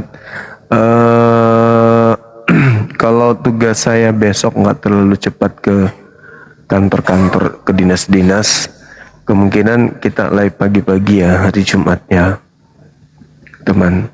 Pagi Jumat kita live, usahakan sebelum Jumatan, oke? Jadi kita tutup biar kita istirahat, biar bisa tidur. Pagi-pagi kita bangun setelah sholat subuh, kita live lagi untuk sebelum Jumatan. Boleh ya? Ya, besok lagi ya teman ya. Sahabat Marsha ngapain? Mau naik serius ini? Teng, hilang dia. Kok langsung tadi minta, kok tiba-tiba hilang permintaannya? Ngambek ya. Sudah nggak ada lagi Oten teman-teman. Yang minta rata-rata ini rata-rata Muslim. Itu pun karena salah tekan. Halo, selamat malam. Tuh kan? Oke.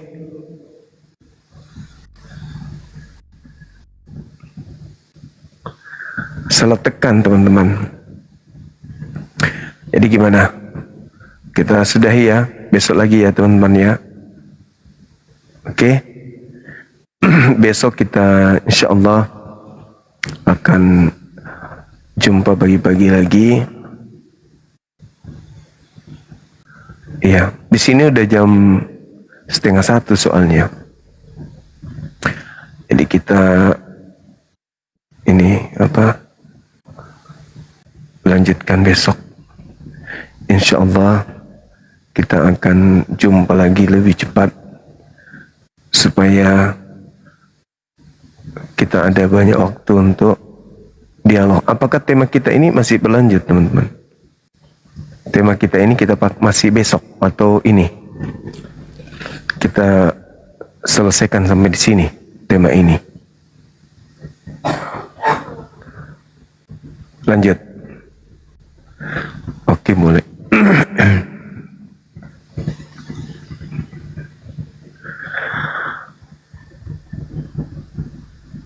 Baik, teman-teman sekalian, kita selesai. Masih ada yang naik. Masih ada yang mau ribut dengan saya. Halo? Halo? Cek cok. Ada onde-onde kah? Halo? Halo? Halo? Muslim kayaknya Muslim ini teman-teman, kecuali ini non Muslim kayaknya sih. Halo Ambe. Shalom. Halo. Shalom.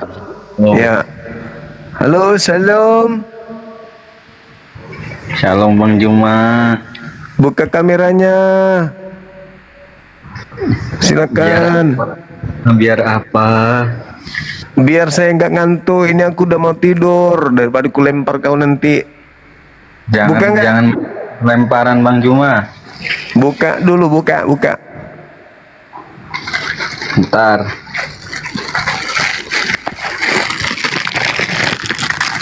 Loh, kok kamu makan kresek? Nggak bisa Bang Juma. Nggak bisa apa?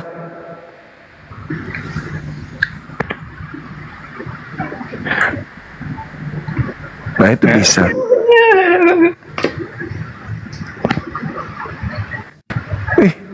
Sejak kapan kau punya kacamata? Oh, kirain kau pakai kacamata tadi.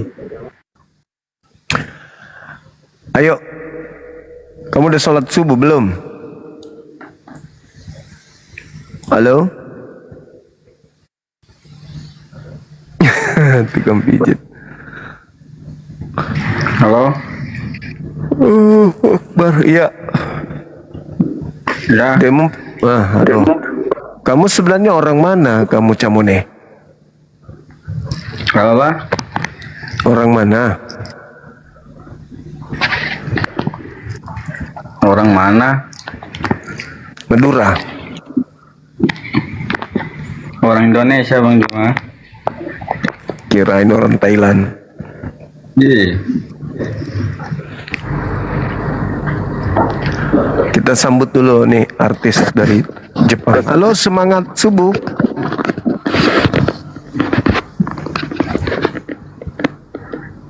Nah, itu pernah dengan orang makan kelereng? Halo?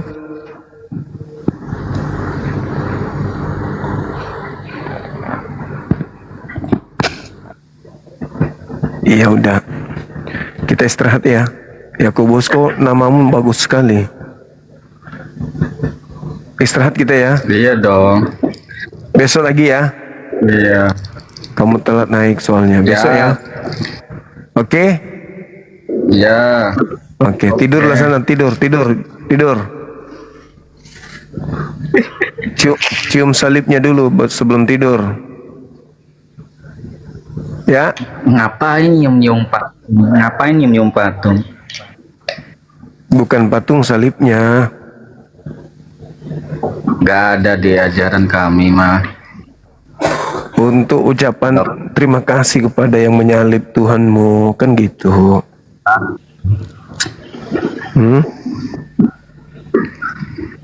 Yang nyium-nyium gitu mah adanya di Katolik. Oh gitu ya. Iya. Oke, besok lagi kita mulai ya. Siapa nabi palsu itu? Ya, besok kita bahas ya. Siap. Nabi palsunya bom-bom. Oke? Oke. Ya. Kasih. Oke, teman-teman sekalian, mohon maaf kita tutup dulu. Besok lagi kita jumpa ya. Karena kalau kita lanjutkan ini udah ngantuk kali kita. Bisa-bisa besok nggak live sebelum Jumatan. Kita rencananya mau live dulu sebelum kita Jumatan. Oke, baik. Auzubillahi minasyaitonirrajim.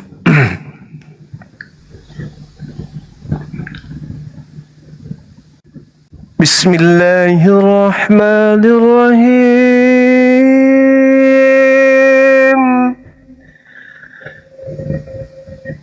Tabarakalladzi biyadihil mulku wa huwa ala kulli syai'in qadir.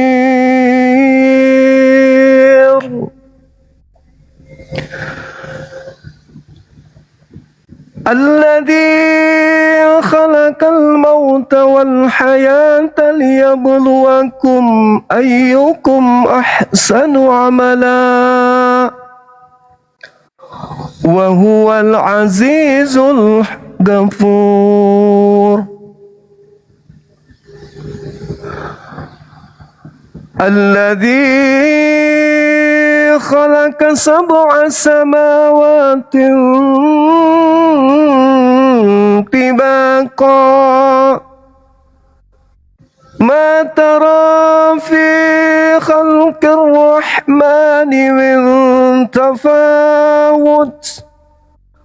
Farji'il basara hal tara min futur.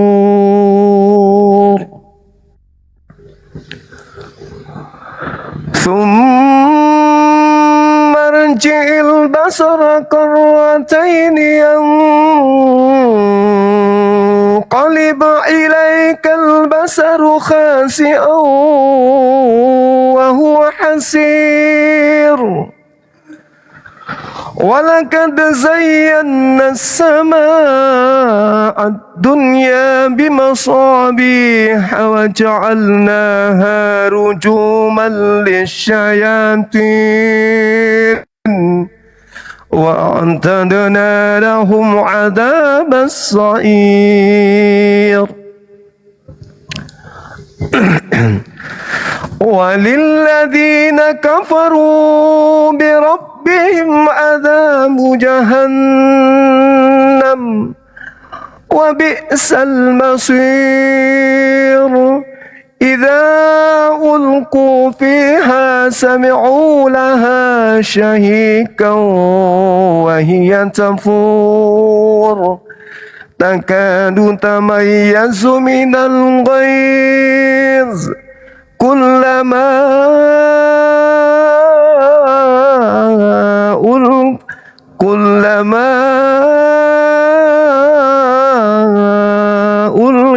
فيها فوج سألهم خزنتها ألم يأتكم نذير قالوا بلى قد جاءنا نذير فكذبنا وقلنا ما نزل الله من شيء إن أنتم إلا في ضلال كبير وقالوا لو كنا نسمع أو نعقل ما كنا في أصحاب السعير فاعترفوا بذنبهم فسحقا لأصحاب السعير إن الذين يخشون ربهم بالغيب لهم مغفرة وأجر كبير وأسروا قولكم أو اجهروا به إنه عليم بذات الصدور صدق الله العظيم. Baik sahabat-sahabat sekalian, kita tutup live kita malam ini tentu dengan harapan dengan selesainya kita menyampaikan materi terkait tema siapakah Nabi atau pengajar palsu. Harapan kita banyak pelajaran yang kita petik di sini, bahwasanya betapa rapuhnya sebuah kepercayaan, sebuah keyakinan ketika tidak berasal dari Allah lalu diperhadapkan dengan kebenaran akal. Betapa lemahnya sebuah keyakinan yang tidak berasal dari Allah ketika diperhadapkan dengan data, dengan mudahnya bisa runtuh. Betapa rapuhnya, betapa lemahnya sebuah kepercayaan bila hanya berlandaskan terhadap doktrin dan dogma tanpa telaah yang dihasilkan dari buah pikiran atau akal manusia. Untuk itulah teman-teman sekalian, saya sangat bersyukur ada di tengah-tengah antum semua, hadir di tengah-tengah kalian, bisa diterima di tengah-tengah kalian. Untuk itulah saya mengucapkan banyak terima kasih. Doakan saya panjang umur, doakan saya sehat selalu, doakan urusan-urusan pekerjaan saya juga lancar, biar saya bisa eksis di sini, biar pikiran saya nggak terbagi gitu kan ya. Kalau usaha saya lancar, saya bisa lebih banyak meluangkan waktu untuk bersama dengan teman-teman. Syukran. Karena kalau usaha saya juga batuk-batuk, ya saya juga nggak konsentrasi. Cara saya memaparkan itu kentara tuh. Cara saya menjawab jawaban juga kentara. Kalau orang paham pasti tahu ini Bang Suma lagi berpikir lain. Tapi kalau saya lagi fokus, insya Allah pertanyaan-pertanyaan saudara-saudara kita sesulit apapun, kita akan bisa menjawabnya berdasarkan ilmu, bukan karena kemampuan Bang Suma, enggak, tapi karena yang menjawabnya adalah Al-Quran, ajaran baginda Rasulullah Muhammad SAW. Untuk itu doakan Bang Suma panjang umur ya teman-teman, doakan sehat selalu, bisa tetap eksis bersama dengan kalian sini, panjang umur utamanya, dan selalu waras ya. Percuma juga panjang umur kalau nggak waras. Oleh itu saling mendoakan kita panjang umur, sehat selalu, dimudahkan Allah urusan-urusan kita, apa yang kita upayakan, apa yang menjadi mimpi kita, impian kita untuk kita dan keluarga bisa dimudahkan oleh Allah. Kalaupun ternyata Allah tidak memberikan apa yang kita inginkan, minimal keinginan-keinginan kita itu akan kita temukan nanti di jannah. Bukan sebuah keinginan semu, tetapi keinginan yang akan menjadi nyata. Nyata kalau tidak di dunia ya di akhirat, yaitu di jannah. Amin. Sekali lagi mohon doa kita semuanya supaya sehat, panjang umur, dimudahkan urusan-urusan kita, baik urusan duniawi maupun urusan akhirat. Amin. Terima kasih teman-teman, terima kasih semuanya sahabat-sahabat yang ada di YouTube, yang ada di TikTok. Ya, Anda adalah keluarga saya. Kita ini satu tubuh, kita satu visi misi, yaitu menuju kepada keselamatan dunia dan juga di akhirat. Mohon maaf jika ada kata-kata saya yang kurang berkenan, ada sesuatu yang menyakiti hati sahabat-sahabat, entah itu bahasa lisan saya atau tubuh saya mohon maaf yang sedalam-dalamnya. Dan atas semua yang antum berikan, perhatiannya, doa-doanya, gift-giftnya, typingnya, tap-tap layar, love orange-nya, semua saya ucapkan banyak terima kasih. Insya Allah akan menjadi amal jariah buat antum semua, sebagai penerang di alam kubur dan pemberat di hari Yaumul Hisab, pemberat timbangan amal kebaikan. Amin. Kepada saudara-saudara saya non-muslim, jika kebenaran yang saya sampaikan itu menyakiti antum, menyakiti saudara, saya mohon maaf yang sedalam-dalamnya. Saya hanya menjalankan tugas saya sebagai seorang muslim, yaitu amar ma'ruf nahi mungkar. Jika dalam paparan saya menurut saudara ada yang keliru, kita tuntaskan di sini. Silakan hadir di komal saya. Anda boleh ketik di bawah, Bang Suma, kemarin Anda menjelaskan gini, boleh nggak saya naik untuk meluruskan? Silakan naik sini. Kita akan mendengarkan paparan-paparan saudara. Namun jika paparan itu menjadi sebuah keyakinan yang mendasar terhadap Bible, ataupun keyakinan yang hanya berdasar terhadap doktrin dan dogma, ya saya mohon izin untuk menanggapinya. Karena biar bagaimanapun saya banyak Bible, saya belajar Bible, baik yang original teks ataupun yang bahasa Yunani, ya, atau yang bahasa Indonesia seperti ini, bahasa ejaan lama, ejaan baru, kita punya semuanya. Artinya saya juga belajar sama seperti Anda belajar. Karena kita sama-sama belajar tentang Bible, mari kita buka ruang untuk saling membuka diri, memberi dan menerima. Saya kira begitu teman-teman. Sekali lagi, kalau ada hal yang benar yang saya sampaikan, saya mohon maaf yang sedalam-dalamnya. Kalau kebenaran itu Anda anggap sebagai sebuah kesalahan, hadir di sini, naik di sini, kita diskusikan. Demikian sahabat-sahabat sekalian, terima kasih banyak sekali lagi.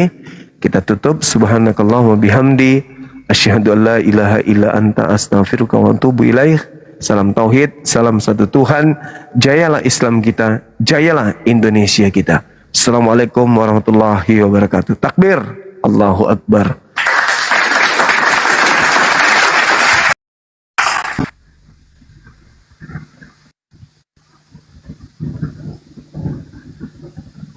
Seru juga yang di YouTube ya. Makasih ya teman-teman.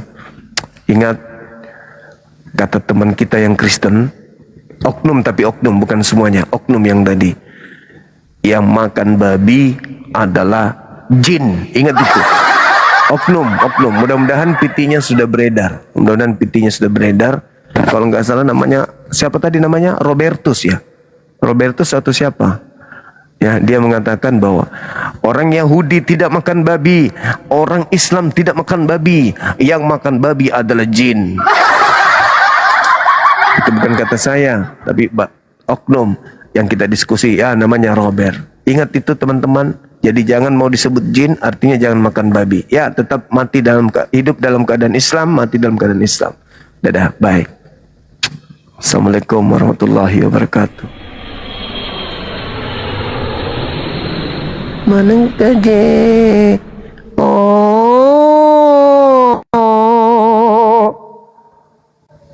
Ketika ada perintah jangan makan babi,